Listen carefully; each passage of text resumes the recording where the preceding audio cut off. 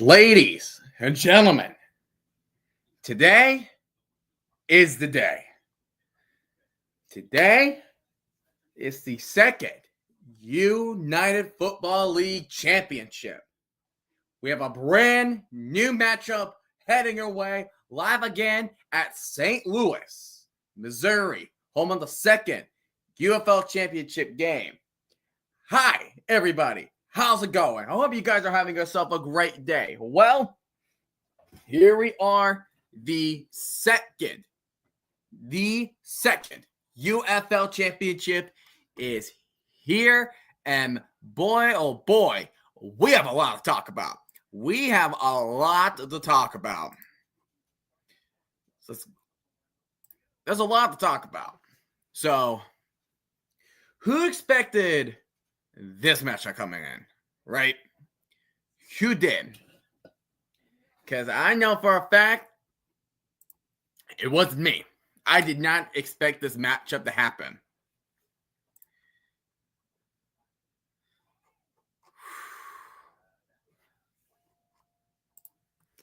Did not expect that to happen. Oop, what the heck? Hold on. There we go. There we go. I was like, okay. Oh,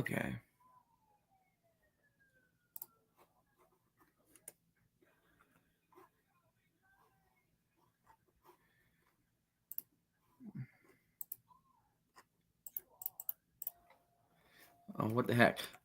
I'm just showing it. I'm trying to show something to my picture. There we go. Okay. I was like, what the heck is going on? Anyways, but yeah. So here we are. The championship. We have, on the XFL side, and that includes yours truly wearing this, the DC Defenders. Not a lot of people expected the DC Defenders to come in and make their presence known in the UFL championship game. And then representing the USFL conference, you have the Michigan Panthers. So let's go over these respective opponents, shall we? DC Defenders.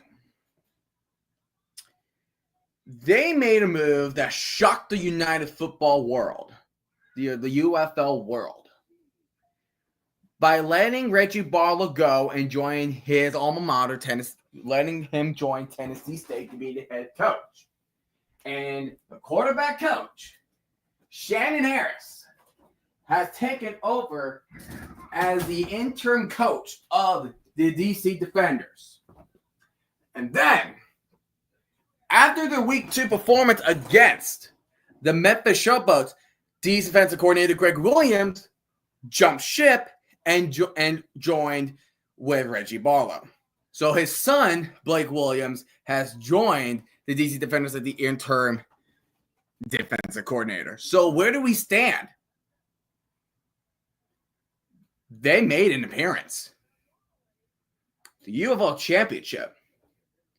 Week 1, with Shannon Harris as the head coach, defeated the Stallions.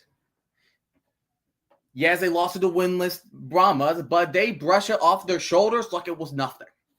6-4. It's definitely better than going 4-6 last year, because last year was it was not a good year for these guys. It definitely wasn't. What's up, Kitty? How you doing? But yeah, and in the offense, a little inconsistent at times, right? Sometimes it could be a little bit, inconsistent, but it doesn't. But it never stopped the DC Defenders from having such an explosive offense. Jordan Tayamu leads the league in passing touchdowns and for passing yardage, I believe. And then you have great wideouts such as Chris Rowland and Cornell Powell and Braylon Sanders enjoying the ship in the middle of the season, Seth Williams. Ty Scott missed out some time, but he is making his debut since he broke his arm against the Battlehawks back in Week 3. But they are going to miss some weapons. Like, for example, backup tight end Ben Bresnahan will be out for this game with an injury. So that's a little bit unfortunate. And of course, Kelvin Joseph is not going to play today because he's an idiot, got himself arrested. If you have no idea what I'm talking about, you can search him up and look at news articles about him. That's some crazy crap right there. Devin Bellamy's out, Javon Antonio, but other than that, the DC defenders are healthy. The question is, are they going to stop this Panthers run game? Because the Panthers run game is very special. Speaking of the Panthers, let's go ahead and talk about them real quick. Let's talk about the Panthers real quick. Bryce Perkins, the MVP.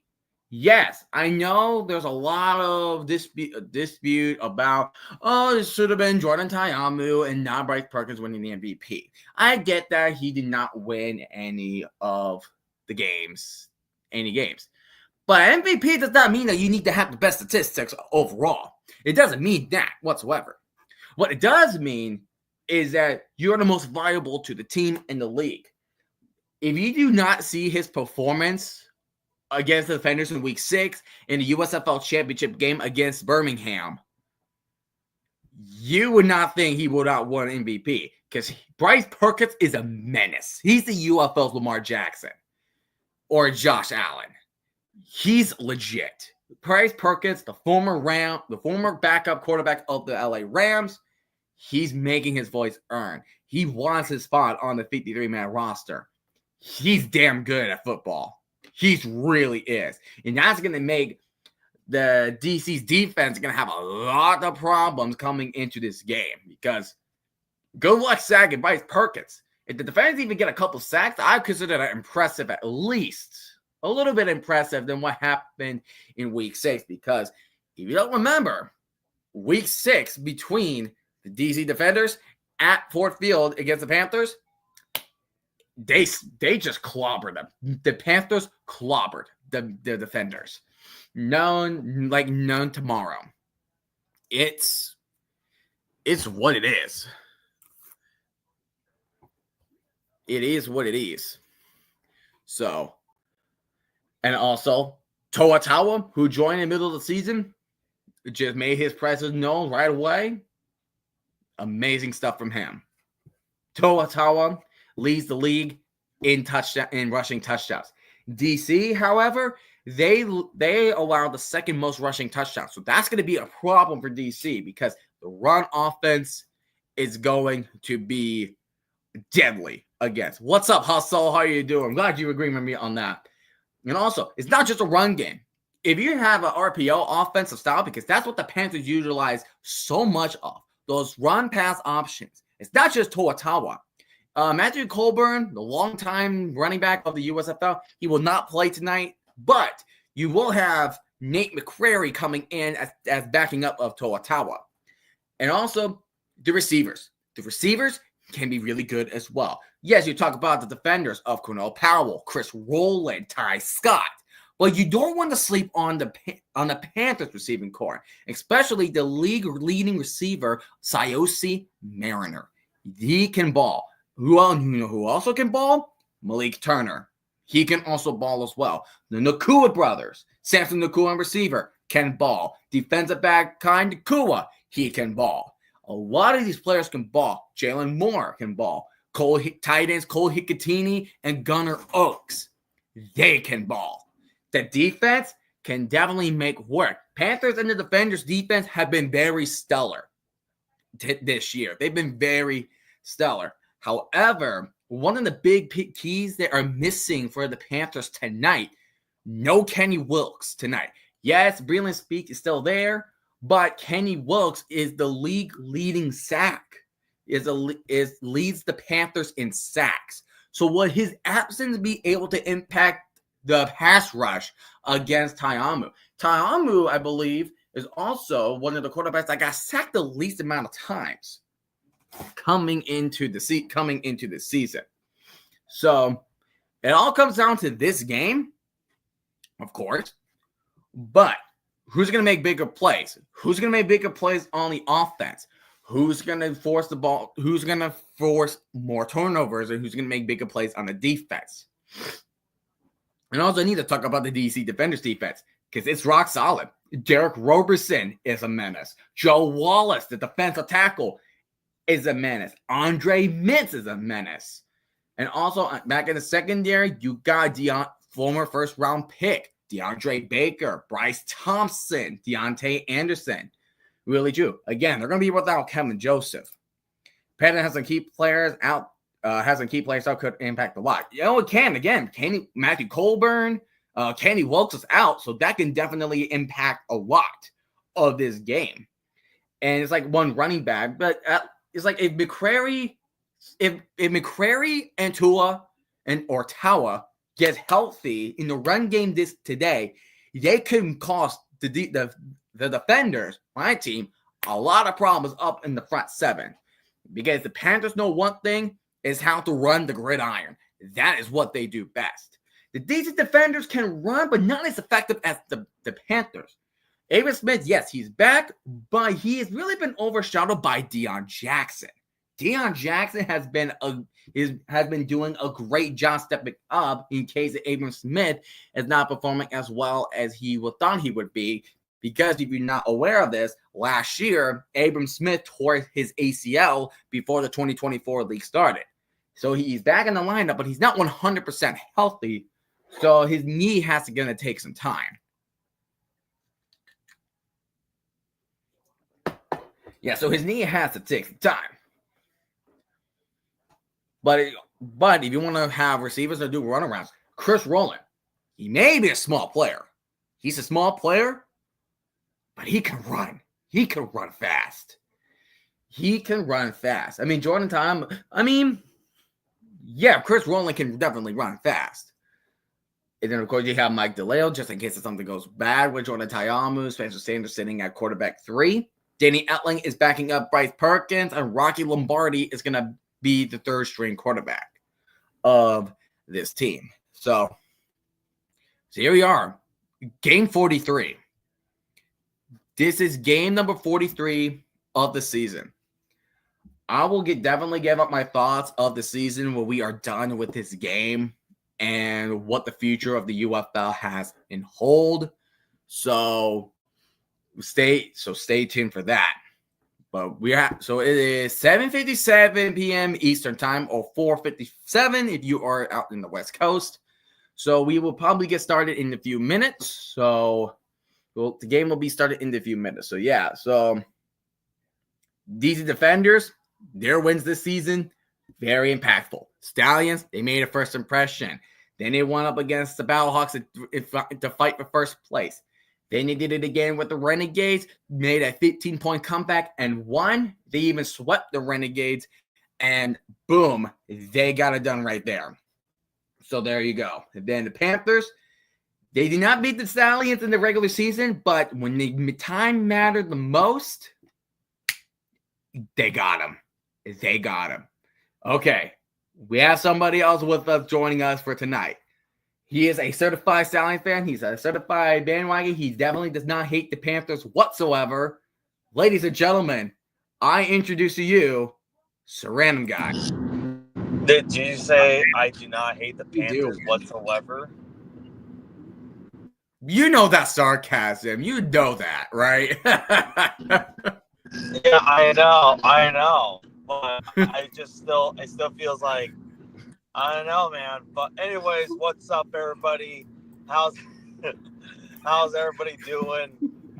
We are here.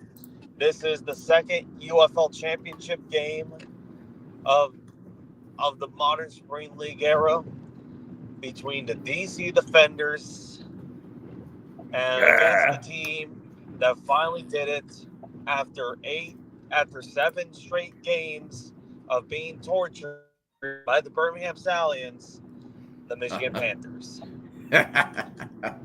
Hey man, the time had to come.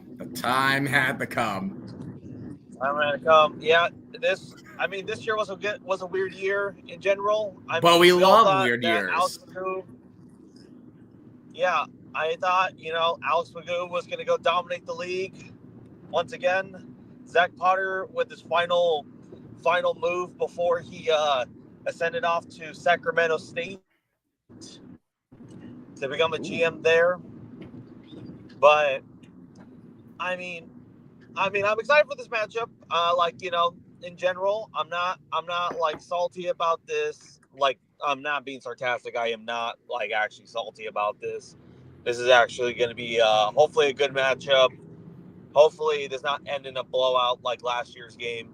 Even Oh though, yeah. yeah, If you guys are not aware about the UFL championship last year, it was the Stallions and the Brahmas, and the Stallions end up shutting out the Brahmas 25-0. So as long as both teams scores, it's already certified a better game than what we had last year. Don't we agree on that? yeah, Because last year it was pain. It caused a lot of UFL fans some pain that we did not get a close contest that we've been hoping to have. all right. Of Yeah, course I you would, did. Of course you didn't. Because you're the Stallions, for goodness sakes. I mean, I don't. I honestly don't know. Like, I honestly don't know what's going to be this game. I mean, last time we all know what happened between DC and Michigan, but I mean, I feel like this will be a different result. I'm sitting there going to look at the films from both games, see what they had to clean up, see what Michigan has to do in order to still stay winning, what adjustments they probably have to do against DC's defense. And DC defense against Bryce Perkins of what he could do in the run game, because Bryce Perkins is very deadly at the run game. Because I think it was 38-14 Panthers in week 6. So this is going to be an interesting one for sure. You know what's something funny? What? My girl Dana's dad bet $15 on the defenders. Oh, okay, that's. I'm like, oh dear goodness, no. I mean, look at this. It's $15. It's not like the worst. It's not like he bet it like an entire. No, I know. I'm just saying, like, okay, now you're making me feel pressure now with my team, for goodness sakes. I mean, at least because I think because the Panthers are favored in this game, so I guess yes, they are. They're favored by 3, I believe. Last time I checked. Yeah, but I guess Lightning. I know who you're gonna pick, but what's your score prediction for tonight? Oh, sweet jeebus. I'm trying to be realistic. I'm not usually the type of guy that will always pick like the favorite team to win. I feel like I'm hoping both teams score around 20 tonight. Because it's going to be, I'm hoping for a back and forth affair. I'm hoping to have at least 20 points from either team. That's all I'm hoping for. I just want a nice game. That's all I want. Yeah. All right. So for me, even the last time, I know it ended in a blowout, but I think this is going to be a very much closer game, tighter affair. I think DC is probably gonna have to look at the game versus the Stallions too, from last week, because Bryce Perkins, by God, okay, and this is pretty much what I saw, and I know this is probably the most interesting comparison. He did remind me a lot of Magoo in terms of mobility, Martinez, Lamar Jackson, like Josh Allen. any mobile quarterback, honestly, any that's able to evade the pocket, evade the pressure. He was dodging each defensive player left and right the best as he can. And then not only that, you also got to watch out for the RPOs too, because they will probably pull something like this. But I think this will be a closer game. I'm thinking they'll try to retain Perkins a little bit, but I am realistically going to say the Panthers are going to win 26-24. That's what I was kind of thinking too. It's like I still think that the Panthers win because they have they're very flexible on the offensive position that the defenders does. Because what the defenders have that is great is they're explosive on the offense. But if the Panthers manage to shut down that explosiveness right there, then the Panthers are going to walk away with a win. DC has to stop Perkins, but it's very difficult. And you saw what happened. In week 6 against the defenders. Yeah. And DC could not do anything to stop Perkins. He made them, excuse my French, but he made him his bitch. he made the defenders his bitch. Like, Yeah. that's all I'm gonna say with that, because they clobbered them. And here comes Malik Fisher with the DC Shield. Let's go. And I think another thing too is how Mike Nolan, I think throughout the last 3 seasons that he's been the head coach for the Michigan Panthers, he has changed the Michigan Panthers team all the way around. Like, imagine going back to 2022.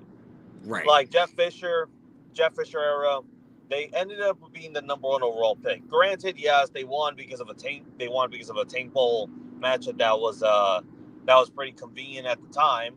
Which, you know, I'm not complaining, but yeah, number 1 pick. And then not only that, and then pretty much you're just thinking like, okay, this Panthers team is pretty much gonna be like any of the other Detroit teams, you know, cursed. Will always be losing, you know, because again, you just saw that 2-8 record, and you're just like, okay, it's gonna be another typical Detroit team. Like, that's what you kind of expected. But then next year rolls around. Mike Nolan replaces Jeff Fisher as head coach. You don't really expect much. All you knew, his last coaching gig before Michigan was that he was in Dallas. He was the DC for the Dallas Cowboys and for the infamous 2020 season. Oh, brother. And by God, that defense was not great. It definitely wasn't. And here comes the DC defenders out the tunnel. Let's go. Let's go, boys. Let's go. All right.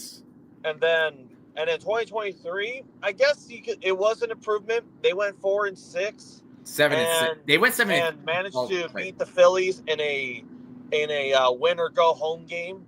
You mean Stars, not the Phillies. Or I said Philly. I just said. You said Phillies. No, you said Phillies. I heard the S. Okay. Against the Stars in a win or go home game for the playoff spot, and I mean, EJ Perry did what he did, and you know he did all right. Even like he showed promise. But then 2023 rolls around. He comes back. Everyone's still pretty iffy on the Panthers. You know, weak USFL North playoff spot. No one knows what the Panthers Division are going. But I think one thing for sure, I at least knew from Mike Nolan from the Panthers 2023 season was that their defense was really amazing. The defense was Frank Ginda, Breland Speaks, yes. Levi Mitchell or Bo Mitchell. Bo Levi or Levi. I forgot his name, but you also have, of course, Kai Nakua. He's amazing. Got to keep an eye on that player. Another player that there are 2 notable players that the Panthers do have out for tonight. Running back Matthew Colburn is out for tonight, so Nate McCrary is going to get the backup spot for him. And the lead sack player of the Panthers, Kenny Wilkes, is also out for tonight. So there's a little bit of impacts coming in tonight, but that doesn't mean you don't have to count out the Panthers. And speaking of the Panthers, they are coming out of that tunnel in the white uniforms. Yeah, I think they are going to be. I think they are the de facto home team tonight. Since last year the Brahmas were the year's home team. Yeah, so they chose the white uniforms. They chose the white uniforms. Yep. And I do like the end zone for the Panthers a lot. I really do. I know. I mean, this past season, they pretty much they painted it in a way where they just kind of replaced the Lions font, the Lions logo with the Panthers logo, and that was pretty much it. I'm not sure. It's just a way to save. It was just a way to save money because apparently, yesterday we were talking about some people and I in the Twitter group chat were talking about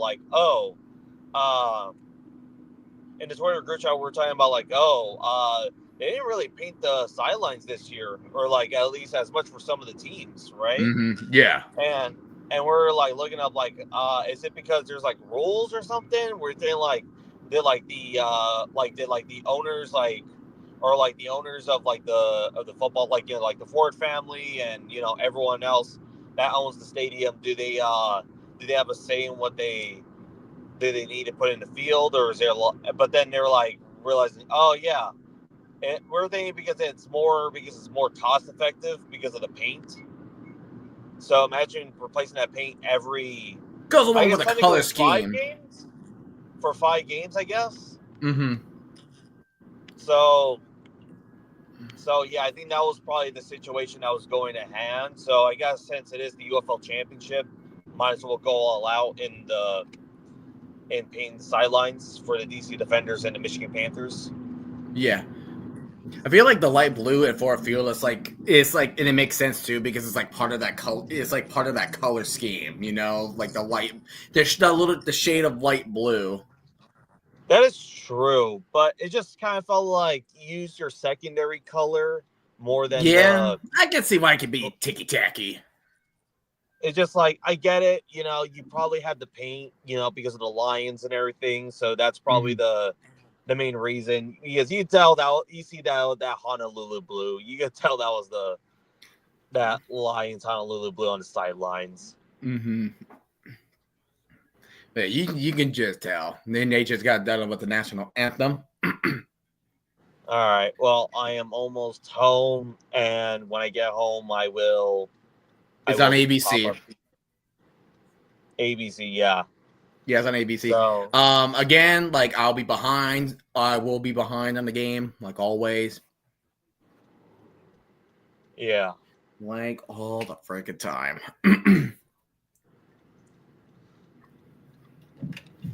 Hey, question: have you heard anything from Thomas or not yet? No. Why? Because he's been out like all day, like since the morning. I mean, like since the morning, and then after that was like the last thing I heard from him. Don't know. Yeah, I tried calling him, but his phone kind of went to like instant like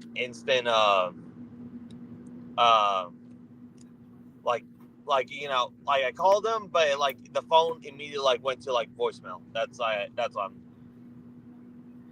That's kind of so I'm kind of more concerned than anything. That's why.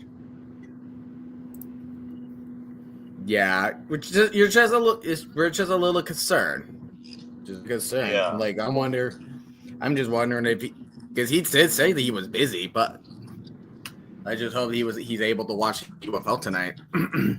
Yeah, I'm just hoping he's okay for the most part, or unless his phone just like died on him. That's probably one of the reasons I could probably say that because like, I mean, if the phone went directly to voicemail, not I'm probably assuming his phone is dead or something. That's probably my best case in mind because it just feels very off for him. That's why it just feels very off that he just. It's just like his. No, I think what you're saying is his character, his behavior is like a little off today. I'm just wondering if he's just okay. not typical. Yeah, I get that.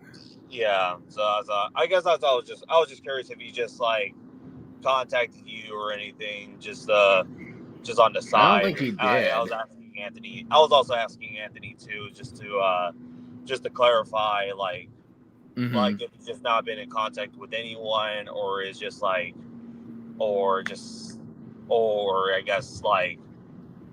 You have a big fan, by the way. What? You have a big fan. Hey, RFK, how you doing? Me, huge fan. Huge fan. Yeah. But after this game, even though it's gonna be a bittersweet end, but this offseason is gonna be This is gonna be interesting. I will talk about more about the future of the UFL and recapping how we did this season. When we end the game. Yeah, but you're all right. I am almost home, and then I'll probably gonna turn off my camera for like a few minutes, and then I'll be back. He's not gonna forget this moment, dude. RFK's I'll not gonna never forget the forget. moment. I mean, this is now 4 straight seasons of spring football, like 4 consecutive straight seasons. It feels Mm-hmm. amazing, you know? It Because I does mean, feel amazing. like I know there's the CFL, I know there's the ELF, but I think just for the fact, like, since the longest, what has been like technically the longest since I guess the old UFL. I say That was the old, like the old UFL, like in the early 2010s, the the USFL old in the UFL. 80s. That's like 3 years, at least 3 years. Yeah.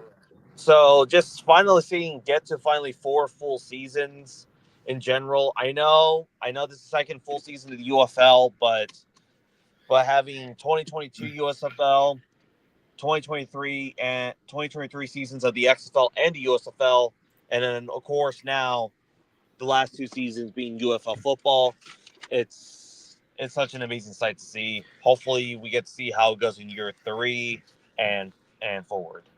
Yeah. Tugboat is saying that this is the highest over-under spread in UFL history. I think we're 49.5 this 49 game. and a half. 49. Actually, 52.5 right now. Right now, 52.5, and the spread is Michigan by 3. And RK, I do agree with you. The XFL 2020 was neat. It was very colorful. There was great football played.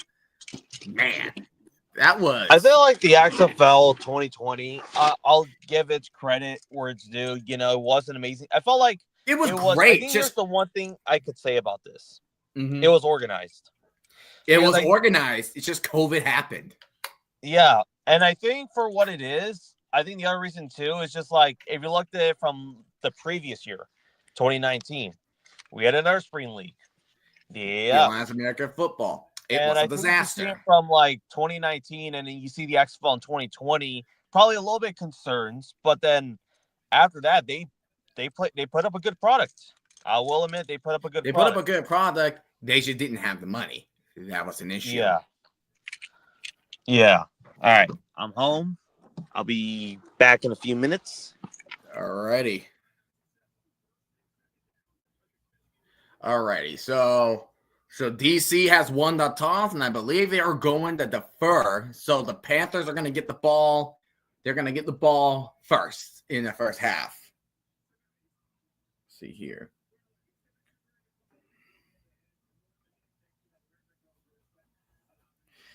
Oh, I'm so excited for this game. I'm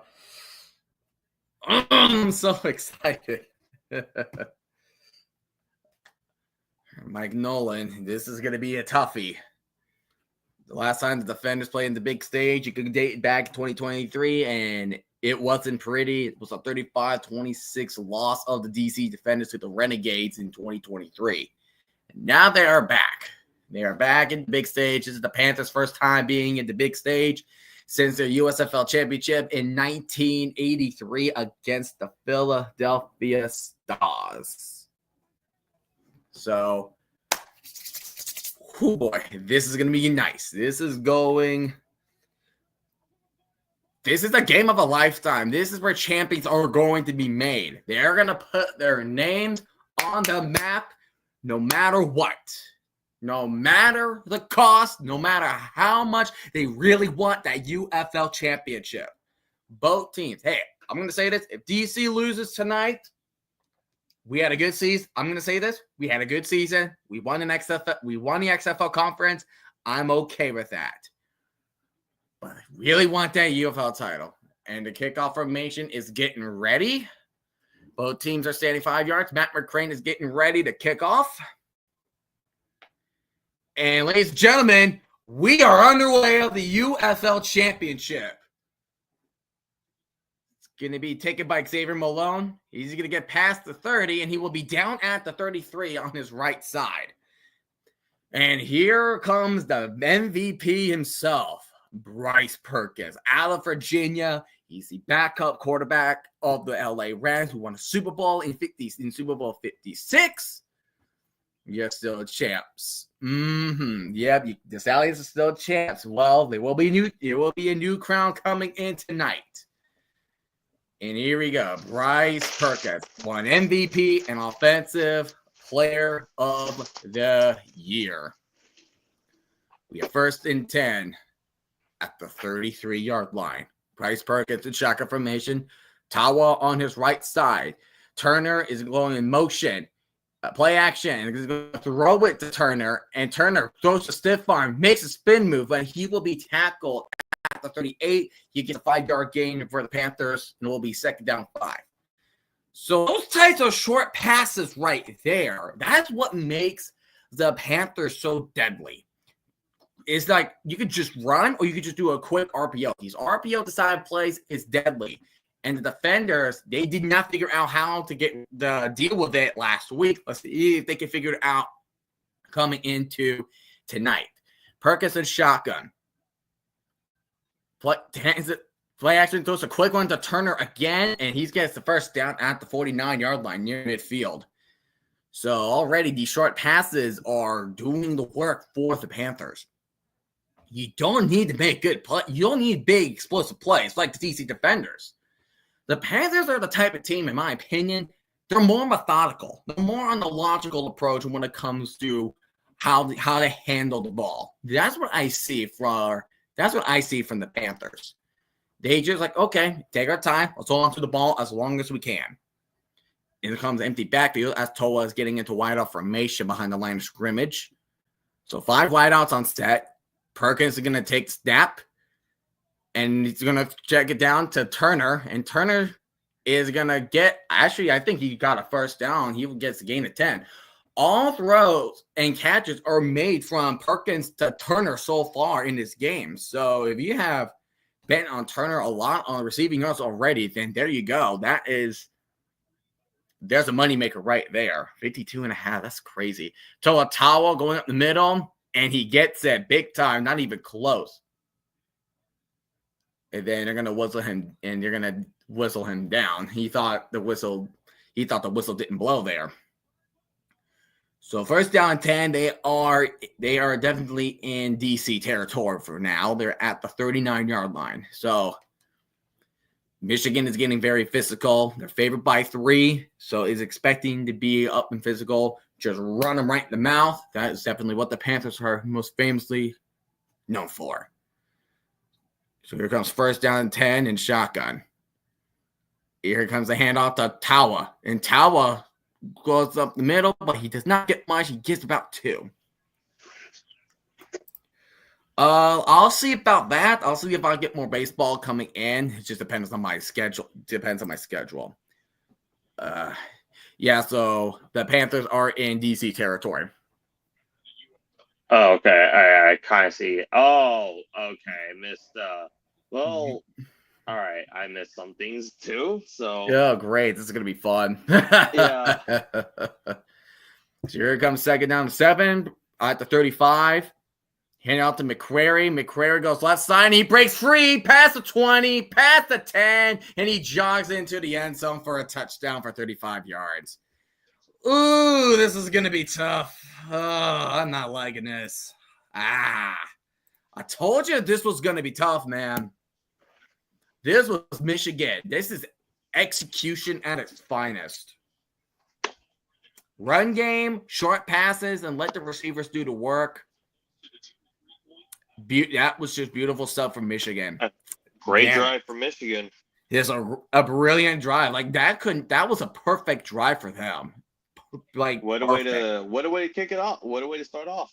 What a way to kick it off. 11:44 remaining in the 1st quarter before they get this the 1-point attempt, as they always do. Malik Turner will go in motion, and then he's going to hand off to McQuarrie up the middle. And it looks like he did not get it. They're going to mark him short. So it is 6-0 Michigan. But coming up next, the DC defenders will Seahawks legend Malik Turner. Oh, right. He was I forgot he was a Seahawk at one point. Yeah, so the offense, I'm already scared of if I'm the defenders right now already. So now I'm getting a little bit nervous for the defenders. Oh, brother.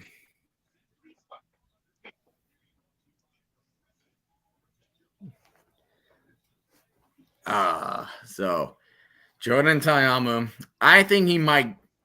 Now coming into this game, I really think he might struggle. Like I'm straight up nervous. I'm straight up nervous about Ta'amu.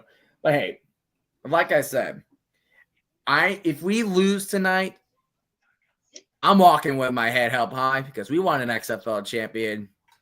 Like we won the XFL conference. We overcame odds that nobody expected. I mean, DC was overall a very boomer bust team going into the season. It were questionable. Yeah. Because either they were going to regroup back to kind of 2023 form in a way or go to 2024 form. Like you never knew what you were going to expect. Yeah, but they more met in the middle. Let's just say that. This game could end 51-48. That would be nice. That would be a kick-ass game right there. I'm not gonna lie. That would be a nice game. If this was sure. If the defenders lose that game, oh come on, you can't complain about the UFL championship right there. You just can't complain with that. Like that's a high scoring advertisements for to visit the city of Arlington. See, like okay. So throughout this season, aside from like the ortho ads, I only have seen just like visits to certain cities, like visit St. Louis, visit Birmingham, visit Arlington, right? Just the cities that the UFL teams are in. But I've never seen like, go watch the Birmingham Sounds or go watch the UFL. Yeah. Unless you're on ESPN or ESPN, Fox, ABC. Yeah, exactly. They just got to solidify themselves on the map. That's just the one step that they got to do. They have to solidify and stuff.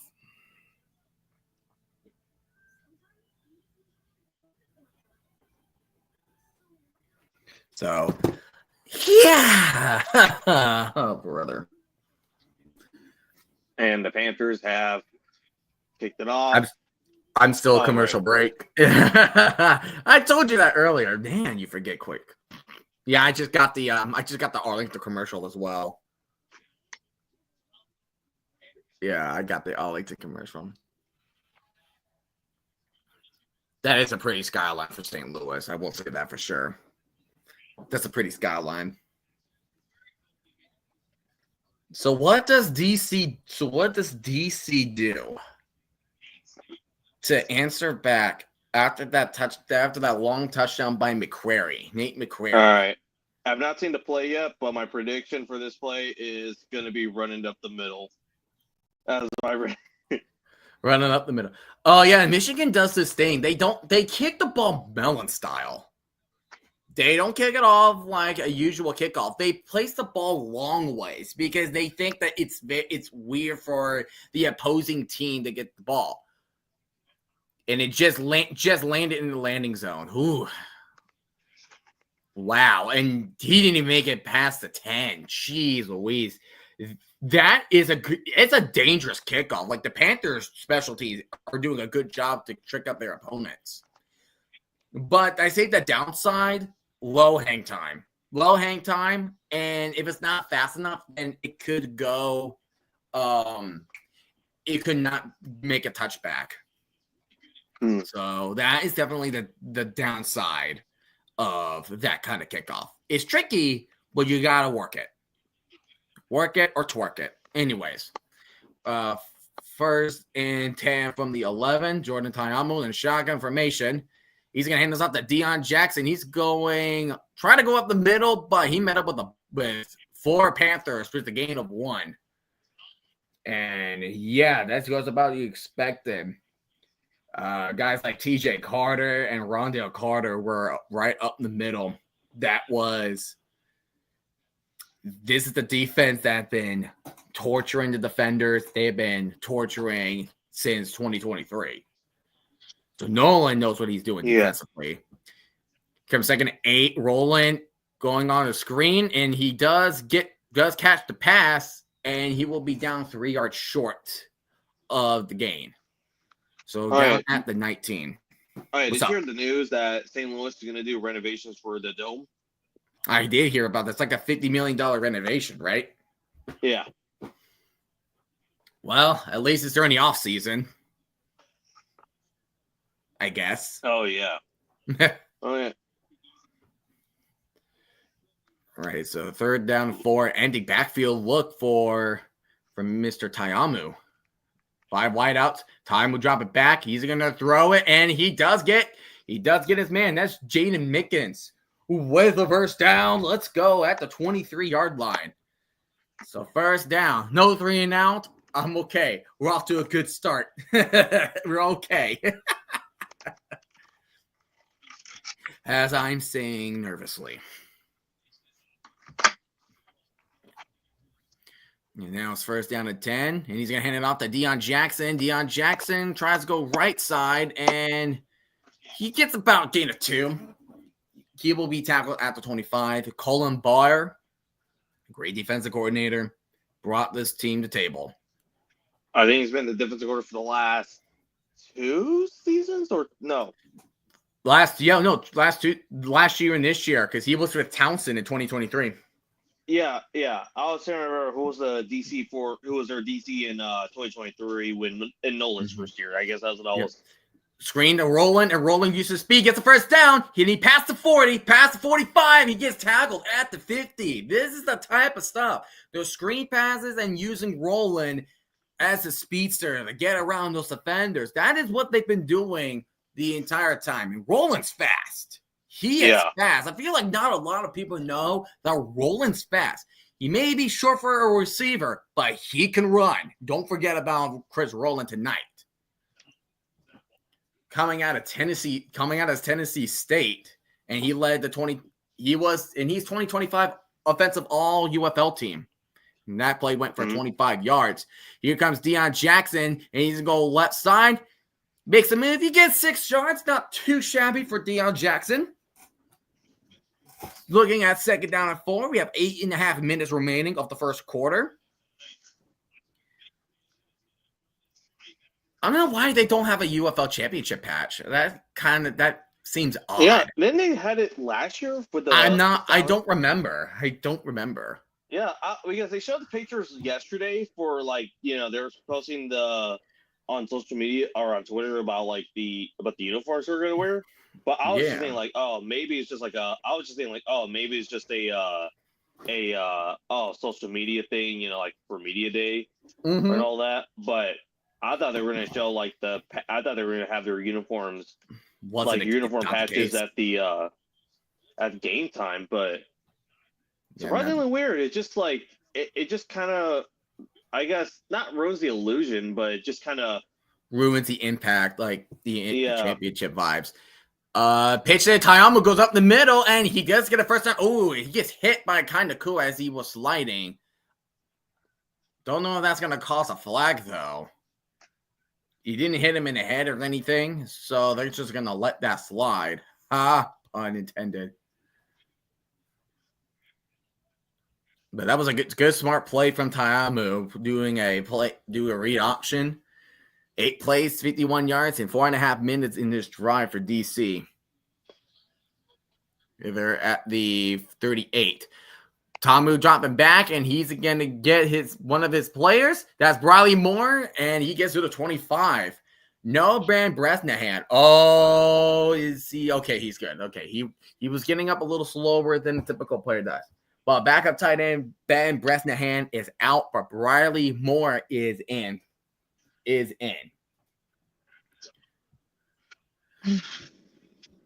real name is Briley Moore McKinley, but he just goes by Briley Moore. Yeah. But yeah, so right outside the red zone at the 25.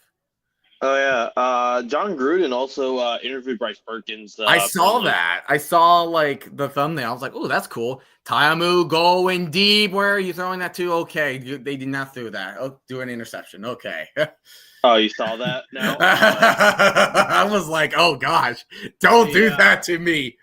I do not want that again with the Battlehawks. That was a whack interception last week.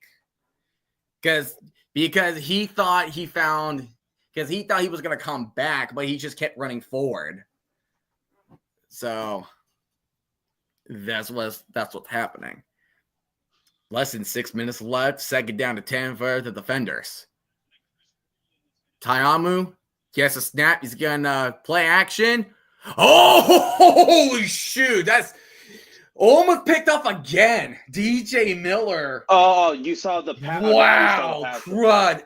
Almost 2 interceptions. Potential 2 interceptions. Now you saw the pass. Oh, my gosh.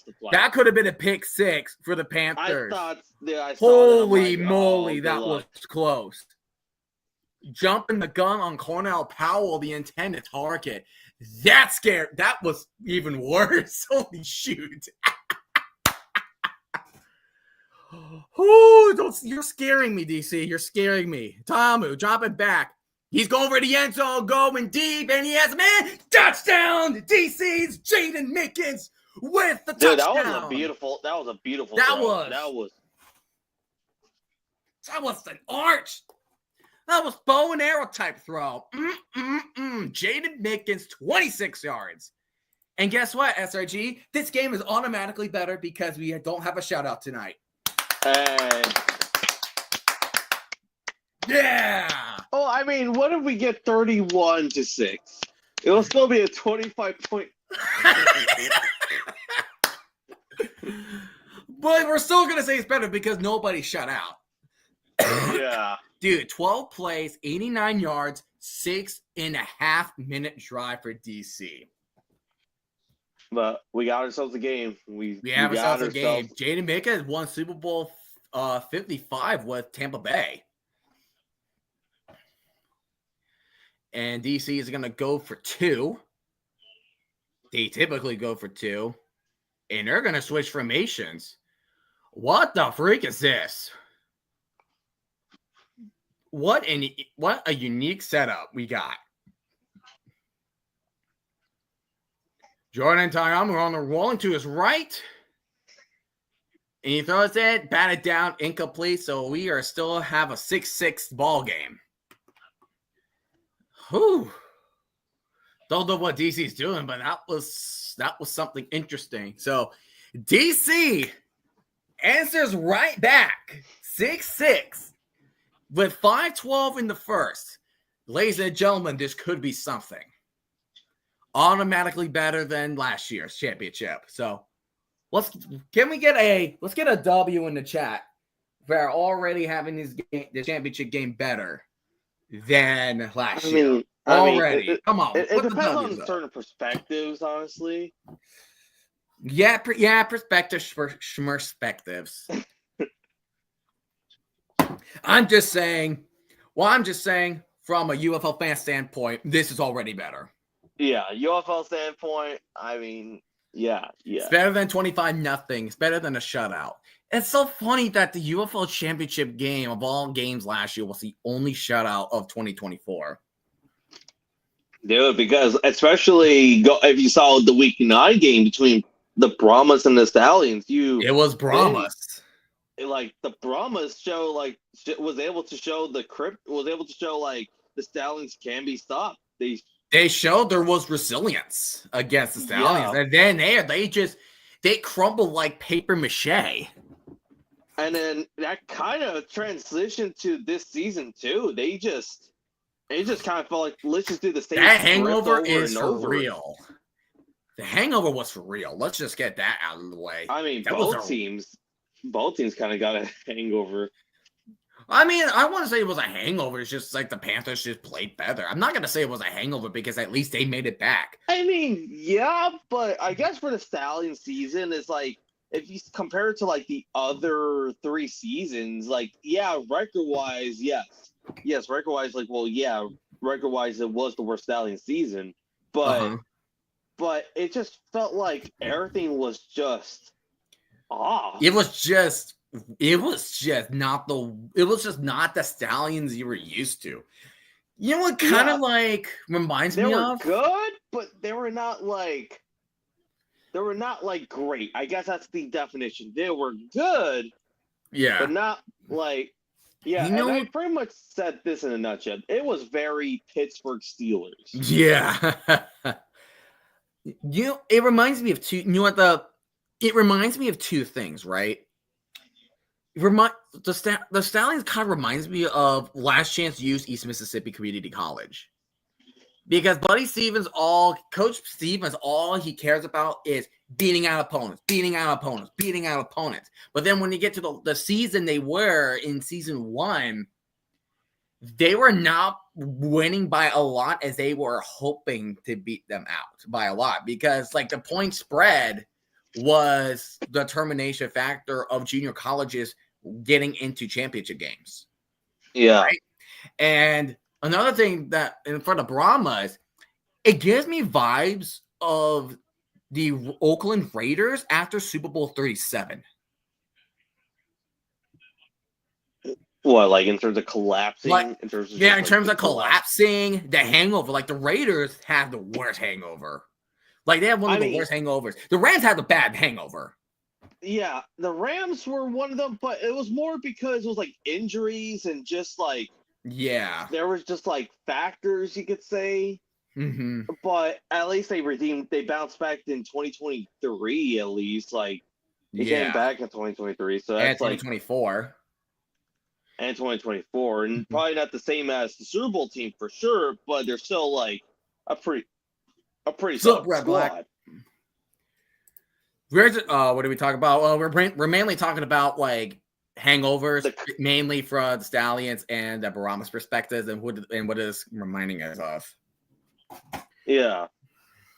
Honestly, I would say if there's a good comparison for the Stallions 2025 season, would probably be the 2020 Steelers season. Without the collapse after 11-0. Without the collapse. I mean, you could say any Pittsburgh Steelers the last few years, but I feel like 2020 is probably the more defining point because it was a great team. It was a team that was like, all right, you still consider them contenders. Yeah, but even if their offense was still pretty off, but their defense could still ball out. Could still ball out. But when it got to the first round against Cleveland, but in this situation, Michigan, rip. But it wasn't like as terrible though. It wasn't like the Stallions were getting like blown out 28-0 or something like that. But yeah. Second down and 9 for Perkins. Takes the snap. And he's going quick with that. Oh, he had Mariner, but it was just out of his reach. And Mariner kind of like, where's the flag, man? Where's the flag? Where's the flag?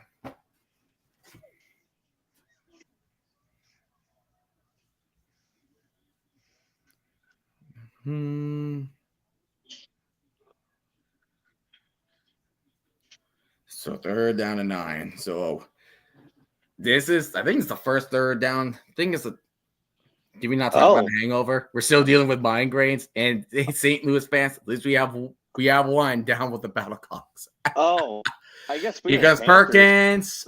So he got Mariner to the 43. Damn it. We have two Panthers playing today. We have two Panthers team playing today in a championship setting. The Florida Panthers are also playing today in the Stanley Cup. Although series is tied 2-2. Both Panthers. Hey, you got both Panthers playing.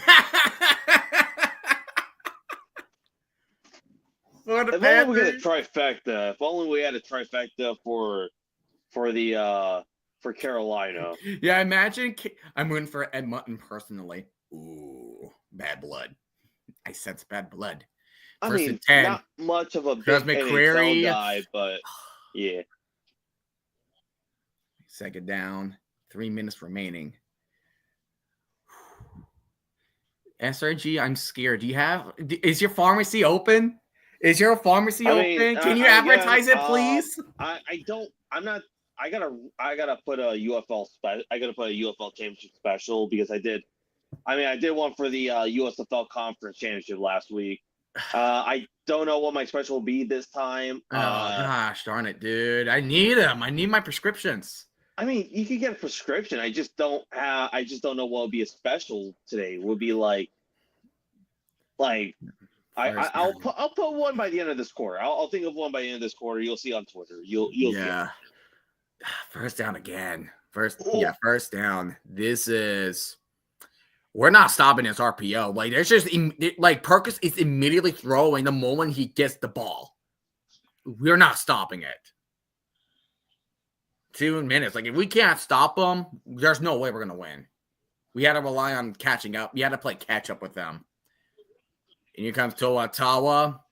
Oh my gosh, he just shrugged a defender over. He trucked Baker over. Not a first down, but he trucked him. He certainly trucked him.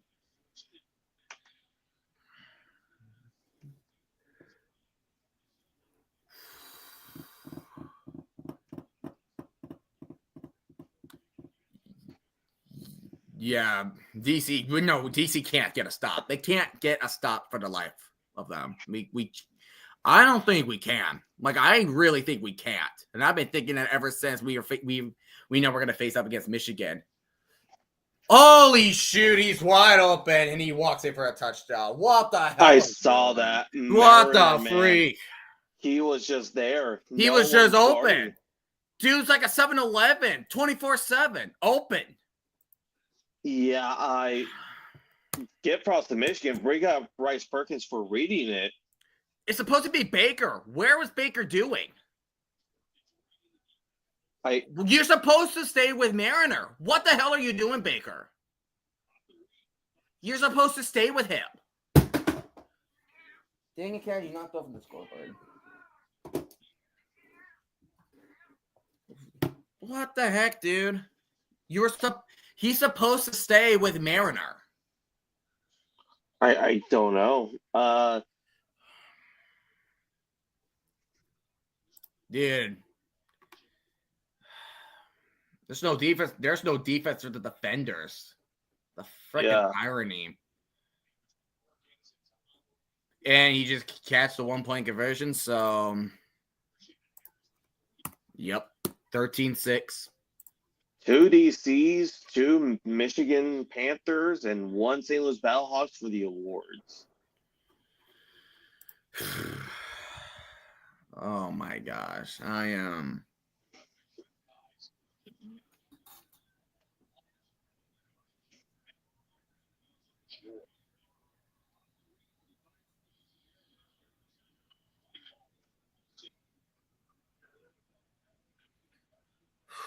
Is that why the Brahmas have y'all's number, or is it a different reason? Different reason.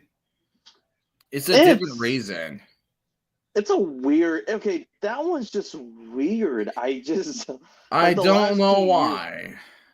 Especially even the one game last year where you guys won, where you should have lost. Like, don't know, man. Every statistical category, the Brahmas were dominating. I don't know, man. I really don't know. Like, all right. At least, like, okay, between your XFL rivals, Brahmas and Defenders is like the weirdest one. It's like you're both. I guess I know you technically are. I guess you're technically leading them by 2 because you swept them in 2023. No. Sorry, we only played them one time. Sorry. You are leading them by 1. Yeah, you're leading them by 1, 3-2. Melon kick crap.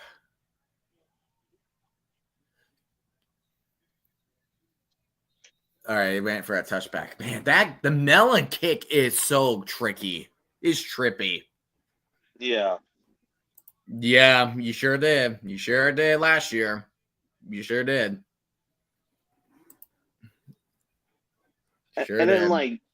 And then the Renegades and Defenders, I mean, aside from the championship game, I mean, We won the last 3 out of 4. Yeah, it's mainly because 2 of those games were due to Arlington. Arlington blow both leads. 3, 28-18 in the final 2 minutes. Yeah, and then this year, that was a bigger lead. What was it like? What was it like? It was 15 points, 27-12 in the second quarter. Yeah. Baker had to stay with Mariner. I don't know why he went there. That's a bad mistake. Yeah. Oh. Here comes Roland, hurling over a man using his speed, and he gets the first down.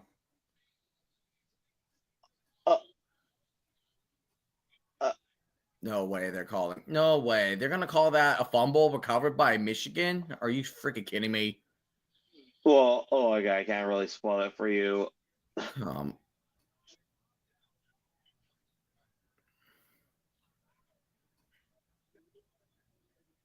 Oh!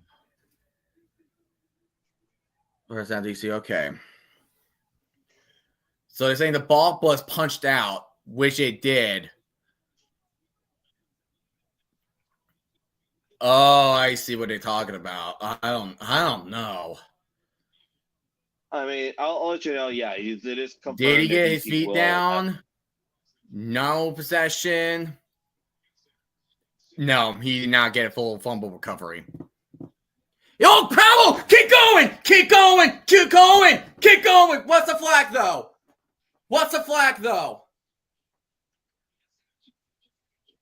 What's the flag?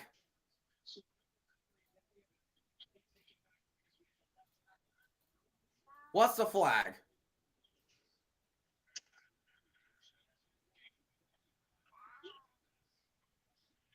Oh my. Oh my. Oh my. An eligible member downfield. Are you Dude, freaking kidding me? Oh dude? my god.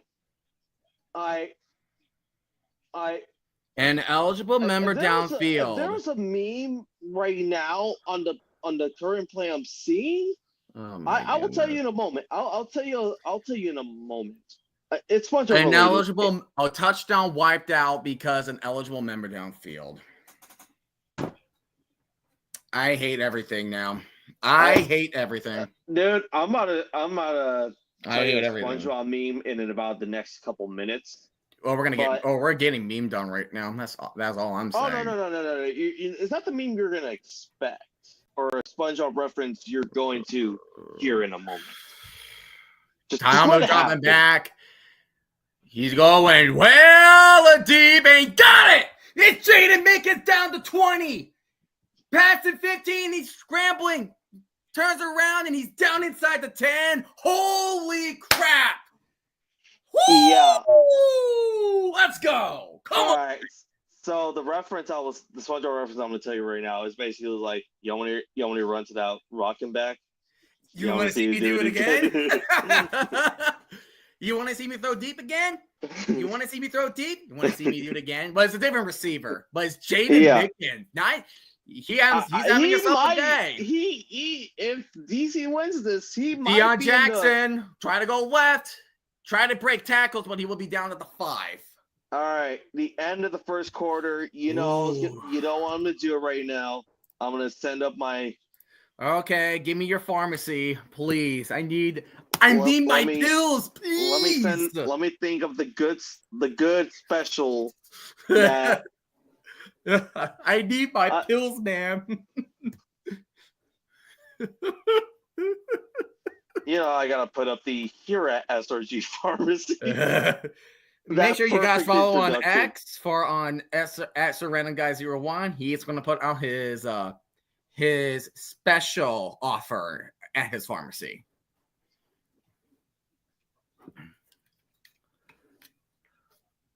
Oh, almost up there. So 1 quarter down, 3 to go. Panthers up 13-6.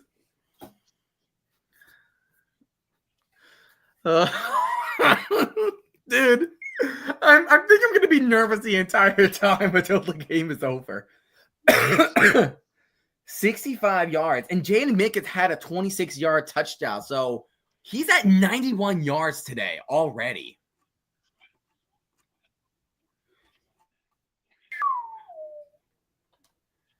Wow.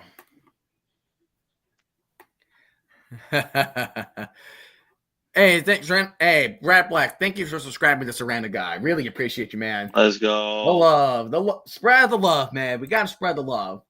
Spread the love not only to our channels, but also spread the love to the XFL, to the UFL. Please.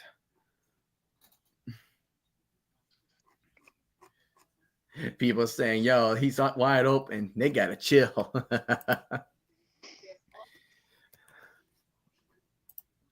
Okay, where's okay. All right, have it refreshed just in case if you know. I need those specials.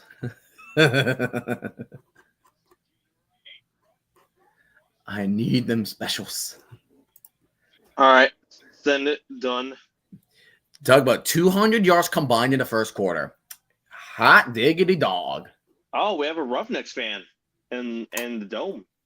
In the dome, let's go. Let's go. Roughnecks fans, let's go. All right, I gotta see your.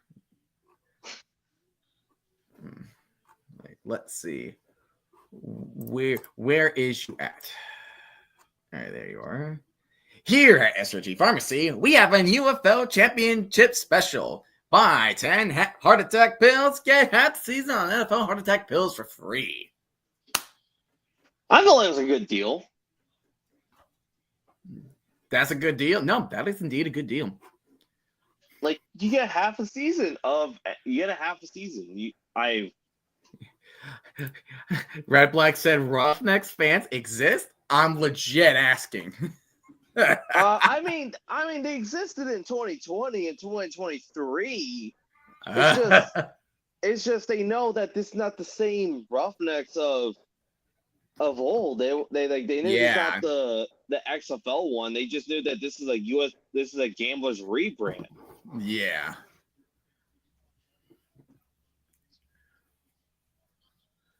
All right, DC. They're at the 5. They are trying to get they're gonna try to get points on the board. They are at second and goal, so mainly they are getting at least 2 shots at it. Here comes Roland in motion, and here comes Jackson on the run, and he will get pretty much nothing but a gain of 1. So third and goal is coming up for the DC defenders. So, DC, if you got to cook up a play, you got to cook it up now. You got to cook. DC needs to cook a play. Yeah, no, the Gamblers jersey do look nice. I do like the helmet. Helmets do look nice. Shotgun, rolling in motion. He's going to sprint towards the right side. Play action.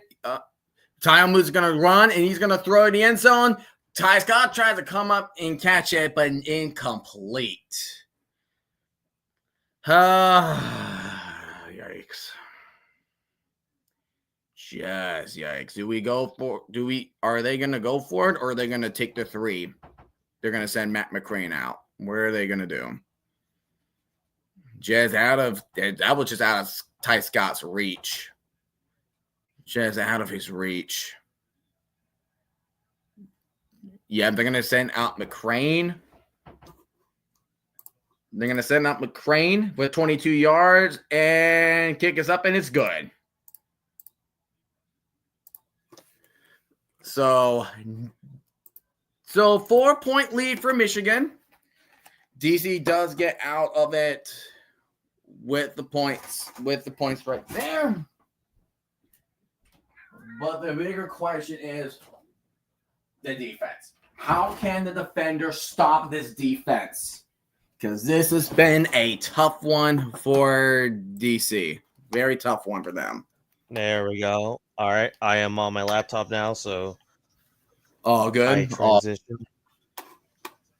All good, my man. All good. Yeah, 13-9 with the field goal. But now I'm embracing another Panther touchdown. I'm embracing it again. Which if they do, that means we're gonna have a 2-point game. Can we go on any XFL conference meetings of the offseason? I don't know. I really don't. I mean, probably have a post-championship special, right? Probably would be the best way to go. Probably. I mean, I am working on a video right now, but it's gonna take a bit because I'm doing research and I gotta get the script ready. Yeah, it's a history video, and that's what I'm trying to do. Yeah. I mean, the only offseason one you do is when the expansion teams finally get announced. Yeah. Ooh, it didn't even make it past the 15. Interesting. On the Devin Ross didn't even make it past the 15. Okay. Let's see if that helps only so much. I might do a game Thursday. I might do a game on Thursday between Montreal and Edmonton. Oh, CFL? Yep, the CFL. I might do that one. I might do that again, but right now we have the Panthers, and I'm scared. Mom, pick me up. I'm scared. I'm Patrick right now with the sweatshirt, asking for his mom to pick him up. That's literally me right now. Here we go. First down and 10. Jalen Moore going in motion. 3 wide receivers on the same side. Malik Turner, we're going motion. Is Ottawa didn't get much of a gain, like a yard or two. Danning Etling is the backup, had his helmet on just in case. If Nolan wants to send him out there, which I doubt he would. It's Bryce Perkins. Come on, you got to keep Perkins. Perkins is a quarterback that has been missing for the Panthers for a good bit. And Perkins, shotgun, dropping back. He's gonna throw it to Turner. He's short, about 4 yards short. He makes the catch at the 22-yard line. All right, we got some breaking news. St. Louis Battlehawks Travis Feeney has been named UFL Sportsman of the Year. Woo! Let's go! Awesome. Travis Feeney. Just reported by Anthony Miller. Thank you, Anthony Miller. Travis Feeney, brilliant player. He's been brilliant with the Battlehawks since they debuted it since they came back in 2023. All right, 3rd down and 4. Perkins dropping back, and he's going to scramble, and he's going to get sacked. Yes! And it's Malik Fisher with the sack. DC has a shot right now. Come on. That's what we needed. That is what I'm talking about.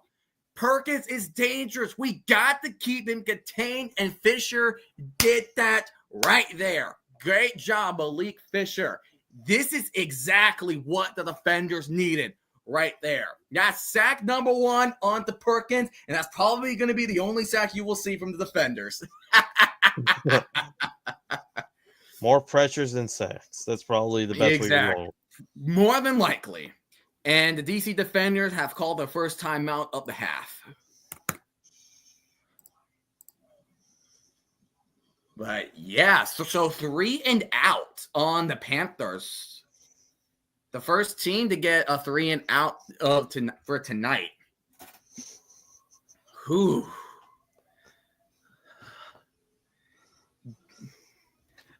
My. I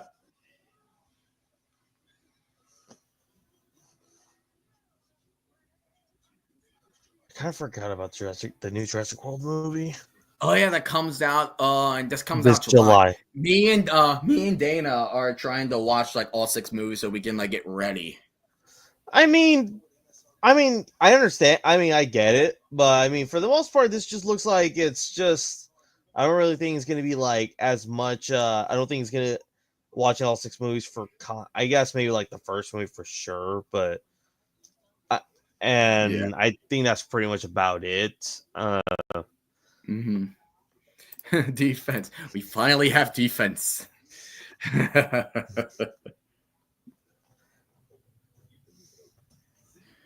There you go. Dude. Oh yeah, the trailer. Mosey, the Mosasaurus.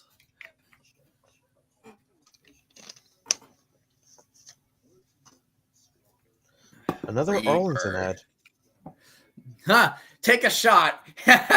Take a shot every time you see an Arlington ad. All right, get your drinks up. Like, I don't mind it, but it's just like I feel like it just kind of.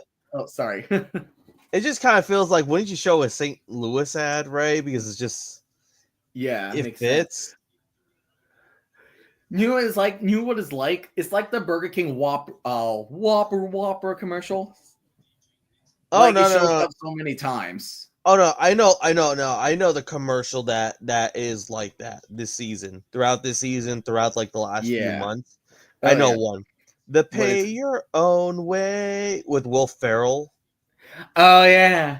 The PayPal commercial. Everywhere. That I was getting sick and tired of that. It's not like, so that's the thing. It's like, it's not because the fact that it's annoying. Like the Arlington commercial, the Whopper commercial, and your PayPal commercial. It's not the fact that it's a bad commercial. It just gets overplayed. It plays on, and we're just like, okay, this is getting annoying. Yeah, like, and I think there was like another one, that T-Mobile or like that Apple phone charger, like the outlet ad. Oh my god! Like he's like singing, the outlet's singing or something. Oh my gosh!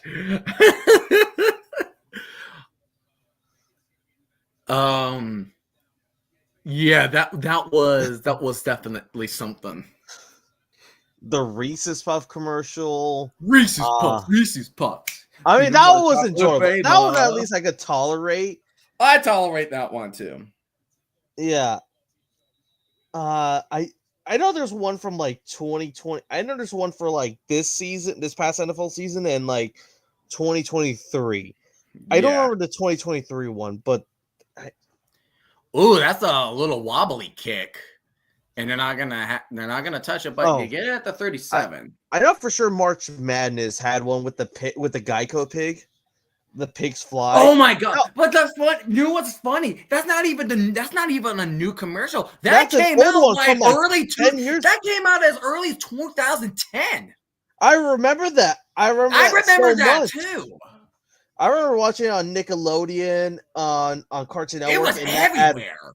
It was everywhere. That ad was everywhere. And I think it's just they decided, like, you know what? I think we could bring it up again. It's like, I feel like people could get nostalgia. Wow, okay.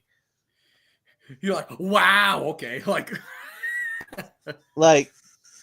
no. I love the gold lettering on the ball.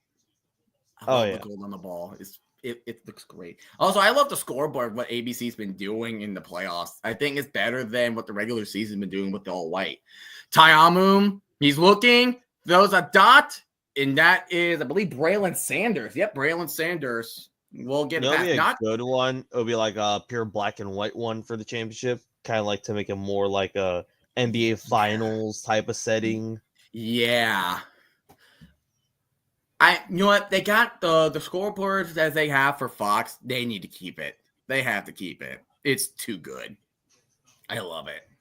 You know, I'm surprised this UFL season that the Fox scoreboard did not change. That's what I'm saying. They need to keep it like that. Going deep, Colby. Nice catch, Braylon Sanders. Let's go, baby. First down. Because I remember in the 2020 season when the XFL was on, not only on ESPN and ABC, they also had it on Fox.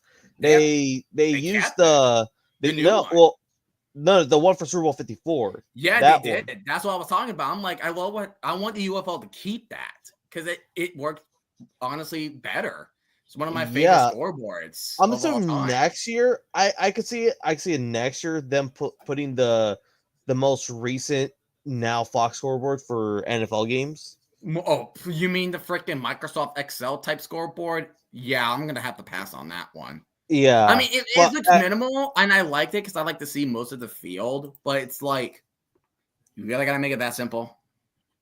I guess that's true. And boom. And boom, there goes the dynamite. Ooh, Tampa Bay Vipers. The fact, hey, did you know the DC Defenders got shut out by the Vipers in 2020? But the Tampa Bay Vipers. Tampa Bay Vipers, not Vegas, Tampa. Yeah, Vegas. Oh God, Vegas. Yeah. Oh God, and they bring. We don't need to back talk. Aspen. Dude, if they brought back, it's like oh goodness. If they bring back the Vegas Vipers, do they continue their adventures Trash in? Man Field. If that does it, I'll give them props. I'll give them the gall for actually doing it. I don't think they'll ever host a championship there, but Allegiant Stadium will not be bad for a UFO championship. yeah. But is Mark Davis actually gonna do it? That I guess that's the thing. Is Mark Who Davis knows? willing to?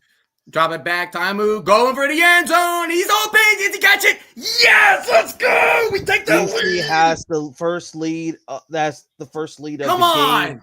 Let's go. Touchdown, DC. Cornell Powell for 19 yards.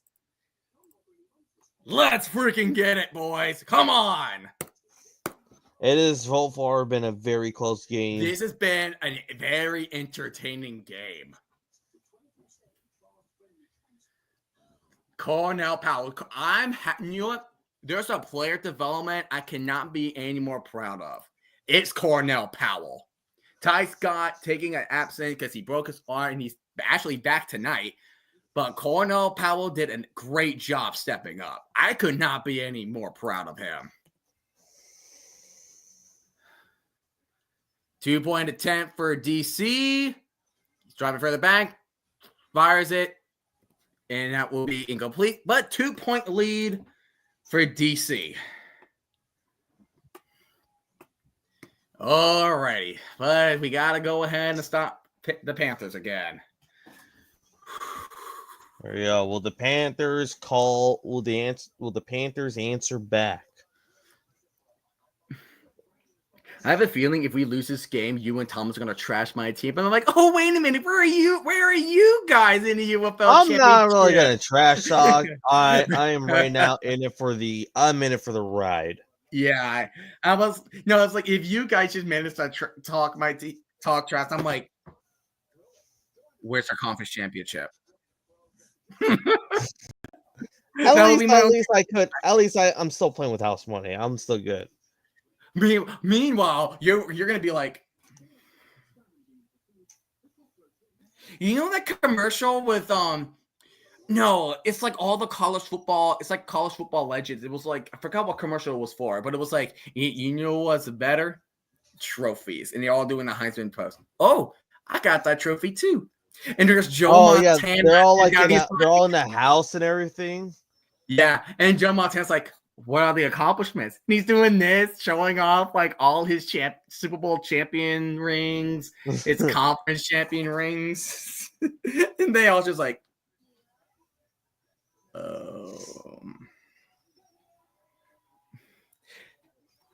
I kind of, you know what? Already, you know what? No, I did that.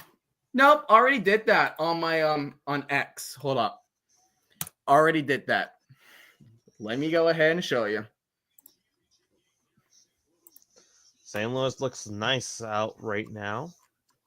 Let's see if I can looking at the city view. Dude, did you see the teaser for Spaceballs 2? Oh, yes, I did. Oh my gosh, I'm so excited for that.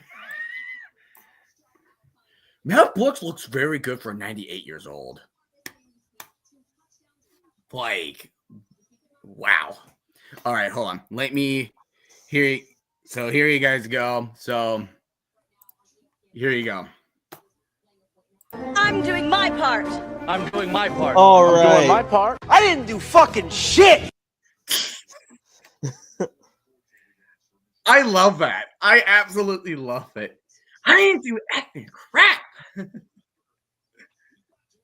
So far, the attendance right now in the UFL championship game, Yeah. I get it. I Just don't put it in St. Louis every year. That's all I got What? to say. That's all I got to say. That's all I got to say. Huh?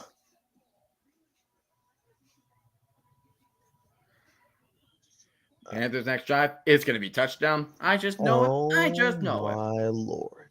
I just know it. I know it's going to be touchdown. You might want to just kind of retract that statement right now. No, it's going to be touchdown. It will be touchdown. No, it will be touchdown. I just know it. I just know. Dude, I just know my opponent. I just know my team. I just know the opponent, I guess. It's scary. It's a scary world, man. I'm in your shoes. I'm in your shoes for the past 3 years. I mean, the first year, yeah. The second year. Oh, is there a fumble? Did he get it back? Yeah. Yes, let's go. We got it back. I told you to retract that statement. It was a strip fumble. 23. Who are on you? Kickoff. Willie Drew Jr. Willie Drew with the fumble recovery off the And now it's kickoff. first and goal for the DC Defenders to extend their lead. Oh my! Oh, are you with me now? Or are No. you? I'm still ahead, but I'm just Okay, I was about to say. I'm just recapping right now. Yeah, but strip sacking. Xavier Malone, 44. We talked about this before. Micah Bakersfield. And he was part of the fumble, I believe, the fumbles of the XFL championship game. This could change momentum. Who knows? Is going to change momentum for sure. This is the momentum DC's. This is the defense that we needed right here. And 11 is taking off his helmet on the Panthers, and he looks pissed. And the Panthers have taken their first time out of the half. Brilliant strip fumble by the DC Defenders. I'll freaking take it. This is defense that we need. Defense has to shine. It has to shine. So you guys are now 11 points away from tying the same amount of points you did in the XFL Championship game from 2023. Oh, you got to bring that up. Ha. Hey, I just want to see if you could get over 26. I was just trying to remember It is already a close game. I'm not complaining if we get lower than that. All right. Right now, we're at 28 points, though, in the 28 points. Total is 52 and a half. Tayamu drop it back, goes for the end zone. Oh, you almost got Mickens for the second time today. Damn it. Second down and goal. Minkins, so close. So close. Ooh, all right, we got 2 more chances. 2 more chances. Is it? We got 2 more chances. Come on now. Oh. We got 2 more chances at this. Tayamu, 10 for 14, 202 yards and 2 touchdowns. I'm not going to spoil it, but I got to think in my mind. Roland gets a handoff. And he will be down at the 3. So now we're facing 3rd and goal. What does Fred Kais cook up? What does he cook up for the defender's offense? I almost said offender's offense. The defense actually exists for the defenders. That was expected. Am I wrong? Nah, you're not wrong. You're absolutely not wrong. Oh, my TV got muted for 3rd my and goal. And here comes Deion Jackson going for the run. Is he? Oh, he's short. Gosh, he's short. Oh, he's short. Come on. Now you're going to think, are they going to go for on 4th and goal? Are they going for it? I can't tell you, but you're going to see. He is short. Yeah, he's short. He's literally inches. He's inches. Oh, come on. He's inches.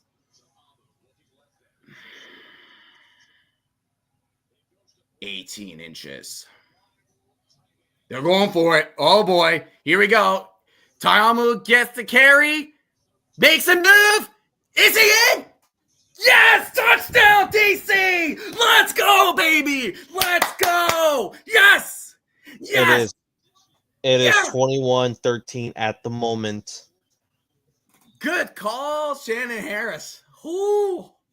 That was a close one. That was going to be like all or nothing right here, and I don't blame him. I don't blame him. I mean, yeah, you'll get 18 points, but if you're going against the Panthers, they could drive back. Has to be made, my man. It has to be made. Yeah. I mean, I hope Shannon Harris stays the head coach for 2026. We'll see if he I think that's probably going to be his decision. Drop it back and just open Briley Moore. 23-13. It is a 2-possession game here in St. Louis. Do the Renegades own you in the playoffs or no? Well, technicality, yes, because of the XFL championship. By technicality. Yeah, it's only 1-0. It's only 1-0. That's what I said. By technicality, yes. But an overall record, 2023 1-1, 2024 1-1, 2025 sweep. So you're leading at least by one. You're or at least no. 14 points for DC 4-2, less than 5 minutes. 5 game minutes. Damn. That fumble, man. That fumble. It helped. It helped. There we go. Well, I guess the Panthers answer back because I feel like this is a need to answer back. Crucial drive right now. They were riding high for a second there, but DC they all of a sudden made it more of a game now. I'm still nervous. I'm not counting out the Panthers. I'm never going to count them out this game. Not ever. I am never counting them out. Ooh, Xavier Malone gets hit, and I think he stopped right around the 25. Again, for people that need to know, a little history. If Michigan wins, this will be the first title since 1983. And then if DC wins, this will be their first ever official, I guess, first title in Spring League history. Yeah. I mean, yeah, I guess they got the XFL Conference Championship, but I'm just trying to, I guess, talk about the structure. We're talking about the structure here. In terms of the structure, yeah. And there's a flag on the field. There's a flag on the field. Too many men on the field on Panthers? Yeah, it is going to be it. Just damn.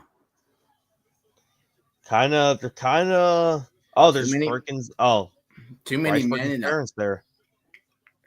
Too many men in the huddle. Don't matter. They'll find a way to make the defender's defense look silly again. All right, and Bryce Perkins' parents are in St. Louis. Neat. They were in Birmingham last week, and yep. Who the Brahmas have your number even with you beat us, and am I the only one that finds weird? You're so funny, Red Black. You are so funny. Here's a random Spring League player, Philip Lindsay. Ooh. Oh, Perkins, get him! Yeah! That's intentional grounding.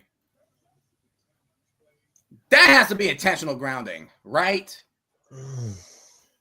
There was no one near him. That has to be intentional grounding, right? Thank you. There was nobody in the vicinity of Perkins. So that's a loss of down. And he lost 15. Because that's intentional grounding. Man. Because he was literally in the middle of getting sacked. That was Mama Sanago, who was wrapping him up like a blanket. make it make sense. Hey, red black in terms of football, no such thing makes sense. Oh, they need to call that ball.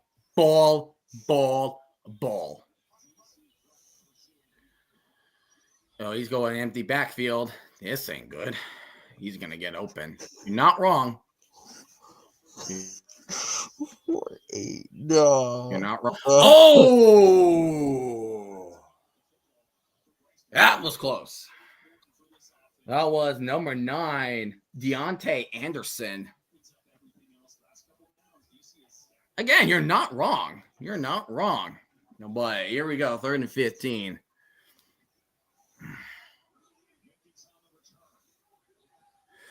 Oh my gosh. 3rd down, 15. Perkins in shotgun. They'll find a way to get a first down. They will. I just know.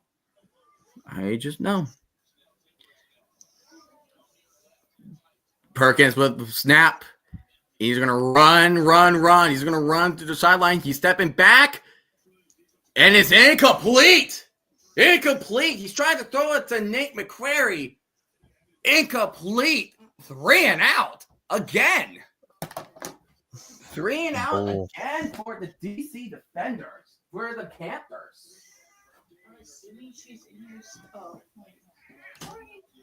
Oh my goodness.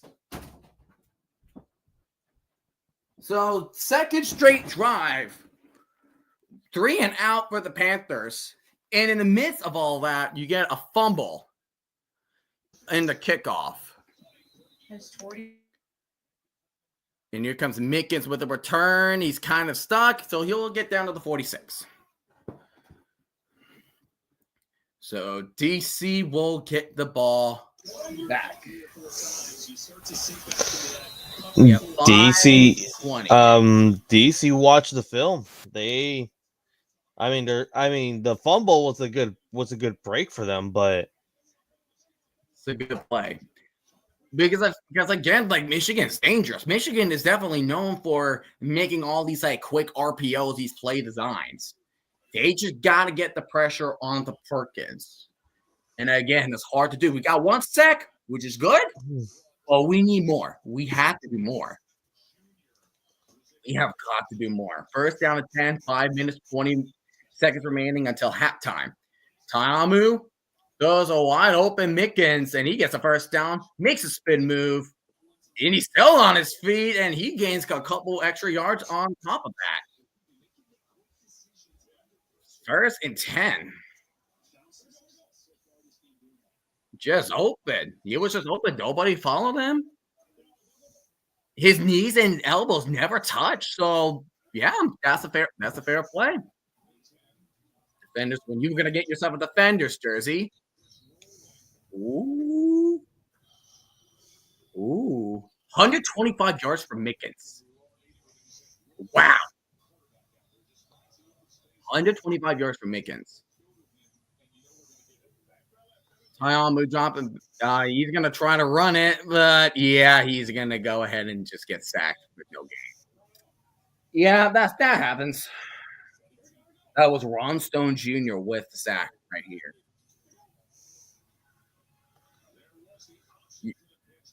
Do we have a deal? I mean, do what you want, man. Do what you want. Why not get yourself a freaking Brahma jersey? Get yourself a Brahma jersey. Don't torture yourself. I mean, especially since season's about to end, they're going to go to clearance pretty soon. So you might as well. You might need to keep an eye out for the 25, for at least for the 25 jerseys. Yeah, true. Drop it back is Tayamu. And there's Roland. And looks like it's a gain of 8. Gain of 8. Or actually, more gain of 7 since he's marking him down at the 27.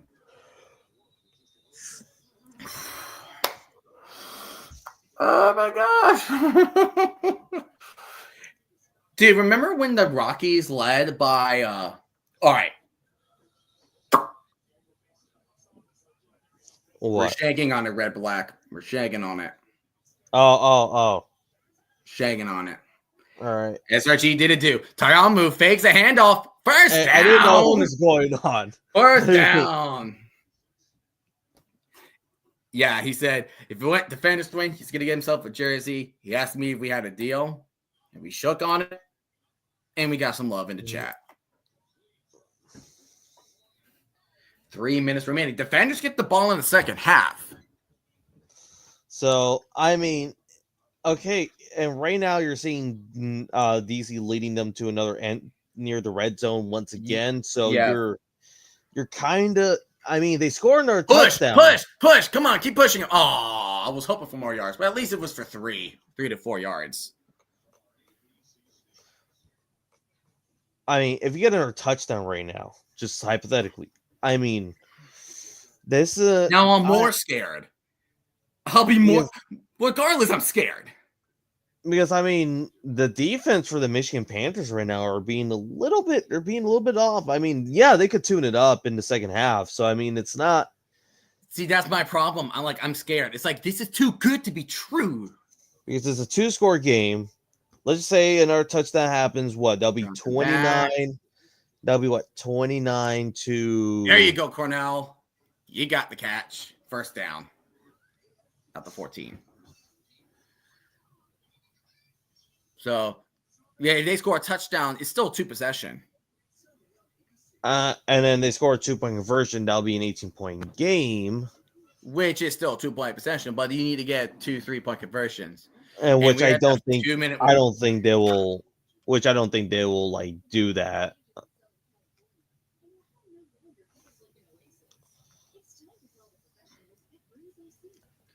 All right, 2-minute warning. Oh, baby.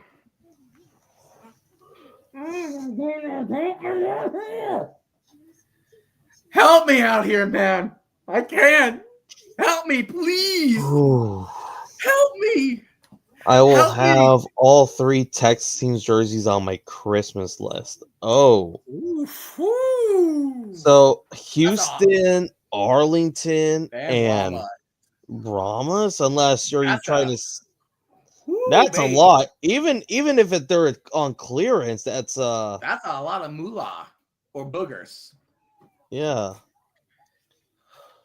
Dude, where's your prescriptions? I need them, please. Help me. Help me. I mean, I need help, man. I can't help myself right now. I'm a nervous wreck right now. so all right. If DC wins this, here it is. So the XFL and USFL will be split up in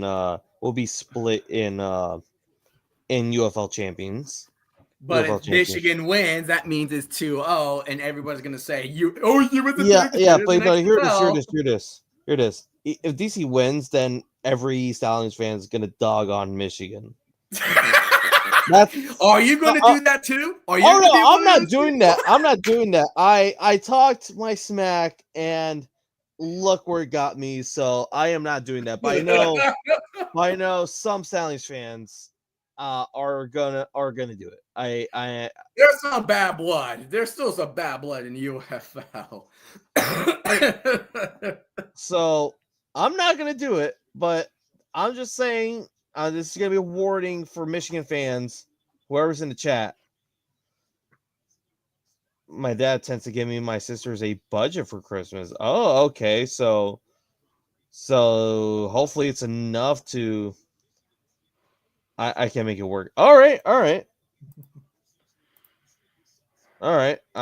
was just all right. Dude, I'm so fucking nervous. I can't stop repeating myself for saying that I'm truly nervous. Here you go. 1st and 10. Oh, Because I'm not your Stallions. You're just so chill for the Stallions. You're just like, oh, great. Yay, touchdown. Well, I guess like besides the first UFL, because I mean the first time it's like this is the first time. You didn't know what was gonna happen throughout this season. Yeah. When we got 9-1, it was still like, all right, well, we don't know what's gonna happen in the playoffs. Don't pull the defenders. Oh, that budget is Oh, then, yeah, it should be good. Should be. Can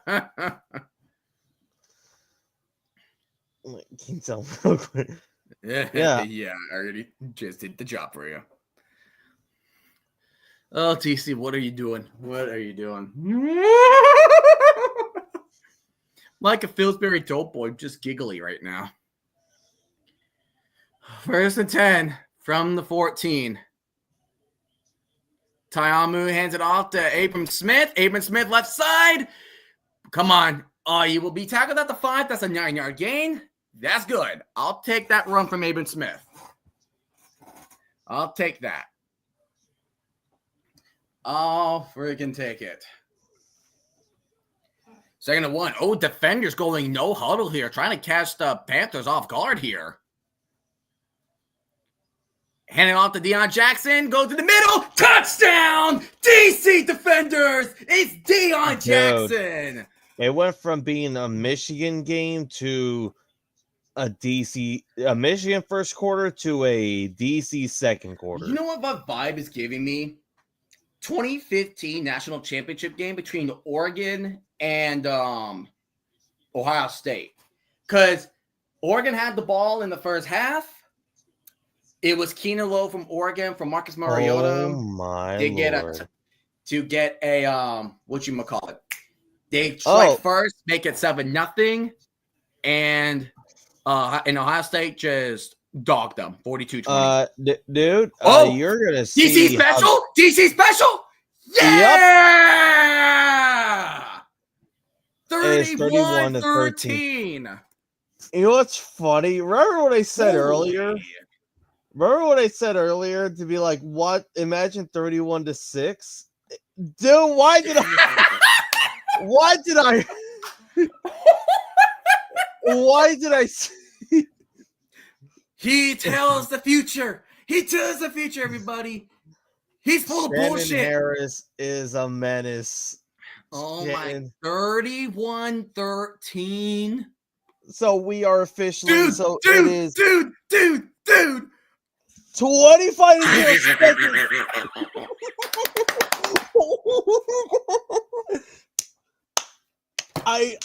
I did it. We did. Oh my gosh. I'm more nervous. I'm more nervous, dude. Wait. Oh no. 25 point lead in the championship setting. Where have we seen this before? Wait, what? 25 points in a football championship setting. Where we have seen this before? Nowhere. Oh! Nowhere. Oh! Nowhere. Oh! Nowhere. Oh, don't. Michigan. Oh! I think Michigan scored. Michigan scored. I think I could tell already from your reaction. I think Michigan scored. Wait. I think Michigan scored. Score? I think Michigan scored. Yeah, I'm gonna have a feeling it's too good to be true. So Perkins. Oh, damn. Tua Tawa just did a somersault and landed on his. Oh my gosh. Minute 10. I still think the Panthers get it. It's Perkins. Uh-oh. Just wide open. They just let him wide open. They just let him top down. He's doing the touchdown again. Past the 25, past the 20, past the 10. Touchdown. I knew. Wait. Oh, it doesn't matter. You got it. But damn, touchdown. I knew they scored. I knew it was too good to be true. I was trying to. Wait, there's a flag? Wait, there's a flag? Wait, what's the flag? Right. Wait, what's I mean, the it's not really gonna matter in the grand scheme of things. Oh my God. Okay, Michigan. Oh, great. I know this is too good to be true, man. I just know. And we are getting our first challenge. Personal foul on defense. So it's after the play. They could go for 3. They're gonna go for 3, I think. They were, but right now Shannon is pulling the red. Shannon, he's pulling the red. He's pulling the challenge. On what? What is he challenging? I'm assuming the previous play. Wonder what he sees that we don't see. Oh, I'm thinking. Oh, Perkins. I think it might be because Perkins probably. It could be an illegal pass. You're saying that he stepped forward the line of scrimmage? Yeah, there's a chance. I thought he didn't.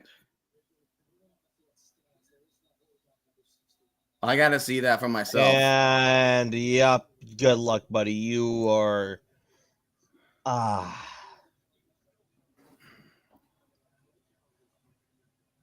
Because it has to be his whole body. It has to be his whole body in front of the line of scrimmage to consider the legal forward pass. So was it the line of scrimmage is like the 40? It's like it was like the 29. That's the line of scrimmage. So 29 is the line of scrimmage. Yeah. Oh, they're saying holding. He's saying there's a hold. Oh. But it. Did someone get a span on again? Why can't we know what the flag is? Yeah. They're saying is that they're trying to get a hold, but I don't think it's successful. What? So I think we should do that challenge in the toilet. All right. Well, lost the challenge for the rest of the game. Pretty much. And DC in Michigan is going to go for a 3-point attempt. Malik Turner, by God. Bad man. He's an absolute. I know. Last week it's literally the same touchdown. Literally the same touchdown. But I guess, well, I mean, down from last week was like he was more open though. He was more open, but the spin move was the same. Yeah. And they're gonna go for 3. So they make this 3 points. That means they are down by. They're gonna be down 1 possession game. 3-point attempt from the 2. Then Ross in motion, handing off. Does he get it? No. Okay. 31-19, 12-point game still. 2 possession game. What was that? What was that? Is defenders really having a downfall? I think we're having a downfall. So right now total points combined, we're at 48. Sorry, not 48. We're at 50. 50, yeah. 50. So that means we are 2 more points away from the over. We're 3 more points. 3 more points away from the over. Wow. That's how crazy this game has been. Yeah, 31 points in the second quarter. That's still wild. Well, it's 25. It's more 25 points in the second quarter, but still being a 31-19 score, and before halftime is still. It's crazy. Like, not a lot of UFL games get to see that. Yeah. And here comes that melon kick. What the hell? Yeah, they run over each other, right? Roland and Mickens just ran over each other. What the hell was that? Where's that communication? Why? I don't know. Downfall is real, man. The downfall is real. I think that you gotta go to bed, man. Well, have a good night, man. Have a good night, Red Black. All right, DC needs something. They get the ball in the second half. They get the ball in the second half. But We allowed that big play, and I don't know what's going to happen. Ta'amu, he gets it off to Braylon Sanders for a gain of 5, 43 seconds. I'm too young to get a heart attack. See ya, Lightning. See ya, SRG. See ya, man. Hope you have yourself a good night. Hope you have yourself a good night. 2 hours into the stream, and 2 hours, yeah. Oh, 2 hours to 2 hours up the stream. I'm just looking up the up at Ta'amu. Good one to Mickens. Mickens having himself a fantastic day. He is having himself a nice day. Oh, wait. Is he okay? I thought for a second, I thought Mickens was hurt. I thought Mickens was hurt for a second. I was like, we need that play caliber, man. Come on. Don't do this to us. Do not do that to us. Oh, it was a fumble. And Mickens immediately recovered it. Ooh, that was close. That was close. It was first and 10. 38 seconds. One timeout. Time of going back. Drop it back. Going deep. And he has a man open. Does he connect? He does! It's Ty Scott past the 2010. Touchdown, DC! What the freak is going on here? What the freak? And like that, they break the largest total we have seen in UFL history in one half. How is this possible? the over is clear. How is this possible? That's impossible. Dude, what is going What it's the an 18-point freak? game. That's impossible. Jordan Ta'amu just with the pass. That deep up to Ty Scott. Oh, welcome back, Ty Scott. What is going on? One half. Let's freaking go, Ty Scott. What the freak. Time throws it for the end zone. Too low for Braylon Sanders, incomplete. This first half is drugs. It's drugs. It's drugs. Pure fireworks. It's nothing but drugs. Pure fireworks. That is the most. Jordan Ta'amu tonight, 16 of 20, 3 This TDs. is without a doubt the most okay. Out of football I have ever seen, I have never seen a total going over in one half. So what is this now? 31 to This is 37-19. So that is 56 points combined. 31 to 6 and 31 to 6 and 2 in one quarter. Dude, your camera's frozen. I know. There it is. We're back. We're back. Oh my 31 to God. 6. By the way, that catch went for 73 yards. Dude, I 31 to 6. I said that. Oh my gosh. You called it, but for the wrong reasons. Dude, Jordan Ta'amu. Listen to his stats. 16 for 20, 320 yards and 3 touchdowns, and he has a perfect passer rating. Yeah. That's insane. And now we are going to halftime. DC will have the ball in the second half. I don't know what to feel. Perkins. Oh, good pressure. Good pressure, boys. Good pressure. Good pressure. I'm gonna check Twitter.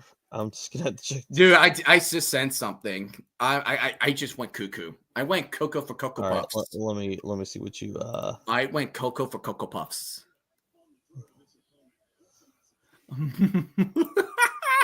They went over the total in 1/2. Let's go. Freaking go, Ty Scott.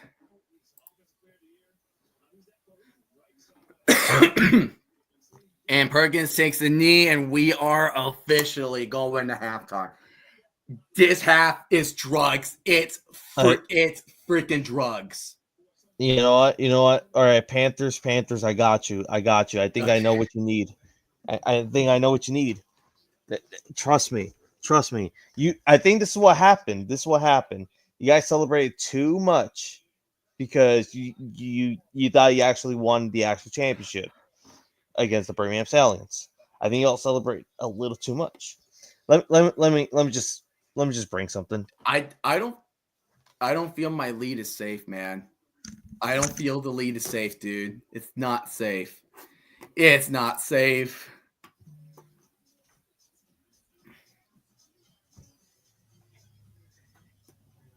It's not safe. Like we're winning big in halftime, but ladies and gentlemen, if you are new to the world of football or if you're new to the world of any sports, no lead is safe. It's not safe. It is not safe. Can you agree, SRG? No lead is safe. No lead is safe, but here it is. No lead is safe. Just gonna bring the USFL support here. I felt like they got a little too happy. Tugboat, it's drugs. Drugs happened. So if you remember earlier in the game, I said something about we could see 31-6. 31-6 happened. Let me show. 31-6 happened just in the second quarter. Unbelievable. I made this happen, people. I made this happen. SRG, you're cursing. What the freak is happening? No, look at this. You know what's funny too? Look at the Panthers 13-1-3. The defenders are like, all right, we could do the exact same thing, but reverse the We're gonna numbers. flip the numbers. It's like they perform a magic trick and just poof. All right, let's look over score. Dude, Jordan Tayamu, 16 for 20, 320 yards, 3 touchdowns, all in one half. That is crazy. And we look at Perkins. He's good, 18 for 13, 2 touchdowns, but he has half the passing yards as Tayamu. I think DC knew the game plan. In the beginning, first DC struggled for a bit in the beginning, but then they found their fumble. They found the secret formula for now. For now, I'm still scared. That fumble though, really. That was the turning point. I think the turning point was the second touchdown that the Panthers had when Baker should have stayed with Mariner. But the fumble, as of right now, the fumble was the big motivation for the DC defenders. Yeah. All right. I'm here for USFL support. All right. I'm here for XFL support. I mean, I'm getting calls from Michigan Panthers fans, from this customer service line. Yes. Are you really? No, not really, but I'm just gonna pretend like yes, I know the Michigan Panthers are doing terrible. You guys don't know how to run in a championship setting. I get it. So all you have to do is reboot, bring in the Birmingham Stallions, and we'll take care of the rest. All right. Thank you for calling.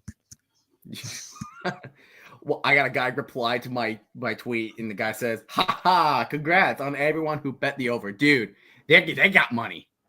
I thought this would be. I was thinking the under tonight. The fact that this was the largest total in UFL history, and we broke it in one half.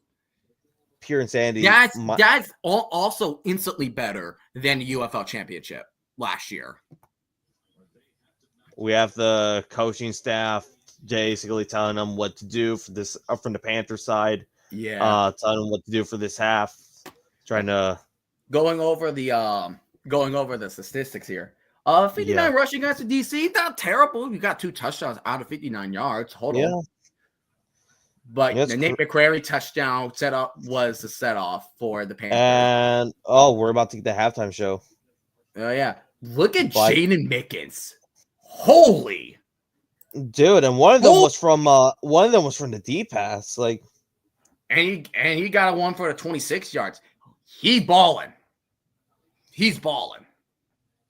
Ty Scott got one for 73 yards. Braylon Sanders, like the receivers are getting like all double digits. They're getting the ball and they're doing everything about it. Then we go Michigan.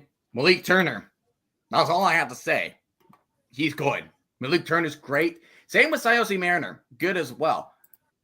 But is that going to be Is that going to be the only people you're going to throw to? Because look from Devin Ross all the way down to McQuarrie.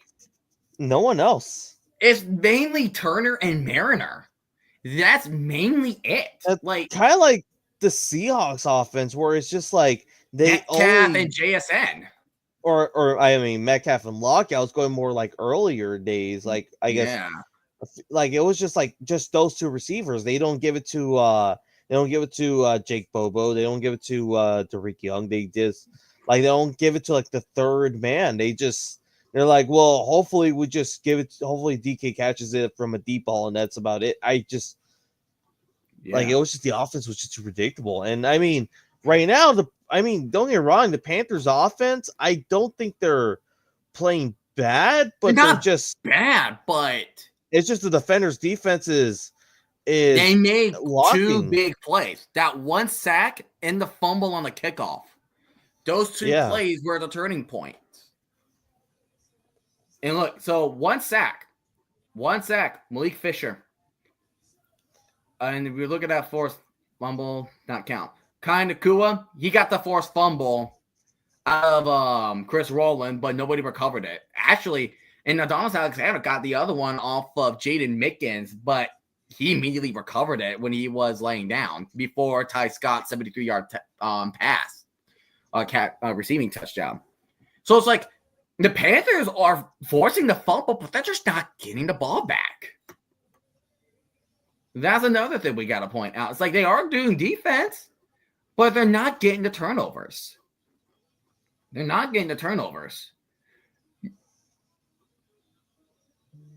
Like, I don't know, man. This is some whack. This is some wacky stuff that we're seeing here. Don't you agree? Yeah.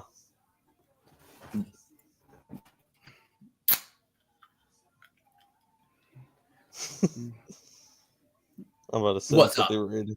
I'm about to send something right now. On X? Yep. Oh, brother.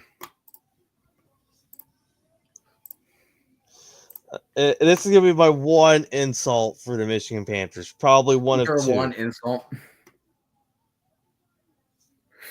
Oh, my gosh. Dude. Jagger 9. He tweeted this. The Memphis Showboats, since the merger, have not scored 31 points in a game. Defenders did that in 1 quarter. Now it just feels like it makes the Birmingham loss even more worse. It's like more tragic. That is unbelievable.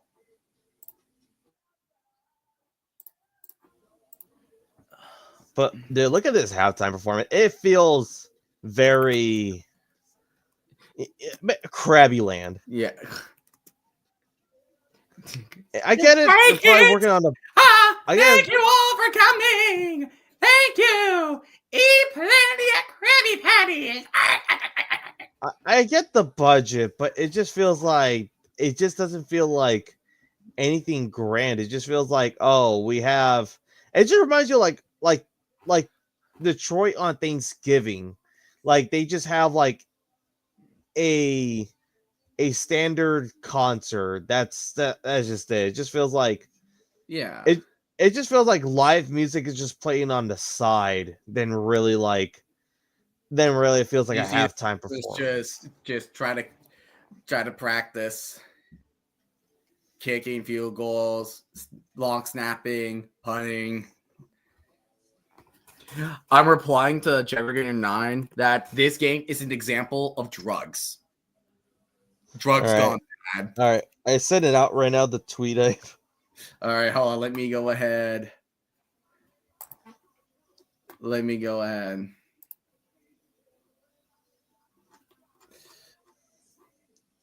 Ooh, I like. Dude, have you seen Royal Retro got some swag?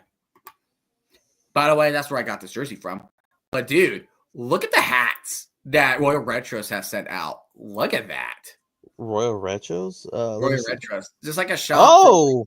I dig these hats. Look clean. That looks clean. I like the little cursive. I like that. Yeah. That is really cool. It gives you like 70s, 80s type vibe. Like yeah. That is really cool. James Baker, Bryce Perkins wins MVP. Jordan Tayamu. And I took that personally.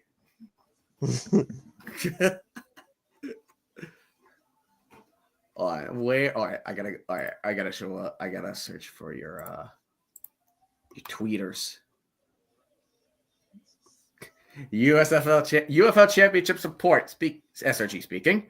Michigan, we need help. We're losing by 18. Me. Okay, calm down.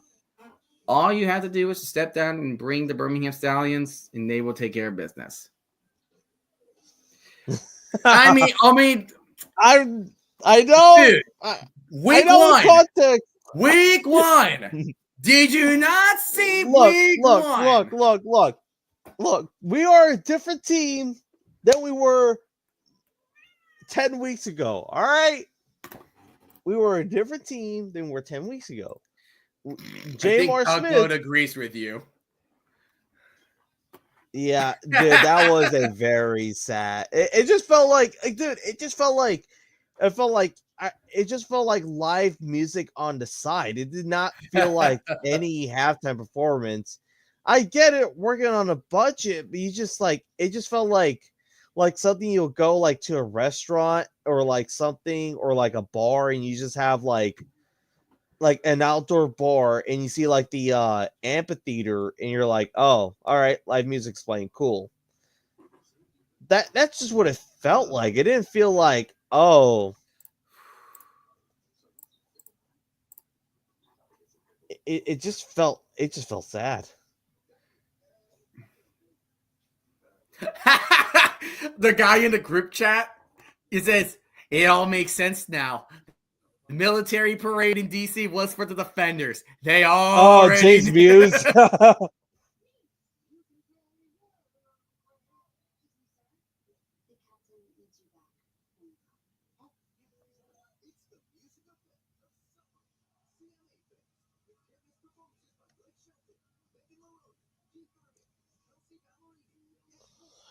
But I mean, oh, now it's frozen.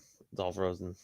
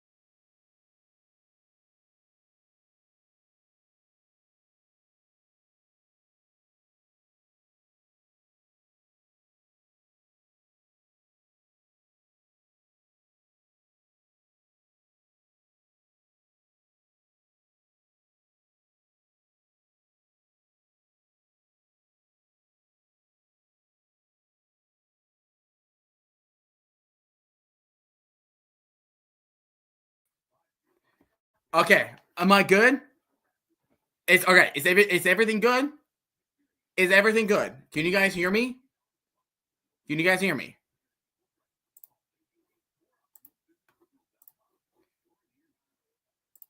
Can you guys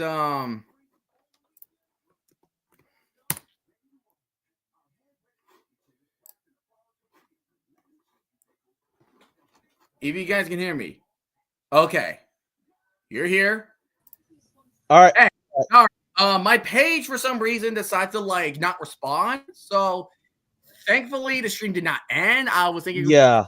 I thought it was me for a second there. me. And I think I may Oh know my the goodness. issue And I'm with hot. Thomas. I need to turn on the fan. I think I may know the issue with Thomas.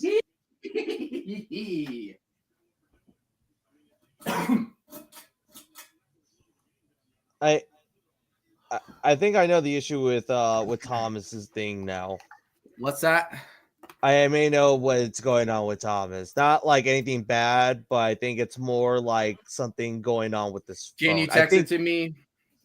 No, not like anything personal. It's just like I think he's either getting a new phone or has a new phone number. He did say he was getting phone problems. Oh, so I think today was the day that it probably was. I think he's probably been like he's probably at his phone provider. Then he's probably dealing with that. You know what's the live line for the highest points is 83 and a half. Right God. now. Right now, the live line is like 80. So, 82 so and we're kind of expecting Rams versus Chiefs type Mm. of.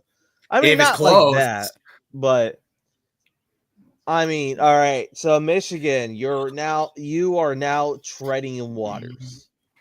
I'm still scared. I'm still scared.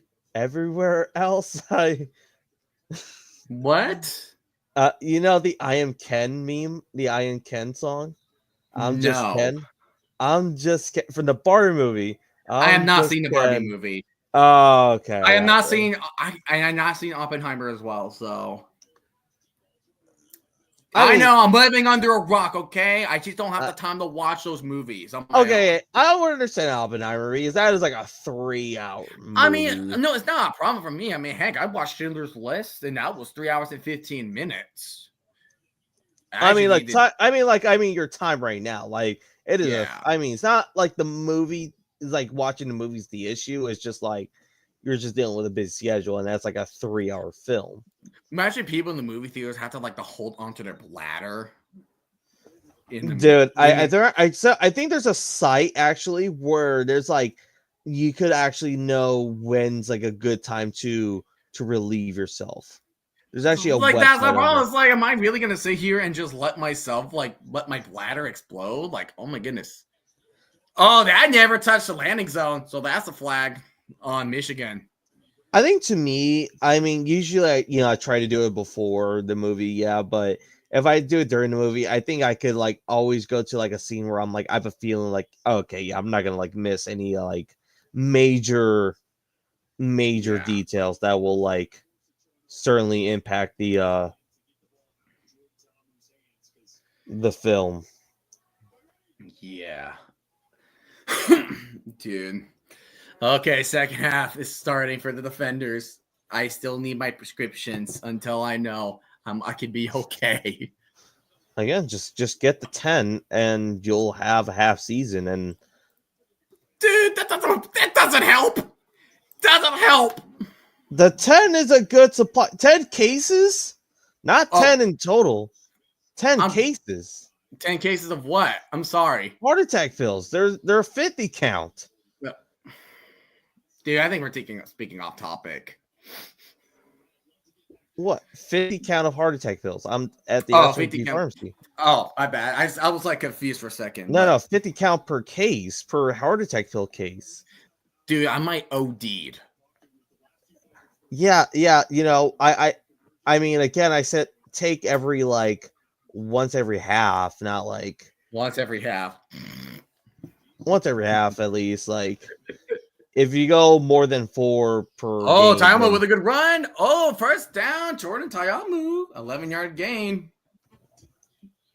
Let's go. Let's go. first downs tonight. 17 first downs for the defenders. Wow. Wow. And here comes Abram Smith, and he's going right sideline, spins that tackle. Oh, and he got tackled. Second down. Dude, as words of Vader, impressive. Most impressive.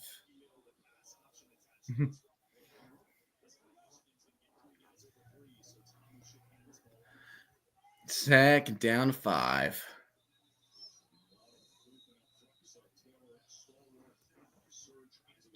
All right, second down to 5. Hand it off to Abram Smith up the middle. Gets the first down, and he will be down to 35. I'll take it. Mike Tevell at Jaron Horton. What would you adjust for the Michigan Panthers to stop the bleeding on the defense? Ah! I Who mean, said- Jaron you Horton, tweeted that? honestly, what? Mike You tweeted- Tevell. Oh my gosh. I mean, Jaron Horton, honestly, they actually would need Jaron Horton right now for this situation. Yeah. Because I mean the game with Memphis versus DC, they made it. It was pretty They close. made it competitive. I give them credit for that. EJ Perry at least tried to the very end, but The block field goal sealed it. yeah. Second And down to another 3. That's way blowout. offsides. Or neutral zone infraction at least. What is going on in the ELF? The Roar Club Panthers destroyed the Cologne Centurions 57-3. That's like college football type score for me. What is going on in the ELF? Because I've been seeing that they've been Elf? just like I've been seeing Elf. I've been just seeing It's they've like been, Buddy blowing is out Buddy the opponents. Elf running that league? What? Is Buddy the Elf running that league? No, Buddy Elf running that league. He would basically be like Dude would run the London Silly Nannies. I'm just saying. I mean- Ooh, screen to roll in. 2 yards. That's not what do terrible. you call it, the North Pole Narwhals or something? I mean, hey, Narwhals sounds pretty. And narwhals are freaking awesome. Like, dude, come on. A mammal, like a whale with a horn. Like, they're unicorns, but whales. The North Pole Narwhal. North Pole Narwhals actually sounds tough, actually. South Pole penguins. I can get by that. Deion Jackson trying to go for one left side, and he will be down at the 20. So 3rd and 6. Dude, Abdul Beecham was talking about the halftime performance. Abdul Beecham. Yeah. Is he a sideline reporter? No, Stallions. Sorry, Battlehawks player. Oh, that's right. I was like, I know I heard of Beecham. There used to be a chess player named Beecham. He's on the he was in that Calvin infamous Beecham. Beecham. Yeah, 2019. And he's on Urinating last time I tree. checked him, he was on the Cardinals. Yeah, I remember urinating tree during that. Out of reach for Michigan. So 4th down 6. Get a field goal unit. Take your 3. All right. Get a field goal unit. Go for 3. That's fine. It's all fine and dandy. And if we miss it, oh well. Mammogra's not been the best recently, but who knows? Snaps there, kick is up, on the money. 40 to 19, DC over Michigan. It is a 21-point game. It is a 3-possession game now for Michigan. So if they need to score, it's best to do it now. So I mean, all right, what would be like? What do you think Michigan would do? I think I'm assuming they'll still go for 1-point conversions to be safe. Then go for like the 3s and just hope to make it a field goal game. I think what they should do, I feel like they should utilize Toa Tawa more often because, like, again, the DC defenders coming into this game, they have allowed the second. They they have allowed the second most rushing touchdowns in the league. Michigan has to utilize that run game. We saw it earlier with Matt McCreary running it for 35 yards. We saw that.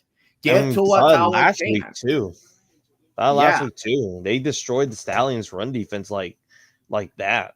Yeah, that's what I'm saying. It's like, is the Panthers not really truly playing up to their strength? Because the run game is what makes them deadly. That's why they made it here. Yeah, that's why they're here. All right, question: am I able to delete the decree now? No, don't. You're not. No. It's evidence. You better not delete it, you bastard. Well, I mean, the person has not deleting it. Could I rip it? I mean, no. You signed it. No, you signed the damn deal. I know it. Thomas knows it. You better keep that decree, you bastard. The one dude definitely knows it, and he reposted my video on X yesterday. See, I see. And you know what he tweeted? He's an official signing from the official representative of the Stallions. I'm like, no. I had to clarify that immediately before I get blasted on X, on TikTok. Well, mainly X. I mean, that's where it's kind of where I've been my UFL. That's where all my UFL content's been. Yeah, but pretty much the entire season. Oh my gosh. Oh, you resent the StreamYard again? Well, because no, I refreshed page. It just stopped responding all of a sudden, and then I refreshed it. I sent it again just in case it was a different link. Oh, okay. No, it looks like the same link, but it's the same link. I realized that, but you never could know. Never be sure. Yeah. Yeah, I was worried. I was like, do I have to make a part 2 of this, like 66.5 or some crap like that? But luckily I didn't. And it was about the thunder in my area, but thankfully that is not the case. Well, it was earlier, but as of right now, just thankful for that. Oh, Jaron Horton tweeted this like 27 minutes ago. But I'll look at it later. It's the this emoji. Like right now? Yeah, just like I can't look type of the I can't look. Yeah. I see Danny Allen getting interviewed twice. I'm not sure they're gonna put him in, but like trying to, I don't know. Like, I mean, that's the problem. It's not the problem. It's just like the EC's just been like dominant. That's just what it is. Offensively, Perkins is not the problem. I'm gonna put that out there right now. Perkins is not the problem here. It's just DC's been playing. DC's been playing more football. They got 1 sack off of Perkins. He's not terrible. Oh, but they got that one fumble. They got that fumble on the kickoff, and they recovered it. Unlike what the Panthers did, they forced fumbled it a couple times, but they never recovered it. Like they never really took advantage of that. Yeah. So that is definitely something to point out there between both sides of the ball. Kolikatini in motion, handing off to Toa Tawa. Up the middle, gets about 4 or 5 yards. Yeah, Danny Hetling on the report again. Who thunked it? Mm-hmm. I mean, the only way I would say you only bench Perkins if you want. If he's like, the only way you bench Perkins if he's committing too many interceptions. Or throw 1 pick 6 Jamar Smith. I mean, not. No, I'm not serious. Well, I'm not serious. Yeah. Well, I'm not joking. I'm not trying to throw a flame at you. You dropped that. Really? You were open and you dropped that? Well, I'm not saying like in terms of turnovers. The only way I'm seeing this is like if throws If- off the defender's game. Yeah, that's the only way I could see that happening. Which, to the because Stallions' credit, it worked. It's just the Panthers were driving away just enough to seal the win. yeah, They immediately figured they soon figured out corral. That's the difference. Perkins and shotgun 3rd and 7. So this is a 3rd and long distance. Perkins dropping back. He's running. He's running. He's running. He's running. And he's scrambling around. Throws a dime. Yes, it is picked. It is intercepted by DC. That's Keandre Thompson. And he gets tackled at the 31. yeah. This is a oh. Let's go. And there's a fight. Oh boy, there's a fight. There's a scuffle going on, ladies and gentlemen. They got the brass knuckles, they got their boxing gloves, and it's time to duke them. But Keandre Thompson, let's freaking go, dude. Yes. You know what this does give me 2023 XFL Championship energy though? Like, What is it? I mean, just like the way how it's been. Like, at first it was DC. It was going to look like a DC dominant type game, but then eventually the Arlington Renegades took over. But it's this time, well, in reverse. But yeah. Panthers are beating the Oilers 3-0 in NHL in the 3rd period. So things are looking good for I the really want to Panthers know. Here's one thing I want to know: will they ever finally have a championship parade in general? Like, maybe, I don't know, but that was the pass intended to Ty Scott. oh, That was a pass intended to the to Ty Scott on the post route or slant route. Meanwhile, it's the 2nd and 10. We have about 9 minutes, and there's Mike DeLeo. I'm not having trouble with his last name. Is it DeLeo? Is it DeLeo? I can't tell. Thomas throws a screen past the 20, and he gets to the 15. I think that's a first down. Yeah, it is a first down. And the Dodgers just got to run over the Giants in the bottom of the first. let me go. Home run by Ohtani. His 24th. That's inedible. You can't really do anything. I understand. He's damn good. I guess we're At least we got a series win over the Rockies. I don't have to crap my pants over that.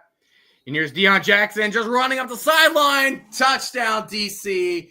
This is belt to ass. That's why I took it off. Yeah. That's out of context, dude. What's wrong with you? Out of context, but for in context is for the right reasons. This is belt to ass. Holy crap. Dude. 46 points. So 19. Wait a minute. That's a 25-point difference. Oh, it still continues. It still continues. 46 minus 19 is 25 points. Is this inevitable? Is just 25 point differentials is just going to be inevitable at this point? Aaron Smith, push. Does he get it? I don't think he did.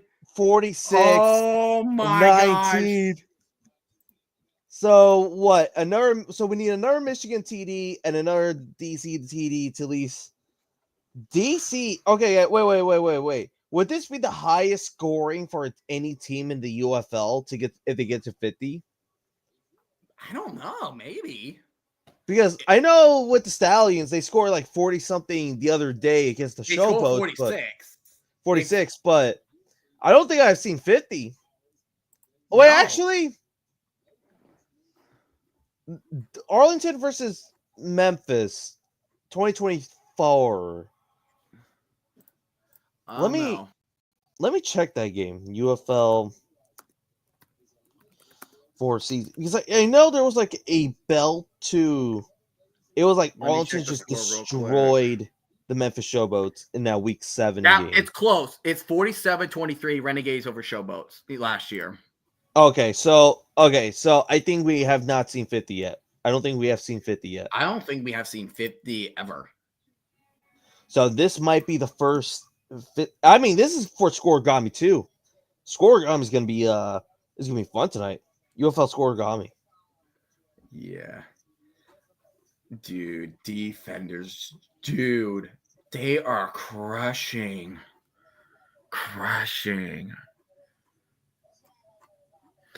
This is what happens when you disrespect Jordan Tayamu. What, for the MVP vote? It's like Bryce Perkins wins MVP and Offensive Player of the Year, and Tayamu, I took that personally. And he's like, wait, get your belt out. Wait, actually, hold on.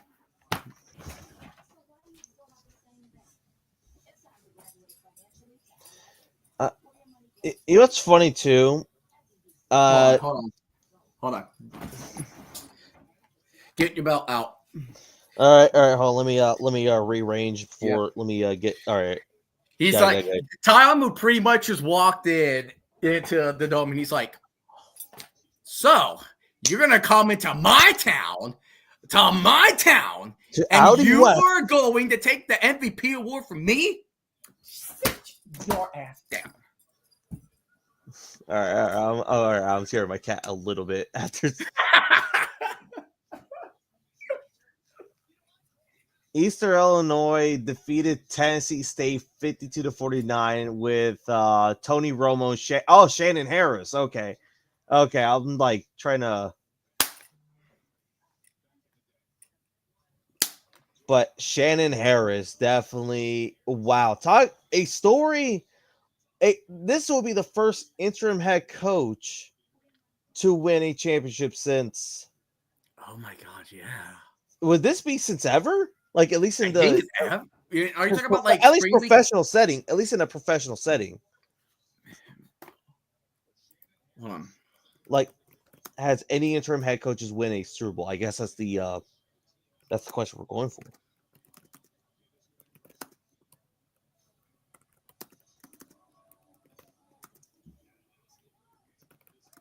Hold on. Let me look that up.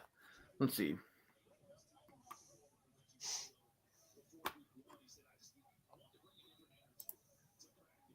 I'm not sure. Yeah. Shannon Harris. Wow. October 13th, 2001. Wow. I don't think there has, but wow. That's insane.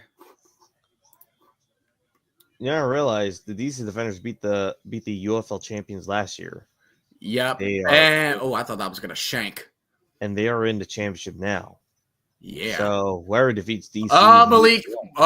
Xavier. Okay. Xavier Malone got a good return on that one. But I really want to know. Shannon Harris should stay next year, right? I mean, it's gonna be. I feel like he should. Like, give him a full-time position, man. Yeah, give him full-time position. He earned it. He definitely earned it. He earned a spot. No matter what the results are for the UFL championship game, he earned it. No matter results of the UFL there championship. was probably little to no expectations when after Barlow.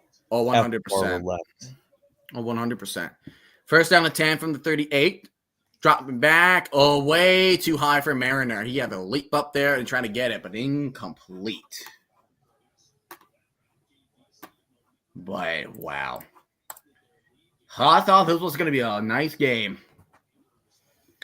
It was for a minute there. It was for a minute, and then the second quarter happened. We went from smoking the grass, and then we went the mushrooms. Honestly, it's like the Sonic meme where Sonic was about to punch Knuckles, but then Knuckles like Oh Yes. yeah. It was like, what do you mean your power? And Perkins And got pressure, and he failed to connect Nate McQuarrie on the pass. Dude, the pressure is for real on DC. and the Panthers are punting it. They're not even going for fourth. You are down by 20. Really? They're punting it? I'm on 3rd and 10. Thanks for the spoiler, idiot. I'm just shocked. I was just shocked by seeing this. I'm just like, wouldn't you want to go for on fourth? Well, where's the fight? Oh my gosh, you know what I'm getting vibes of? 2015 Rose Bowl, Oregon, Florida State. It was close, and then it just became an ass whooping. You can say it's the national championship. Yeah. When he's spinning, yeah, I mean, I don't. I mean, that's kind of a risk, though. Like, you are going for it in your own territory. Yeah, but I mean, Right. it's like, what do you got left to lose? I guess that's like, especially right now. Maybe more like, on the fact. I mean, what you got to lose here is like the amount of time, because you're down by 25, which is a 3-possession game, right? Yeah. And you don't want to give the DC any more time, because they're just trying to like milk the clock, and that's what DC's doing. Yeah. You know, that's the other thing too. I also realize Michigan, another Detroit team's losing to a Washington team in an NFL in a playoff game. Which one? Oh, This in 2025. Deja friggin' vu. Jaden Yeah. Nick he didn't get far. Didn't go as far as I wanted him to. But I think Te'amu. Hey, season tickets on sale. Hey, at least they got them on sale this time on like a lot earlier. Yeah, they've been announcing packages for all the 8 teams. So I mean, even though they did it in 2023 with the USFL with everyone, but I mean, they got we're the not gonna refunds, talk right? about that. I mean, they Dude, got look at the that. refunds, I think. Dude with a Deadpool mask. That's a sick shirt. That's Did you see the Mr. Incredible costume one? Oh my gosh, that's great too. See, that's why we want UFL. Like the spirit's there. The spirit is damn good. I think it's just for the fact is also like with these 2 teams, the only reason is like the travels. Like I get it's like, well, like Smith, first down.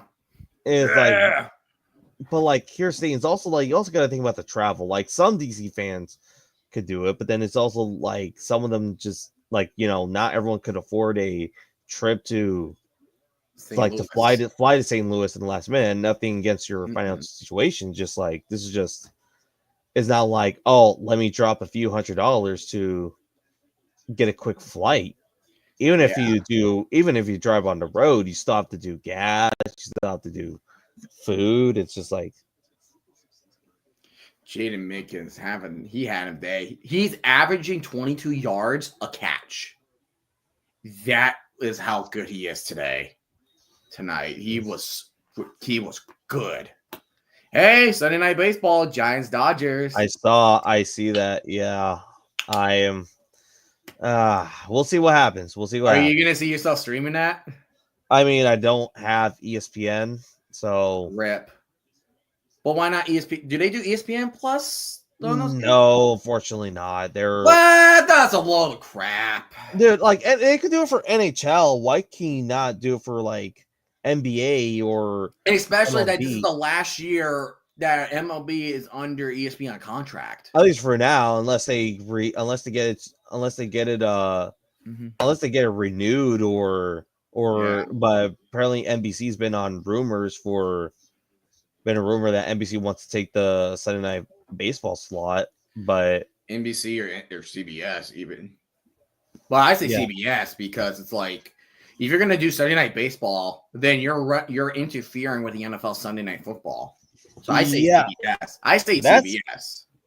I will say CBS too, because I mean, like, what? I know you're only going to deal with that for like a few weeks, but it's still going to be a weird scheduling thing. Like, unless you're like willing to make Sunday Night Baseball earlier, I guess. But you're kind of cutting it close because you didn't know if you're going to get extra innings, so that's also the other factor. Did Contreras brothers hit a home run in the same inning?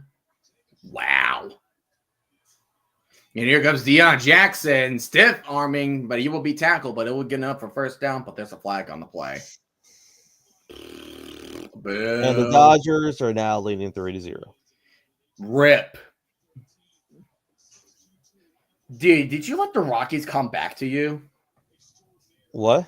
Like a Rockies comeback? Yeah, on Thursday. At least we won the series, but okay. At least we did it in 2 games. Where have you been? Okay, this is what I don't understand about You do the so Giants. well with other teams against top tier opponents, but And when then, it's against pretty crap much like opponents, similar to the Steelers, where it's like, okay, we'll play a complete game against a formidable opponent, but then we'll play a team like the Rockies or White Sox, and somehow it's like somehow we keep the series close, and it's a heart attack game. Damn, going deep. Damn, Seth Williams with a big catch. Dude. Because I think also like with the DC Defenders offense, they at least been more spread out. It's explosive. No, this is not. This is not. We're not going back to Chris Blair and Lucky Jackson days. No, we're going to. This is Chris Rowland. Seth Williams is a midseason addition, by the way. Like, we got him before the playoffs. Yeah. And he's been damn good. You know who would have probably helped for Michigan? Stallions. Well, no, Jaron Horton. No, not Jaron Horton. For offensive weapon, Marcus Sims. Where's your speedster? And we're almost done with the third quarter, and DC just...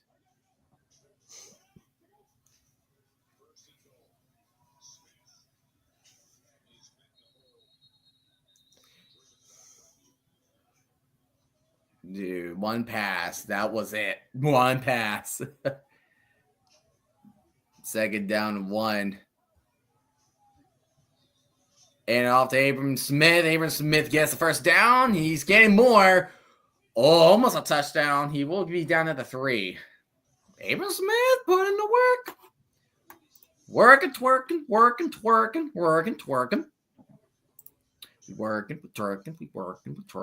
Jordan Tyron has 389 passing yards. Abram Smith has 59 rushing yards. 152 rushing yards for DC. So the run game.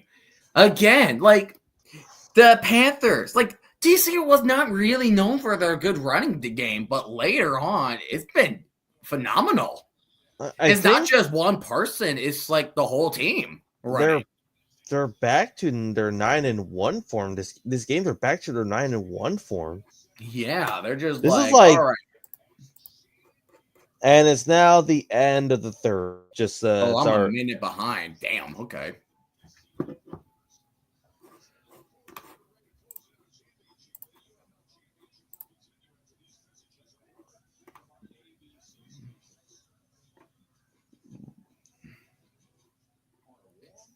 Yeah. Freaking amazing. Panther Shadow said that punt was conceding the game. Well, yeah, like, where's the fight? Yeah, even Jagger Gainer 9 said. So 4-4 at midfield, down by 27 points when you literally had not stopped DC all game. There's 21 minutes and you're left punting. Mike Nolan, why?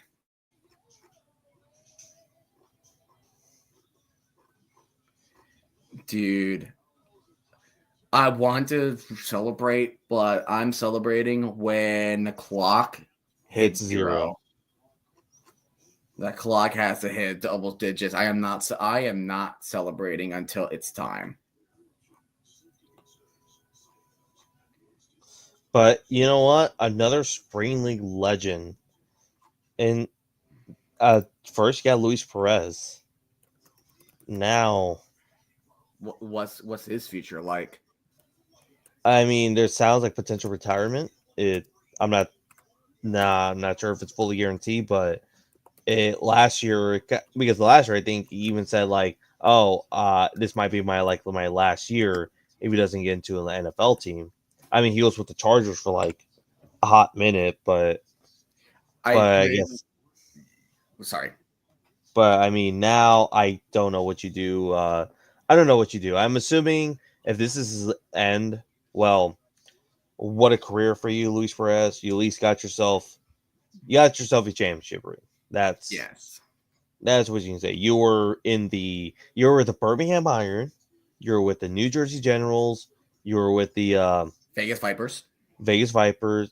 Vegas Vipers. The New Vegas York Guardian. Yeah, New York Guardian. Yeah, New York Guardian. Yeah, right. And then then of course officially your team became the Arlington Renegades, and then I mean I guess NFL wise you were in LA for like a hot second for both LA teams. But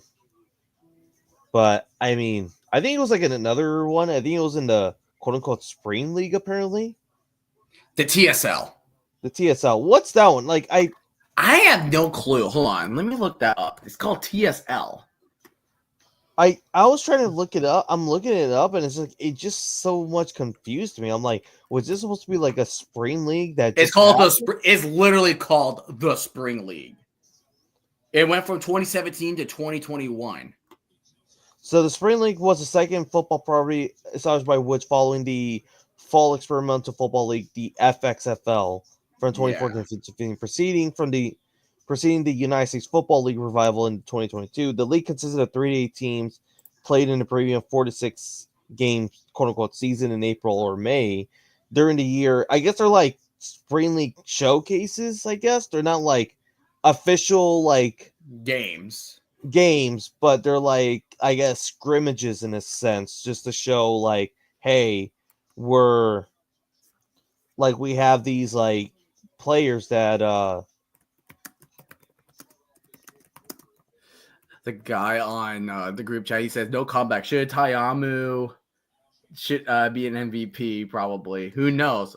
But I like this narrative of Tayamu right now.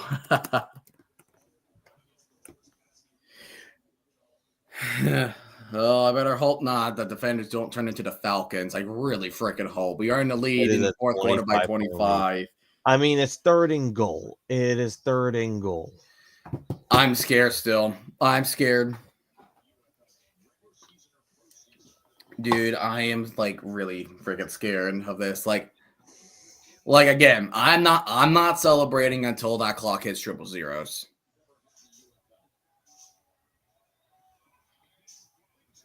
Like that is it. That is mainly it.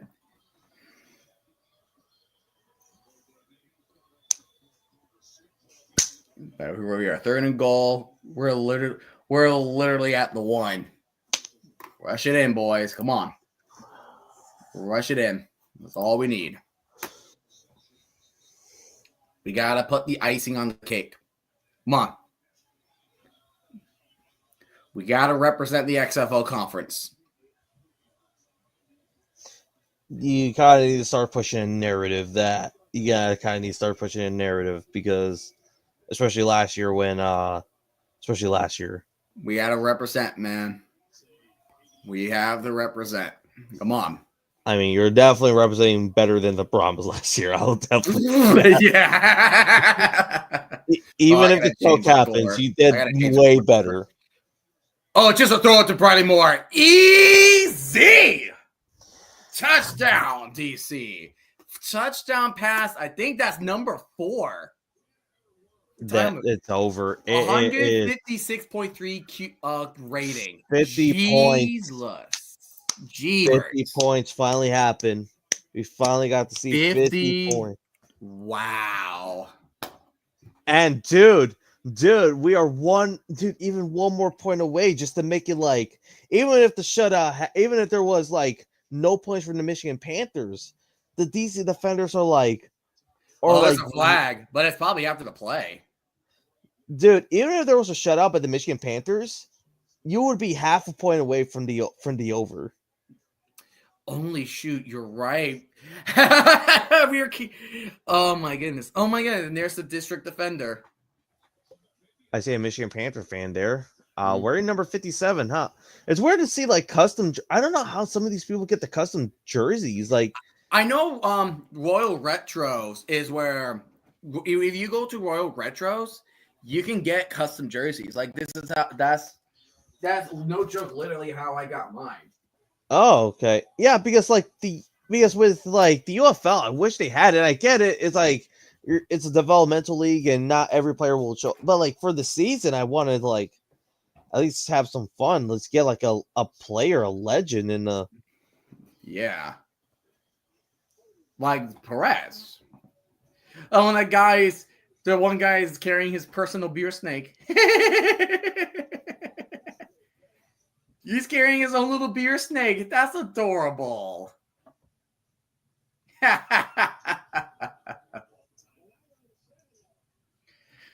Gosh, I love being a Defenders fan, man. I just love being a Defenders fan. It feels great.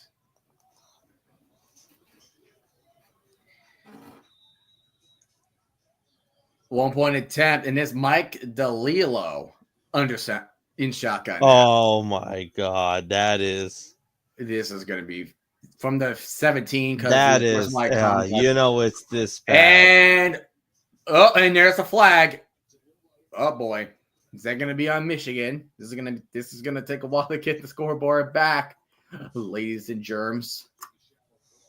It's bad it's bad that your backup quarterback is in. Replay the first down. All right, you know what's sad? So if you take away the 31 points of like DC, well, let me do this. Let's see if I can do this math right. Like going based on just the touchdown before the DC will still be in the lead, but 21-19 by 2 points. That's a case of whoop ass right there. Yeah, that's a case of whoop ass.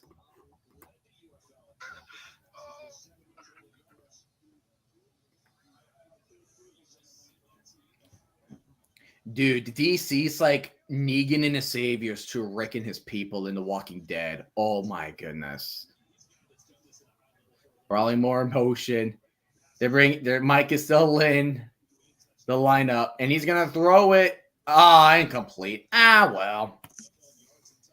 50 points. Dude, Chris Rowland brought up the belt. Wait, what? Wait. I need to see this now. You'll see this in a moment. You'll see it in a minute. No shot he did that. No freaking shot. He did it.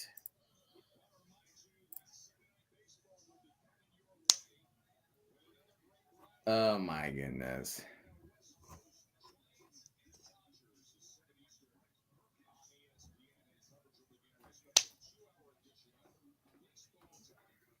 Most in the game in UFL history, 388 yards. Tyamu is him. He's him. He is so him.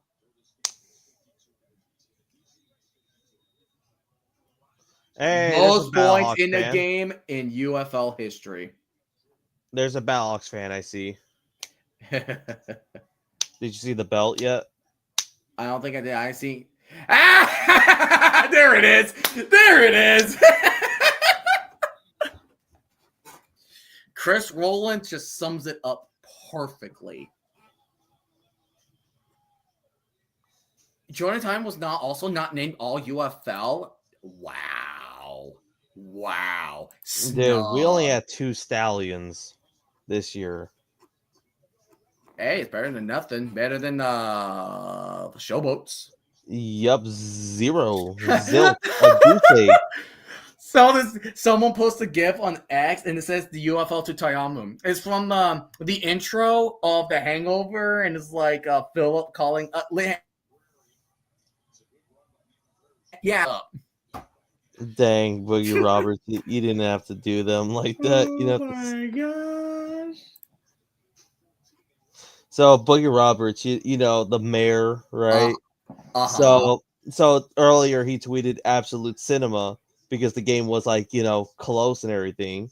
And then after that he just now replied to his own thing, says never mind.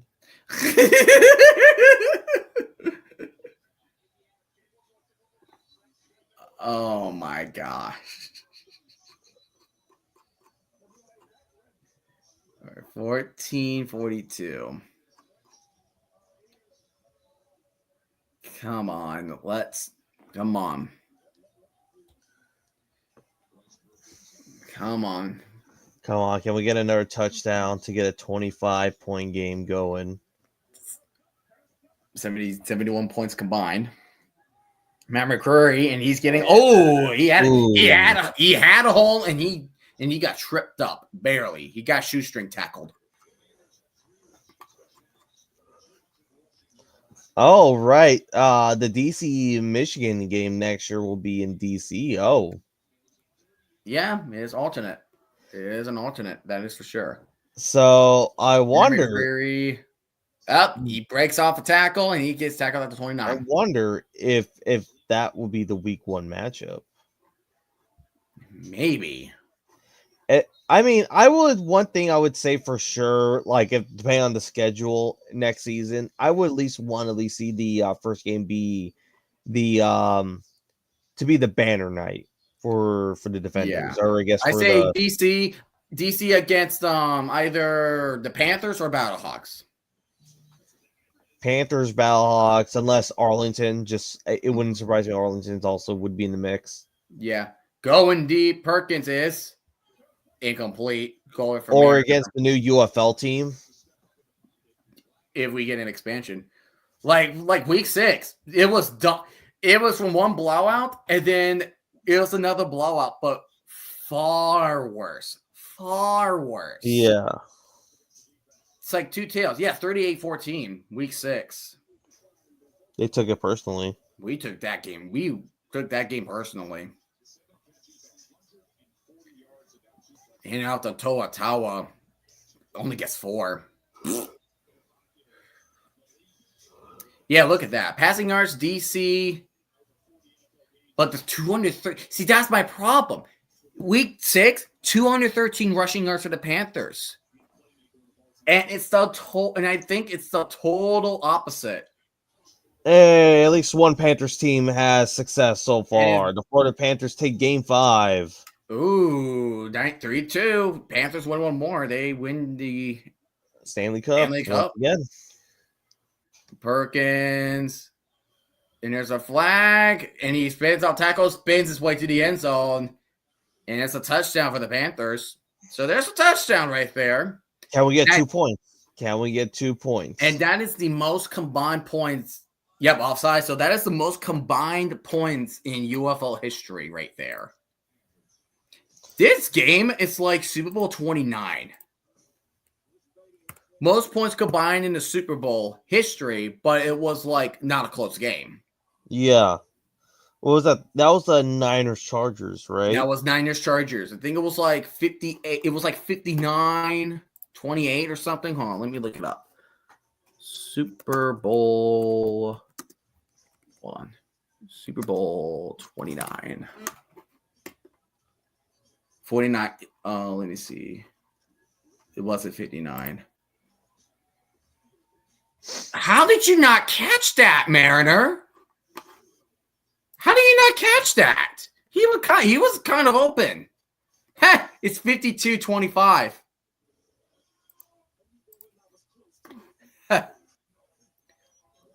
49-26. That was the score. That's the most combined points in Super Bowl history. But right now, we are combined 77 points in this game. We are combined 77 points. So see, Michigan will go for 4th and 12 here.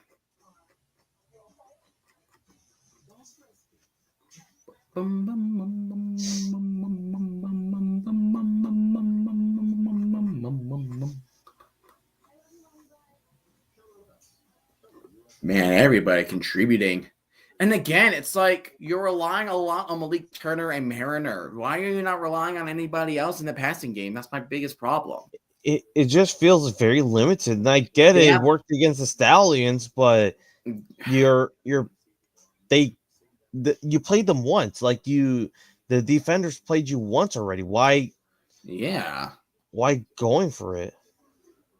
I mean, listen to this, right? Like, listen to the DC. Like, at least, like, what they're doing, they're spreading the ball out. Listen, Yeah. Jaden Mickens, 132 yards on a touchdown. Ty Scott, 1 catch for 73 yards on a touchdown. Seth Williams, a catch for 46 yards. Chris Rowland, 45. Brandon Sanders, 41. Cornell Powell, 26 on the touchdown. Mason Fairchild, the backup tight end, 14 yards. Bradley Moore, 13 yards and a touchdown. At least there's a variety for DC in the run game. Abram Smith, 59 yards. Deion Jackson, 46 yards and 2 touchdowns. Tyamu, 25 yards and a touchdown. And Roland, 24 yards. Again, there's a variety. 77 points total, spread of 62. And that happened in one half. It went over in one half. Yep. That is the most insane about this game. The biggest prediction, 31-6. Into second quarter. That 31-6. We'll be living in infamy here on the stream. We gotta just worth a clip. Worth a clip.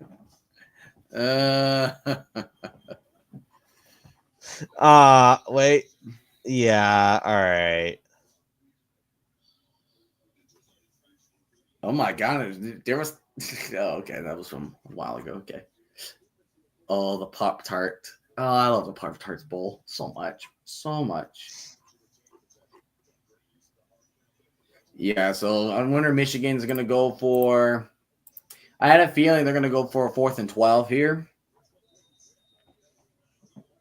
Yeah, and that's exactly what Michigan is doing. So it's 25 points, so it's 3 possession. It's a 3 possession game. That means you have to score perfectly on all 3 drives. Yeah, and hopefully your defense actually like locks The defense in. had to be perfect too. Like that is definitely an issue for Michigan. All right, so here we go. 4th and 12 from the 28. You need to get to the 40. That's how 4th and 12 works. You have to beat the trailing team in the 4th quarter. That's offsides or neutral zone infraction. So that's going to be 4th and 7 now. That's going to be 4th and 7. So a little bit of breathing room for Michigan. Got a little potential lifesaver. A little lifesaver. And that's Andre Mitz with the offside penalty. Or, yeah, offsides or encroachment. Because outside, you let the play go in, but neutral zone infraction, you blow the play dead. Yeah, and that's the whole difference. Panthers are playing hurry up offense right now. See, 4th down 7. Here comes Devin Ross in motion. And Perkins drop it back. And he's going deep. And he finds it. He finds Devin Ross deep. 1st down 10 now for Michigan. So still on the line. So as long as their offense is doing what they're doing and convert all 4th and 12s, then it could definitely get back into the game. But you had to get a 2-point conversion sometime along the way. Yeah. Because it's like 21, but it's 25. 27, so yeah, it's 27. So it's like you need to actually score 3-point conversions. Yeah, score at least once. Yeah. No, all going 3 to times. The deep. Oh, 9 dang, you got Icatini. 27 points. 21. 27 points, right? You need to score all 3-point conversions 3 times. Oh, shoot. Yeah, you're right. 9 times 3. Yeah, 27. Shoot. So basically, they need to be perfect. They have each drive needs to be perfect. 1st down and 10. Here comes Perkins dropping back. And he's going to try to run to his left. Throws on a run. He gets a Mariner. He gets a 1st down. He will be down at the 6. So life is still a little bit there for Michigan. It's like life support right now. It is. They're on life support. They're on borrowed time. I think that's better wording. Borrowed time. Yeah, borrowed times. Yeah, the right. Here we go. 1st down and goal for Michigan. Oh, apparently no. We have seen a 50-point game in Spring League. Who was it? St. Louis versus Orlando. 53 points. 53. Oh. But it's the highest in UFL history, at least. At least highest in UFL history, yeah. It's the highest in UFL in the UFL. So at least that's that. Yeah. At least it's that. All right, Malik Turner. I mean, you're probably the best player this, at least for the Panthers. Malik Turner, Sayosi Mariner. And speaking of Turner, he's in motion. Gonna hand it up. He's gonna. Oh, dang it! You couldn't get him. Okay, at least Sonago prevented him from getting a touchdown. At least. Oh my gosh, Dodgers 6-0 in the bottom of the third. Dude, and we played a complete game yesterday, man, and we won. Okay, wow. I'm assuming, you know what, for the situation that it is, you know what, I get it. They Kevin need Durant it. prefers Heat, Spurs, Rockets. Oh, brother. Second and goal. Wait. Second down and goal for Panthers. Drop it back. Just Turner. Yep. Touchdown, Panthers. At least they not got fully points. out. They're not fully out. So that's a 21-point difference right now. So right, you're still down 3 possessions. You're going to see DC's probably going to give him more life in a minute. Another 4th and 12, I guess. Well, no, there's no 4th and 12 yet. Just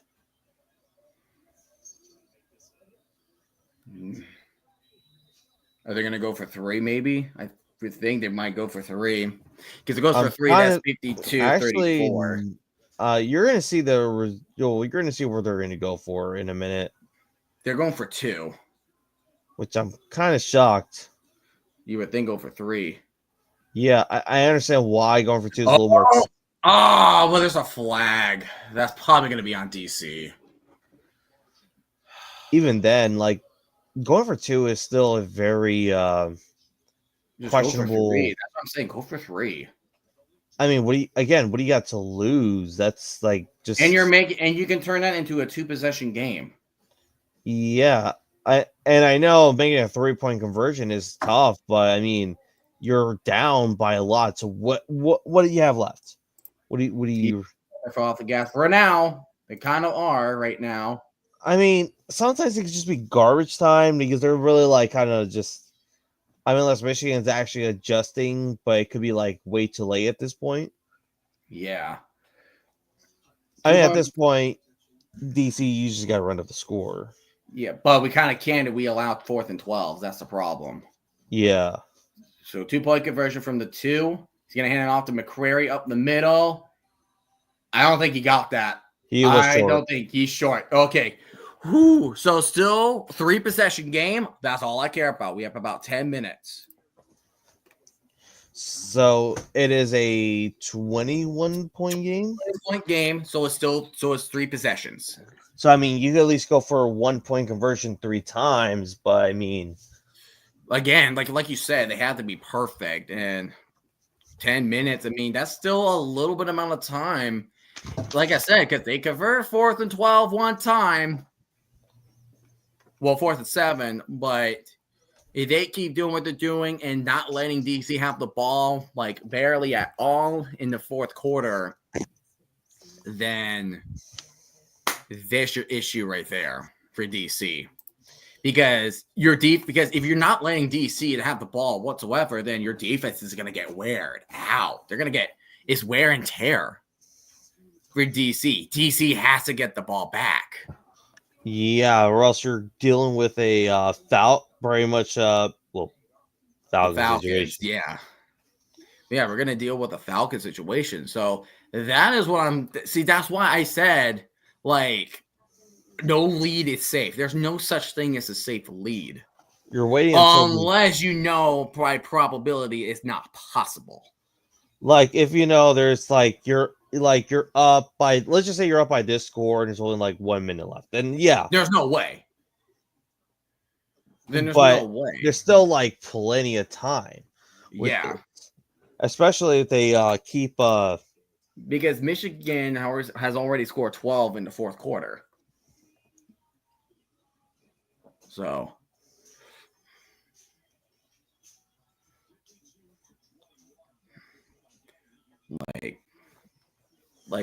I'm just nervous. Yeah. I guess we'll have our post game thoughts. We'll have everything. That's what's gonna happen. I mean, at least this feels like a different environment than it was last year. Like at least in terms, at least good news is I was able to watch this game at least mostly than last year where I had to miss a good amount of it. Yeah, I'd rather watch this UFL championship over the one from last year.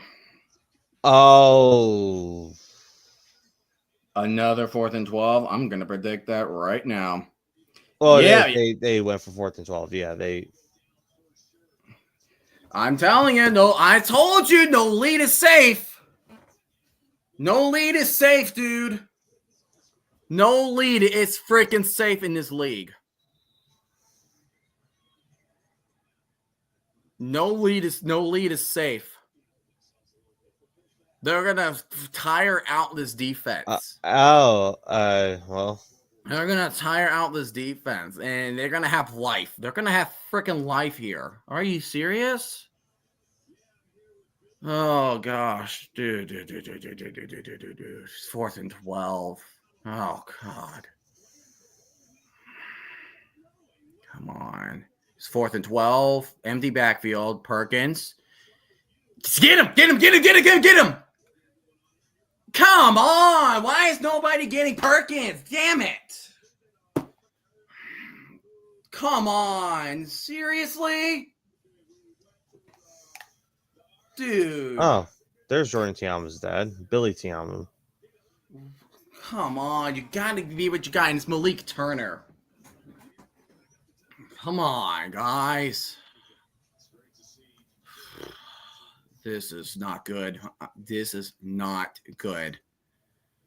And DC is taking a timeout. They gotta catch their breath. Yeah. Their defense has been on the field for mainly the entire damn quarter. For the entire quarter, man. Yeah, because they converted twice. They converted both 4th and 12s, and that's what Michigan's plan is doing. Like, they have to make sure their offense is staying on the field. This is getting – now I'm really worried. Now I'm worried. This is worse. There's 9.5 minutes. There's 9.5 minutes. Anything can happen. They're down by 3 possession, yes, but anything can happen with the 4th and 12. That's why I am really worried. And Dodgers scored a run, 7-0.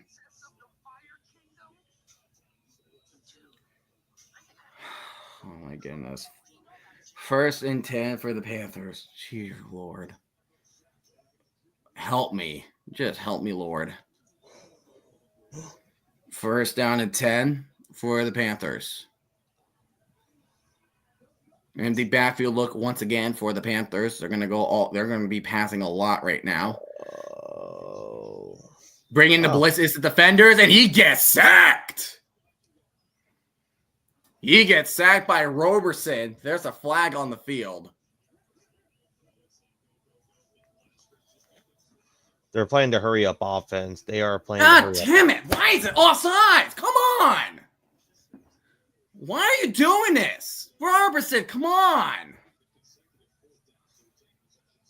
You've got to be kidding me. We're going to choke this. We're 100% going to freaking choke this. Blake, what are you doing? What are you doing, Blake? We're going to freaking choke this. All right. We're going to choke. Blake, listen to your father, and there's some bounties you could try to put up. We're choking this. Are you freaking kidding me? We're choking. I mean, this could be like, I don't know. I'm Devin Ross, and he breaks off a tackle. God damn it. Gets to the 40. Son of a gun. The only way I can see this is you need a turnover. That's pretty much it. You need It's more like we need to get the ball back because we never had it back. We never had it back. Drop it back. It's Perkins. He's looking. He finds Toa Tawa, and he gets probably another first down.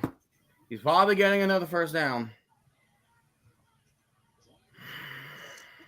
Ooh. Snapped out of bounds. That did not look good. 8:20 remaining. Yep, first down and 10. Yep. We're gonna choke. We're gonna choke. We're gonna out Falcon the Falcons. We are going to out Falcon the Falcons. We're gonna out Falcon the Falcons. Perkins handing off to McCrary. Gets tackled inside the 30, but it is second down. Michigan is continuing to hurry it up. It is second down and 7. They're at the 27-yard line. They need to get to the 20. Right here. Here's Anthony Hines at the linebacker. Second down and 7 for Perkins. Perkins will be dropping back. Wow. Last offensive play of the game for the DC Defenders was at 10:45 p.m. Eastern. Yeah. That was almost 30 minutes ago. Almost 30 minutes. Oh! And he gets picked. Wow. No, you're going to see. It is going to look cool. Holding on the offense. Okay.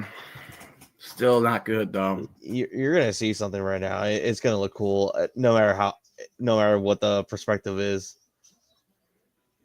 Dude, my heart is pounding. It's literally pounding. Oh, that's 100% hold.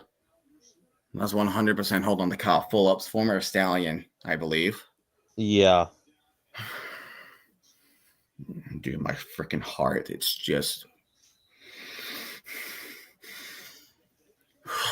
All right. 10:45, 12-10 left in the fourth. And Michigan already had 2 possessions. Second and 17. Is it me or Bryce Perkins just looks kind of... Oh,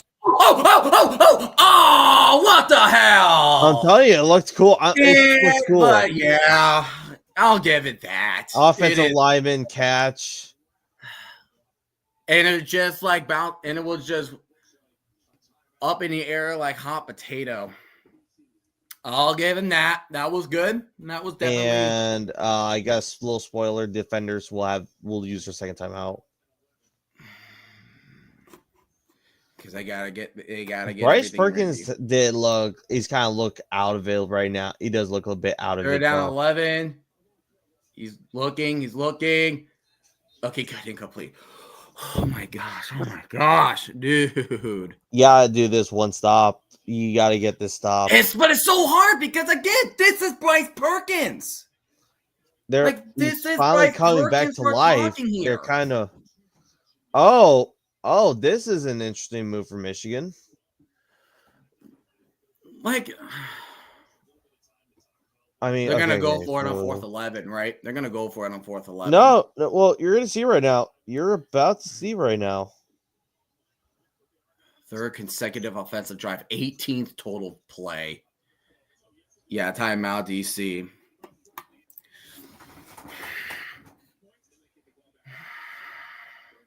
$5.52. $5.52, dude.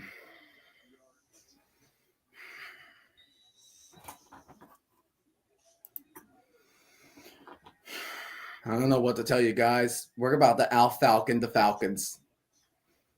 We're out-Falconing the Falcons. This is unbelievable. It's been a full 7 minutes since we got the ball.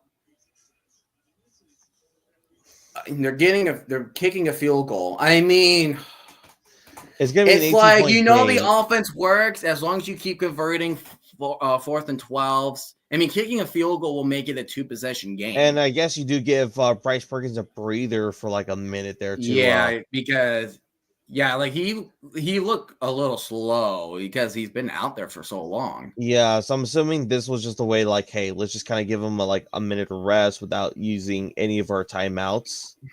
Yeah. So this will be, if they make it, 18-point game. So this will still be it will be a 2-point Touchdown, game. but two 3-point conversions here. And you still have 3 timeouts. So I mean, they're looking at it like, hey, this is kind Mhm. of still beneficial to us.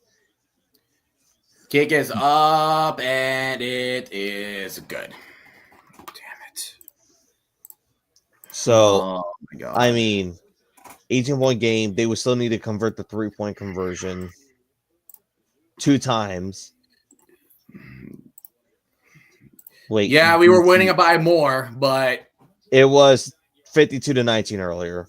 it was 52-19. Now it's 52-34, and I'm feeling hella nervous. I am feeling hella nervous. Okay. I'm feeling hella nervous. They're going to convert it again. They're going to convert it again for the 3rd time. And tonight's attendance has been announced. I want to see for myself. Don't say it. Let me check and see. Damn. Not a lot. 14,500. I mean, that is DC. That's like a DC attendance numbers, but oh yeah, 100%. But that is for a championship setting. That is not. 4th and 12 for the 3rd time. For the 3rd goddamn time. Perkins a shotgun. He's dropping back. So is it deep left side? Incomplete. Is there no flags? Don't be any flags. You'll be good.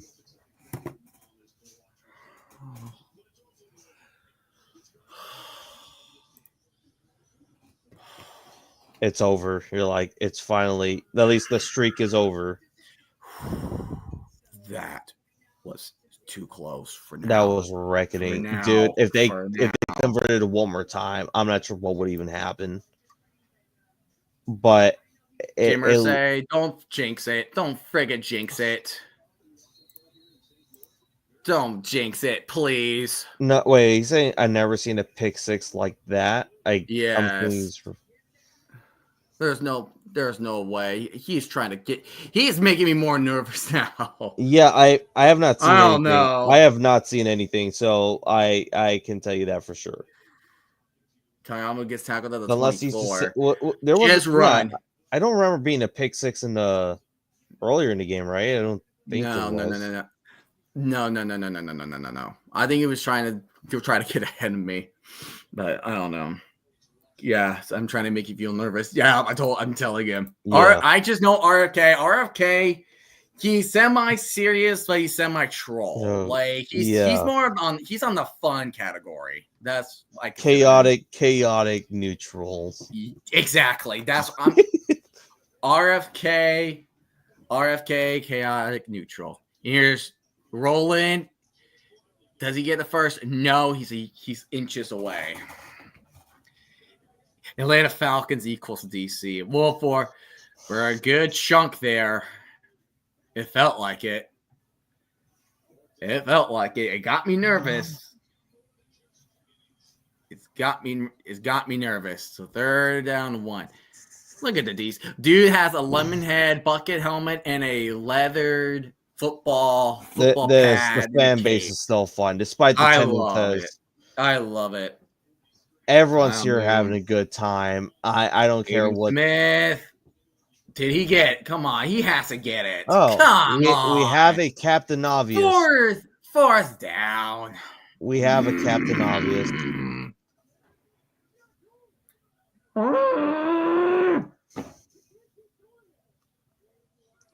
We have a captain obvious in the audience. Are we going for it?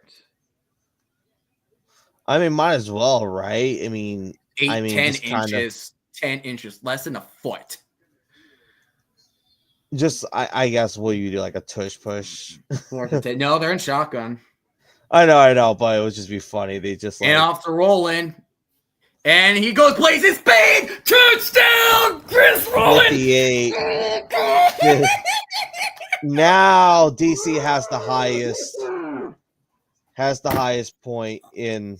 Oh my god! And wait, is it? Oh, boo! I guess, but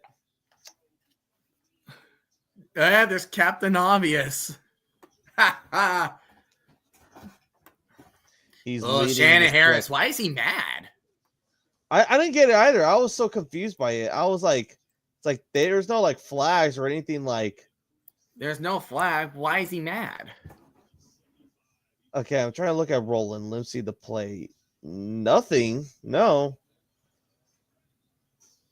He's dancing like he's celebrating. And yeah, I don't know. The world may never but know. total combined points right now 58 plus 34. That is 88, a grand total 92. Oh, can we get 100? Can we get a hundo? Ooh. And Michigan scores right now with the 2-point conversion. Can we get a hundo? Can we get a hundo? Most points scored ever now, right? It has to be 58. 92 combined points. That has to be. Oh my goodness. 182 rushing yards. 3:33 left. 24-point game. So again, you have to score the 8-point conversion 2 times. You get the 2-point conversion 2 times. I'm Or 3 times. I'm not celebrating until that clock hits 0. Until you see the final kneel. 52-19 first and 28-3. It is. It is worse. We remember 52-19. Lightning Line 66 is seeing history. Biggest comeback in UFL history. Most game in UFL history. Points per game, 58. Total yards a game, 573. Damn. Almost 600. Almost 600.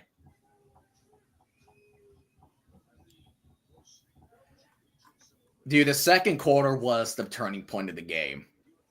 Yeah. We would have had a lot closer game if the 31 points never existed. Can we get a hundo for combined points? Oh, somebody's down. Kick out of bounds.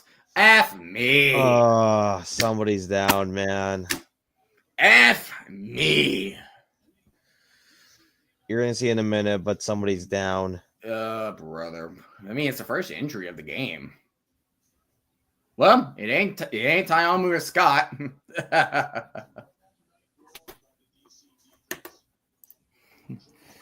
Kill Dagger the beer snake. No more snake. So, all right, was that XFL trophy you guys had last week? Was it faded? Apparently, that's what I'm hearing. It looked like the paint is like faded. It was like gray. Like it looked like there was gold, a little bit of gold, but like yeah. Oh damn! That's Turner. You cannot lose. You cannot lose Turner. He got hit plenty hard, and Burton really kind of gave Keandre Thomas a shoulder bump. Oh, dude, Turner was amazing. Like he was absolutely amazing today. That trophy looked like it was made in 2020, hidden in the closet. Gathering dust and given to the biggest cheat in UFL. Hey, whoa. Hey, oh. No, I'm not shocked because he's been saying that for the Jets because he's a Colts fan. Saying that we cheated at Super Bowl 3. I think I was saying more Joe Nathan was like made some deals, but that's really about it. Yeah. Saying his biggest cheat in American football behind Super Bowl 3. All right. righty. First down and 10 for the Panthers. Beginning it from the 49. We're nearing 2-minute warning territory pretty soon. Yep. Perkins will take the snap, drop it back. And he's looking for a place to run. He gets a check down, but not a first down for Toa Tawa. Short of a first down. There's 3 minutes remaining of the fourth quarter. Ponies over snake. Not this year. Not this year, buddy.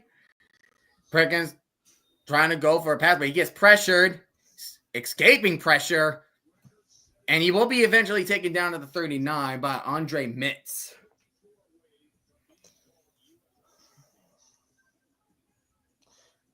But we are officially in the 2-minute warning. We sure did. We sure did. I don't care how much you're gonna deny it, but we did. We absolutely did. Play this year. Talk about the Stallions over the Defenders. I mean, Stallions took off out of mercy. Look. Then what was the Panthers then? Look. Alex Magoo wasn't ready yet. He wasn't cooked yet. We had a little time.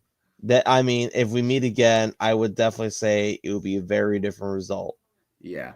Gets the playoff before a 2-minute warning. Oh, he's hauling deep.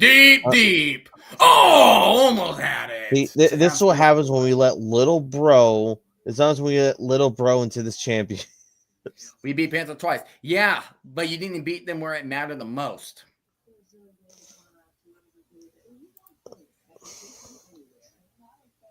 Just saying.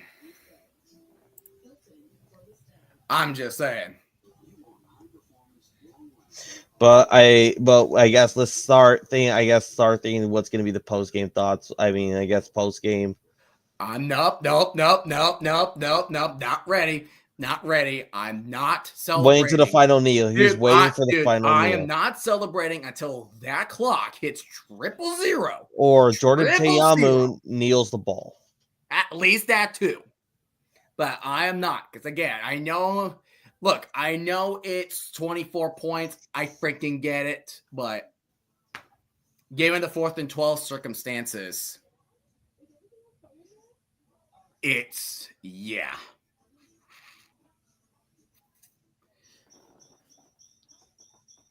But yeah.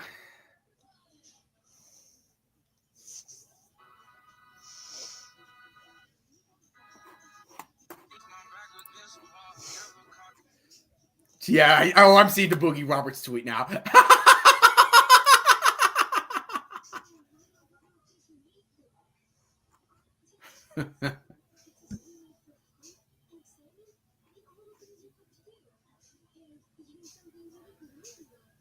Oh, yeah. Well, they were up against backup, so that's a problem.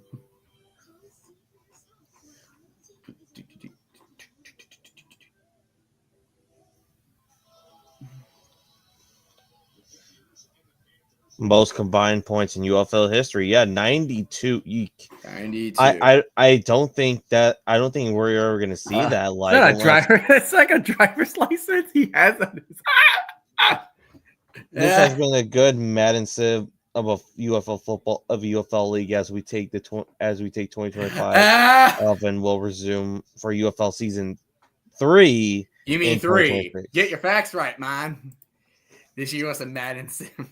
It kind of was. It kind of it just went by fast. It was just like, I feel like that's just football in I feel like that's just football in general. I mean, it's football like no matter what, it's always going to be fast. Yeah, but it just felt like we were just here 11 weeks ago, and now 2026 is UFL 2. Dude, the Stallions won the first. Is he's trolling? Yeah, I know.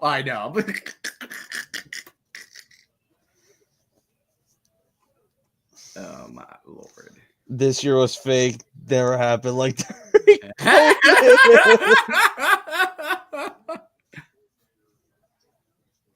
that.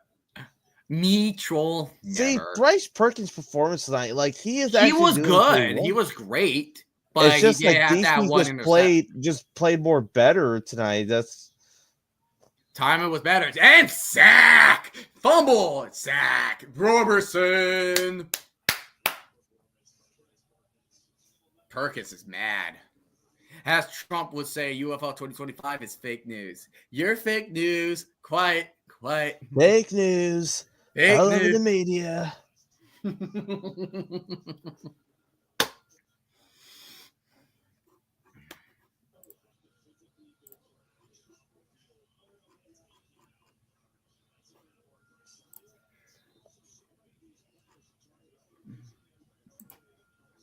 Third down 15.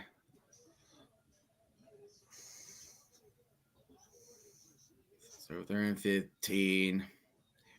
Also, as he would say, where's the Big Macs? Trump and his McDonald's, man. His Mickey D's. 3-15. Drop it back. It's Perkins. And he throws it to Mariner. He will be down at the 30. And it's fourth down. Wait, Perkins is limping. Did you realize that? No, I did not. He's limping. He's 100% limping. I forgot they had another timeout. Whoops. That's my bad. And it's 4th and 3.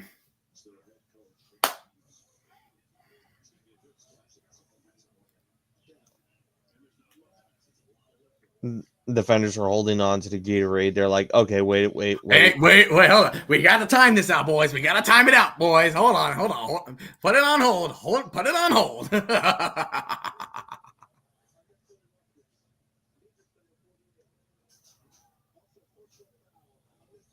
Oh, UFL Gold has a point. I love to see them announce the new teams at the NFL Hall of Fame game. That would be nice.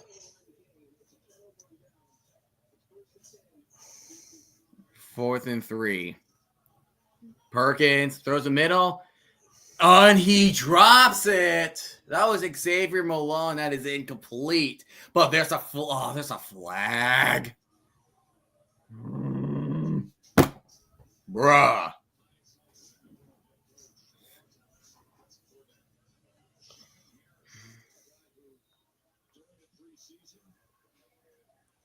I feel like if the expansion does happen, I think I don't know. It's up in. I'm just gonna say this. It's like I have no word on it besides of saying it's up in the air. It went from like, yeah, for sure we're doing it in 2026 and 27, but now it seems. Are we saving it for 27?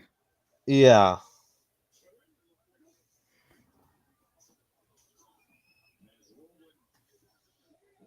Oh, offsetting penalties.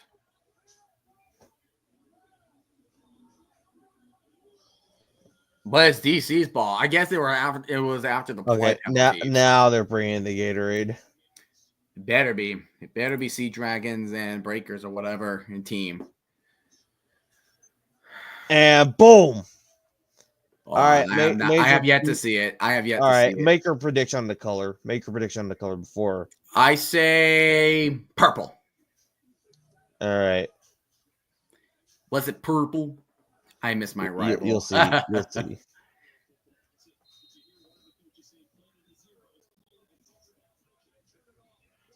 There's Tayamu. 138. Oh, first down 10. We just need one more first down. And that will be it. Roland in motion. Handing off to Roland. And Roland with his speed. He gets the gain of 6. Gain of 5. Gain of 6.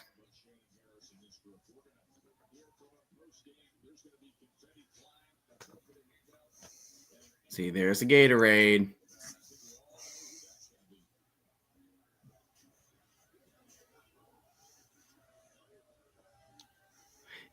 It's yellow! Yeah. Classic yellow. And there it is. If you're wondering, DC did cover tonight. Yeah, they oh, he's short. They covered. Well, we need one more play.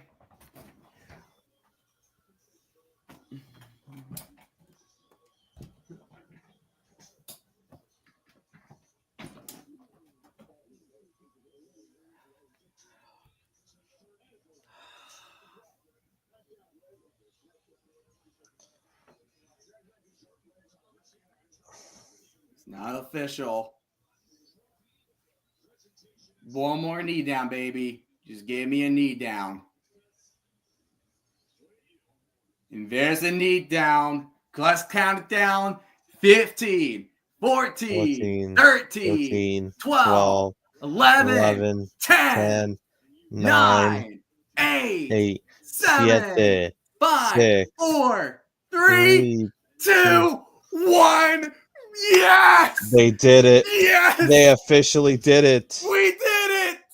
We After 5 freaking years. did it! After 5 years. We did it! Ah! GG's, man. Anyone that's not my team, but Yes! what a game. We did it, boys! What a game. What a season for the DC Defenders. Oh my goodness!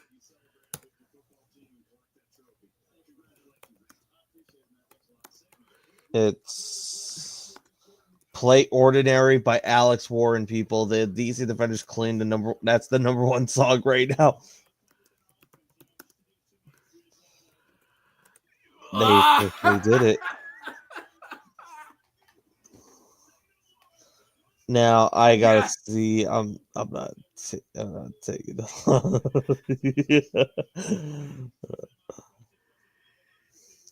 Let's freaking go!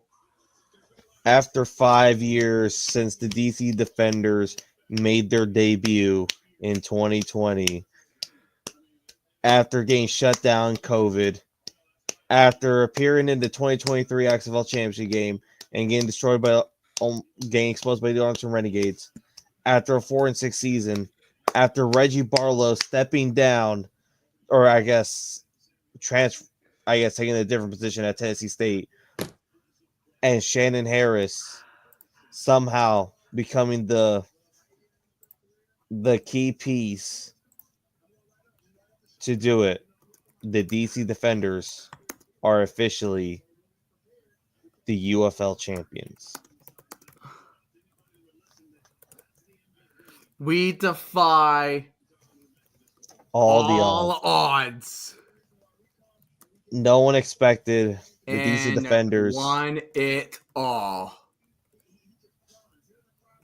What I'm a proud. season. I'm proud to be a DC Defenders fan.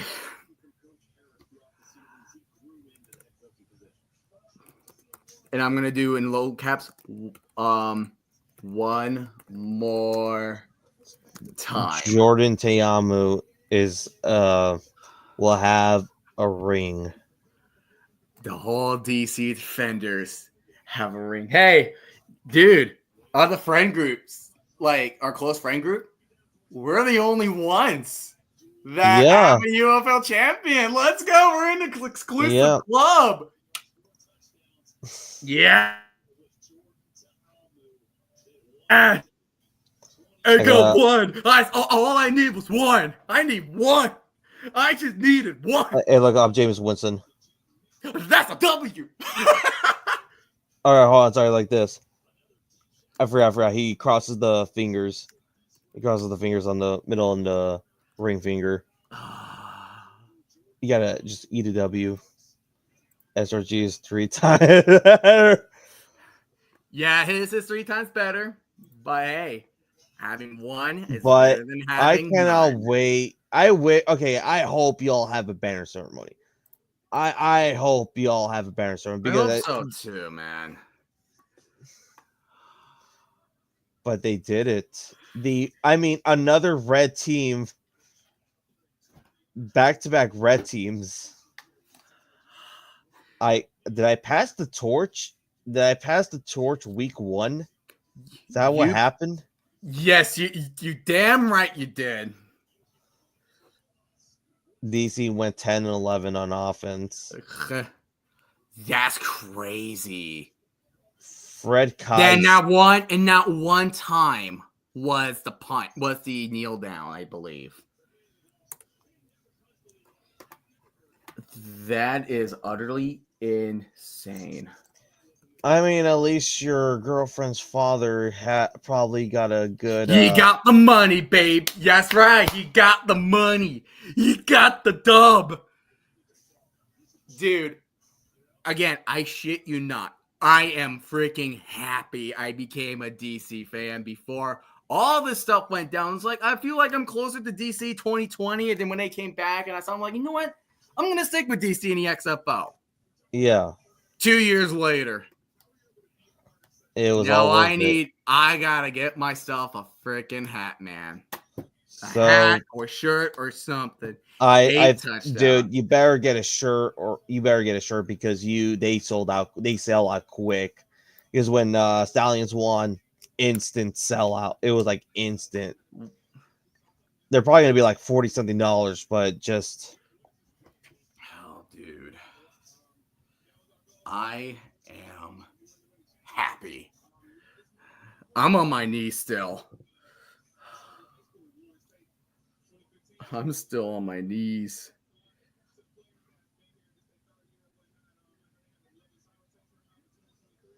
Okay.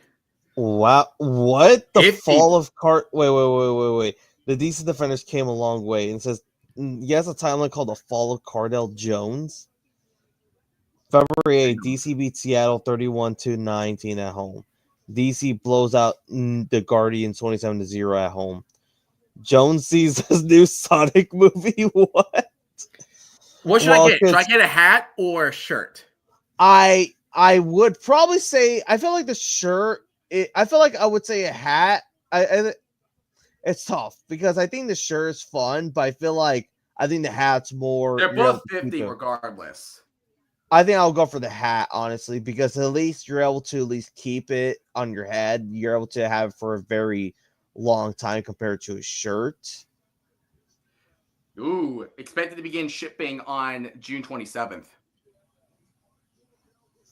I mean, not surprising because I mean they just announced it's a pre-order.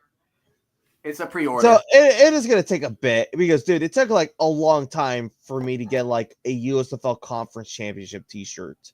I am not joking. It took me until like August just to get the. I accidentally pressed 2 instead of 1.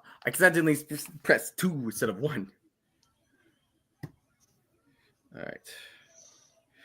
But dude, all right, so total yards for both postseason games from the Defenders, 969 yards, 49 first downs. What in cracked. They're cracked. And there they are. The DC Defenders are on the podium or on the stage. I feel very happy.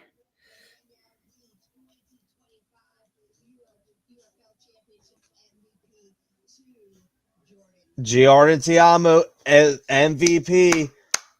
Game the MVP. Freaking served. Yes.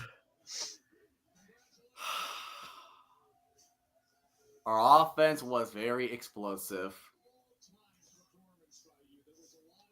And now after this, get ready for the NFL side. I'll be right back.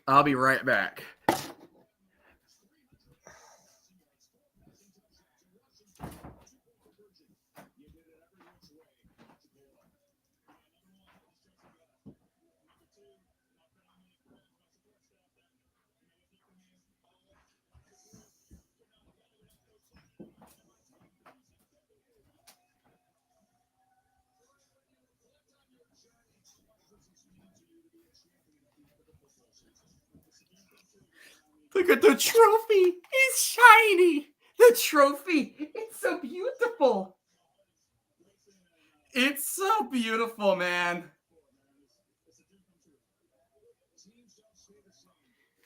MVP freaking P, dude.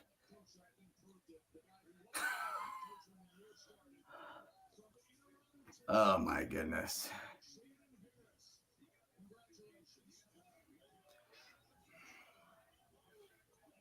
All right.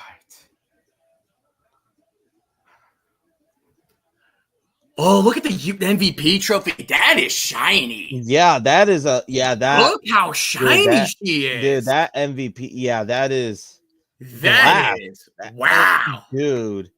That I would probably put it in bubble wrap right now. Like dude. I would put that in bubble wrap right now because that is a Okay. Orders being processed.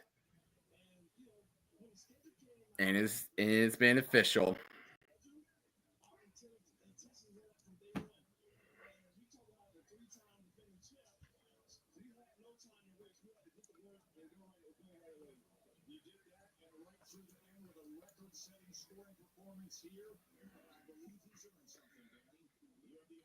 Oh, dude, I am so damn happy.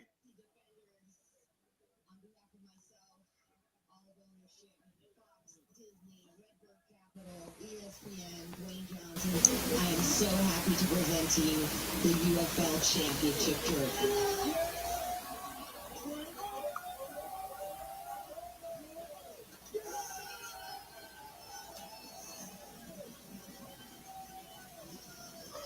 there it is, the confetti. All right. Oh, I haven't seen it yet. I'm just nonsense right now.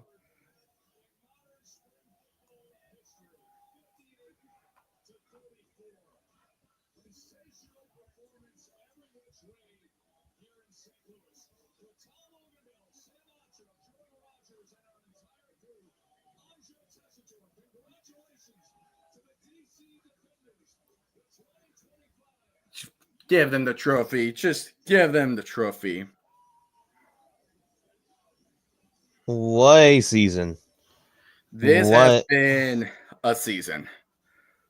I mean what this season was it was something like it. I mean, one thing I like to say positive about the season in general.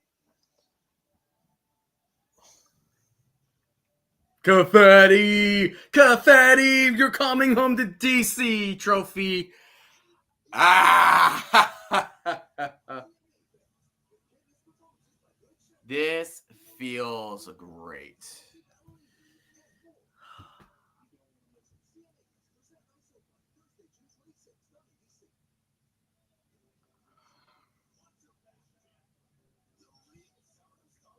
You've done it.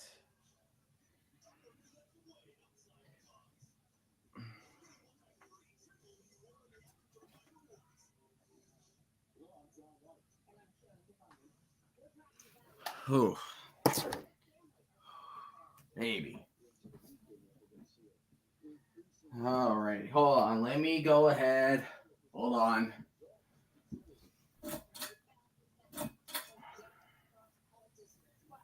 Hold on.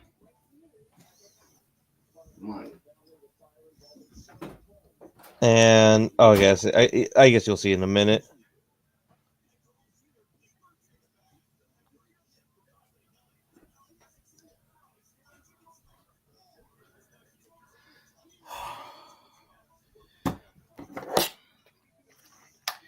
All right.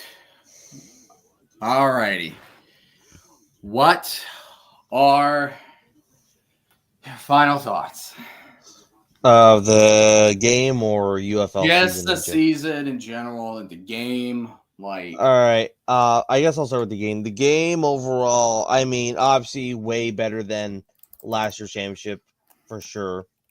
But I mean, like this game was wild. Like, I mean, even though what the score says, despite what the score says, this game still had like its fireworks. mhm. Like that I can say. Then season in general, this was probably, I mean, I don't know what to fully describe this NFL season, UFL season. Sorry, it's just, it's like I'm not saying it was terrible. Obviously, it was a pretty good season. I think it was. I don't know how to describe the season because it's just like I mean, is it a step up from last year? It depends on how you go from it. Mhm. But I feel like just background. I'll just say this: UFL, there's some UFL. You got to work on your marketing. That this was just very, very bad this season. Besides word of mouth and social media, you didn't really have much. And I get it, I get it, if you're from Skip Holtz as like, well, we're in Arlington, for most of the time, we're in Arlington, only up until we play our games. And I get it, but it's just I guess this is just gonna be like, I mean, football wise, it was still pretty fun to watch. Oh, it was fun But football. No fun doubt about football, that. but behind the scenes, they gotta work on stuff. The attendance was worse than last year. Yeah, and Especially especially to teams Memphis, like Memphis, Houston. Houston, and I don't know what can you do, because there's been now rumors of rebranding from both teams. There's been rumors now about changing the conference to make it more like a North versus South structure, Yeah. apparently, which I don't really How are you gonna like. work out that when there's like literally two teams in the North, technically? Yeah, I mean, okay, so you'll have the St. Louis Battlehawks, the Michigan Panthers, the DC Defenders. Who else? That's the problem. Who's your fourth team? Are you going to say Memphis just because? Are you going to say Probably Memphis, maybe, but it's the same that time, it's like Memphis. Like, here's the problem: it's like Memphis is kind of considered like a little bit of the South. Birmingham, they are a South. Southern team? Yeah, And the it wouldn't make. Italians are going to be like part of that South Division, like what the Guardians have went. Like, you're surrounded by all three Texas teams. Yeah, That's an issue. but I mean, are okay. So I mean, expansion is going to be very weird now, because I mean they they now don't seem pretty confident right now whether or not expansion is happening in 2026. They were pretty confident this past earlier in the season. Before the season even started, like they announced like team marketed or like looking to see who we could get like an expansion for 26 and 27. Yeah, so but I mean, so what is the latest news we could hear? I think, in my opinion, my prediction is that we get the news around New Year's. That's the only way I could see this. And it's been typical of having it in New Year's too. Yeah, yeah. Unless somehow we get a surprise during, like, let's just say mid off season, like around October, November, or the NFL offseason, or the Hall of Fame game. Hall of Fame game. Someone suggested that right now. But it just feels like, what is the direction? I really want to. Okay, here's the thing. Do I really want Memphis to leave? No. No, absolutely not. We want to make sure that we all stay. It just feels like, yes, everyone's like, oh my god, they're 4,000 in attendance today, or there's 3,000, or there's like 5,000, 6,000 attendance tonight in Memphis. It just, I don't know marketing is one of the issues, but it just feels like there's actually more to this. It's just like, again, Memphis is not a great team, but they were still doing decent in 2023. I just don't know what you can do. It's a lot of question marks coming in. I feel like there's a lot more questions than there was last year. Yeah, last year it felt like, let's just get this league up and running. Let's just make sure that we get a good quality product going, and we'll worry about attendance. We'll worry about attendance later. Let's just right now just try to get the rating. I guess like last year was pretty much like, get the TV ratings going. Which TV wise is still doing fine. It was okay. I mean, it might dip a little bit, but it was still doing great. Yeah. But I mean, now everyone's now concerned more about what the attendance is going to be like, it's more live attendance. That's the issue. And then now and then now it's like besides St. Louis still trying to pump up the still having the most amount of fans. Yeah, you have DC DC's still doing pretty good. Michigan at least was getting more better. Michigan was improving in attendance. I will give them credit for that much. So I mean, next year I think Michigan definitely at least still has a place to stay for Ford Field in 2026. Yeah. Now Birmingham, although it's intense, but still not And that bad. one game was Mother's Day, so it's like I leave that in an exception. Yeah, because if you're doing Mother's Day in the Sun Belt, everyone's like saying, "Yeah, it's Mother's Day in the South." What you kind of expect. Yeah. I don't think everyone's like. I don't think everyone and their mother is like, "Yeah, I want to go to a UFL game." But so I don't blame them. Mm-hmm. But what's another thing? What's another thing? But right now, I don't know. I feel like, what do you do this offseason? I guess that's like, what do you do this offseason? Would you try to get like players to go to Birmingham and just or Birmingham, St. Louis, or any other city to at least try to get this league going, to at least show that, hey, like we're actually want to be the home market? I feel like the problem is like as of right now, because like everybody's like all huddled in Arlington. I feel like once like the league is up and running for a little bit, the 8 teams should have the money at least to like give themselves like a little facility in their own, like get leases on buildings and like find a place To finally have practice for their home fields like they were in the USFL in 2022. And I get it, people didn't like the USFL 2022 or 2023 hub system, but I felt like money. It saved money, and at least there was like a better direction. Because at least with Memphis, because here's the thing. In 2023 in USFL, it was still split into 4 markets, but guess what? Philly and Detroit were in practices in Detroit. Pittsburgh and New Jersey, guess what? In Ohio, practicing there. Birmingham, New Orleans, in Birmingham. Houston and Memphis, guess what? In Memphis. They weren't like, oh, we're gonna go to y'all are gonna stay in Birmingham for the whole week of practice, and then we'll fly you out to whatever stadium you have to play this week. So I mean, I think they're doing all right. I mean, at least there's something going on. At least they have a UFL headquarters in Arlington. So Mm-hmm. I mean that's something. So it's not like there's like, oh, we're still like there at least maybe is some sense of direction, and we may not see it yet as of right now based on how it looks on the optics, but maybe hopefully within a few months we get like some type of news that sounds like it's going to be good, because Skip Holtz is saying that still. Skip Holtz is kind of giving out a positive outlook. Bryce Perkins today on John Gruden's interview, kind of saying like, "Hey, this is a good opportunity for anyone who wants to try it out. It's a developmental league. If you want to show your talent, go to UFL." So it's not. So at least it's like showing like everyone like, "Hey, we're here to stay. We're not going to be shut down within the next year or so, like the USFL in the 1980s or the UFL in the early 2010s." So football wise, it's still fun to have.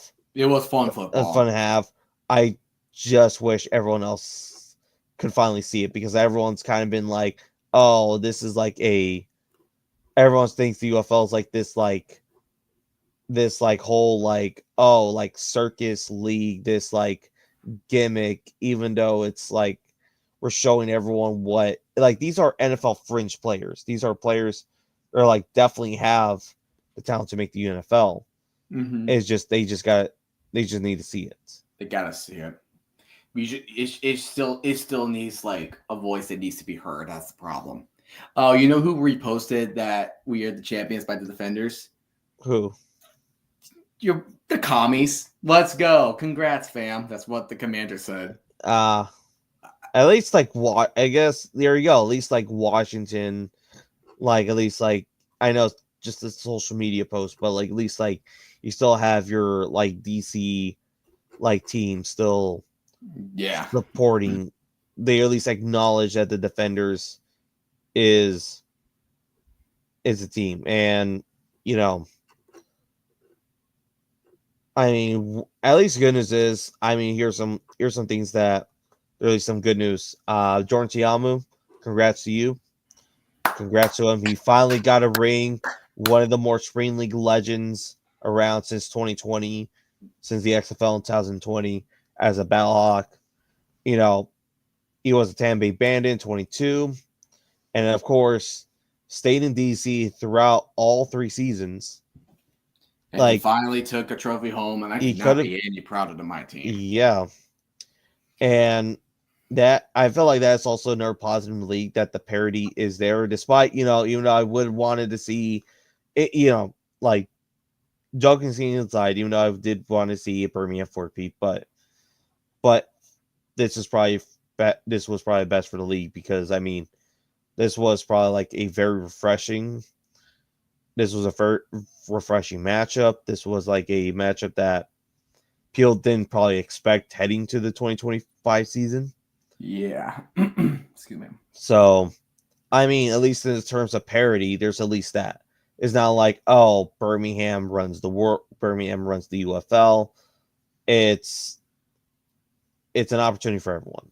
I mean, It's the league of second chances. That's League what of second everybody chance. needs. They need second chances to have their shot again in the NFL.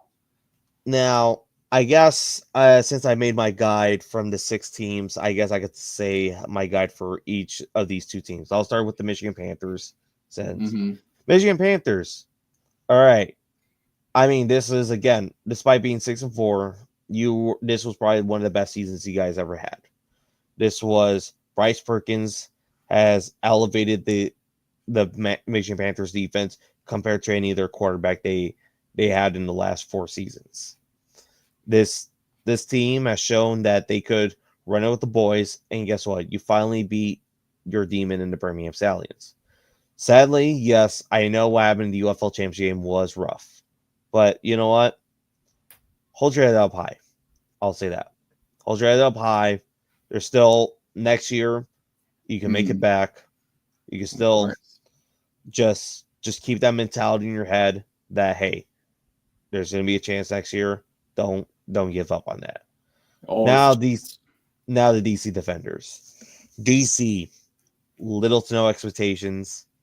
Everyone just thought this was just going to be a very rough season from the start. I mean, like, first losing your head coach, then losing, you know, your defensive coordinator in Greg Williams, and everyone thought, hey, this is probably the end for the DC Defenders on the road. Guess what happened? Week 1, pulled the biggest upset, at least at the time, to the Birmingham Stallions. Then after that, it's like, all right, it's a fluke. Everyone thought it was a fluke because, you know, an interim head coach could get that one lucky win, and you know, they'll suck the next week, and so on and so forth. But guess what? They still kept going.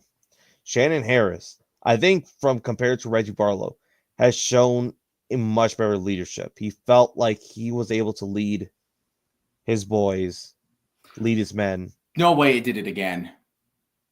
It did it again. No way. I mean, Well, I feel like we should probably hang on. Let me refresh it.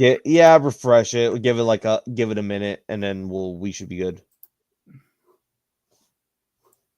Well, maybe hold on. I'll wait until like it says like it stops responding or something. Yeah. God, I hate when it does that crap. That's the second time today that it did that. Come on, give me the pop down. Give me the pop down. That's all I need.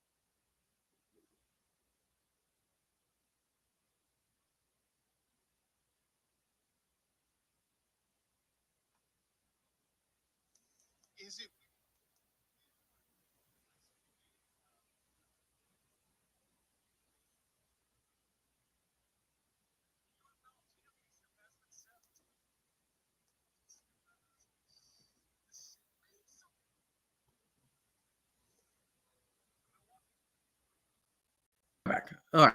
We're back. All right. But again, Shannon Harris, Blake Williams, they did a phenomenal job. He led his team. He still motivated his team. I felt like, at least compared to Barlow, Shannon Harris probably did a way better job. But a lot of fight. A lot of fight. They, even in games that these defenders were off, they still find ways to get a win. Because I think last year, probably there were some games that you probably could tell that these defenders were probably lost in. Mm-hmm. Would have felt like they just Fred Kais. I mean, I don't know what to make of him. I honestly don't really know what to make of him because it's like last year he felt like he was kind of on the hot seat, but then like this year, I mean, he won the assistant coach of the year, but just I don't know what to make of him. It's weird, but hey. I mean, Jordan Tiamu redeemed himself from last year. Definitely had one of his best seasons, and eventually these defenders kind of went hot. I mean, I thought when they had those, honestly, when they rested their players the last 2 weeks, I was kind of suspicious about it because, you never know, they could be sluggish going to the XFL Championship game, but no, they executed. They play like they never left. Yeah. So again, these are defenders. He finally did it. We freaking did it, man. I cannot be any more proud of this team. Yeah. I cannot be any more proud. Oh my God. And I just realized every game I streamed with the defenders, they won. Oh, shoot. Right. It was, so I did what? So I did Stallions, 1. Showboats, 1. Battlehawks, 1. And then I think the very next game I did was did you do Arlington? No, I did not do Arlington. But the Battlehawks XFL Championship, 1, and tonight, 1. But wow. But yeah, but good job for you, man. Thank you. Proud of you. I'm gonna have a lot of bragging rights. I'm so gonna talk shit to Thomas. Well, let's see if he finally he's Yeah. finally alive. We'll see how he is. See how he is, yeah. I hope he's doing okay. But Yeah. it's been a fun ride in the UFL season. So hopefully I can see if I can do it again next year.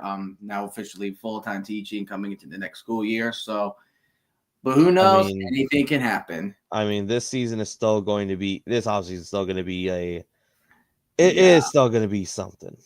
Yeah, it will be something. But thank you guys so much for joining me and SRG on this ride of the UFL Championship. So I'm still working on my video project that is going to take a little bit because I had to do some research and figure out what I need to say. So do you have anything that's going on in your side of things? So far, not really. No, not really. I mean, I guess I'm gonna try to get the fantasy draft game together, but otherwise, I got nothing. All right. So thank you guys so much for joining us, and I'll see you and hopefully I'll see you guys soon. Have a great rest of your night, everybody. Have a good night, everyone.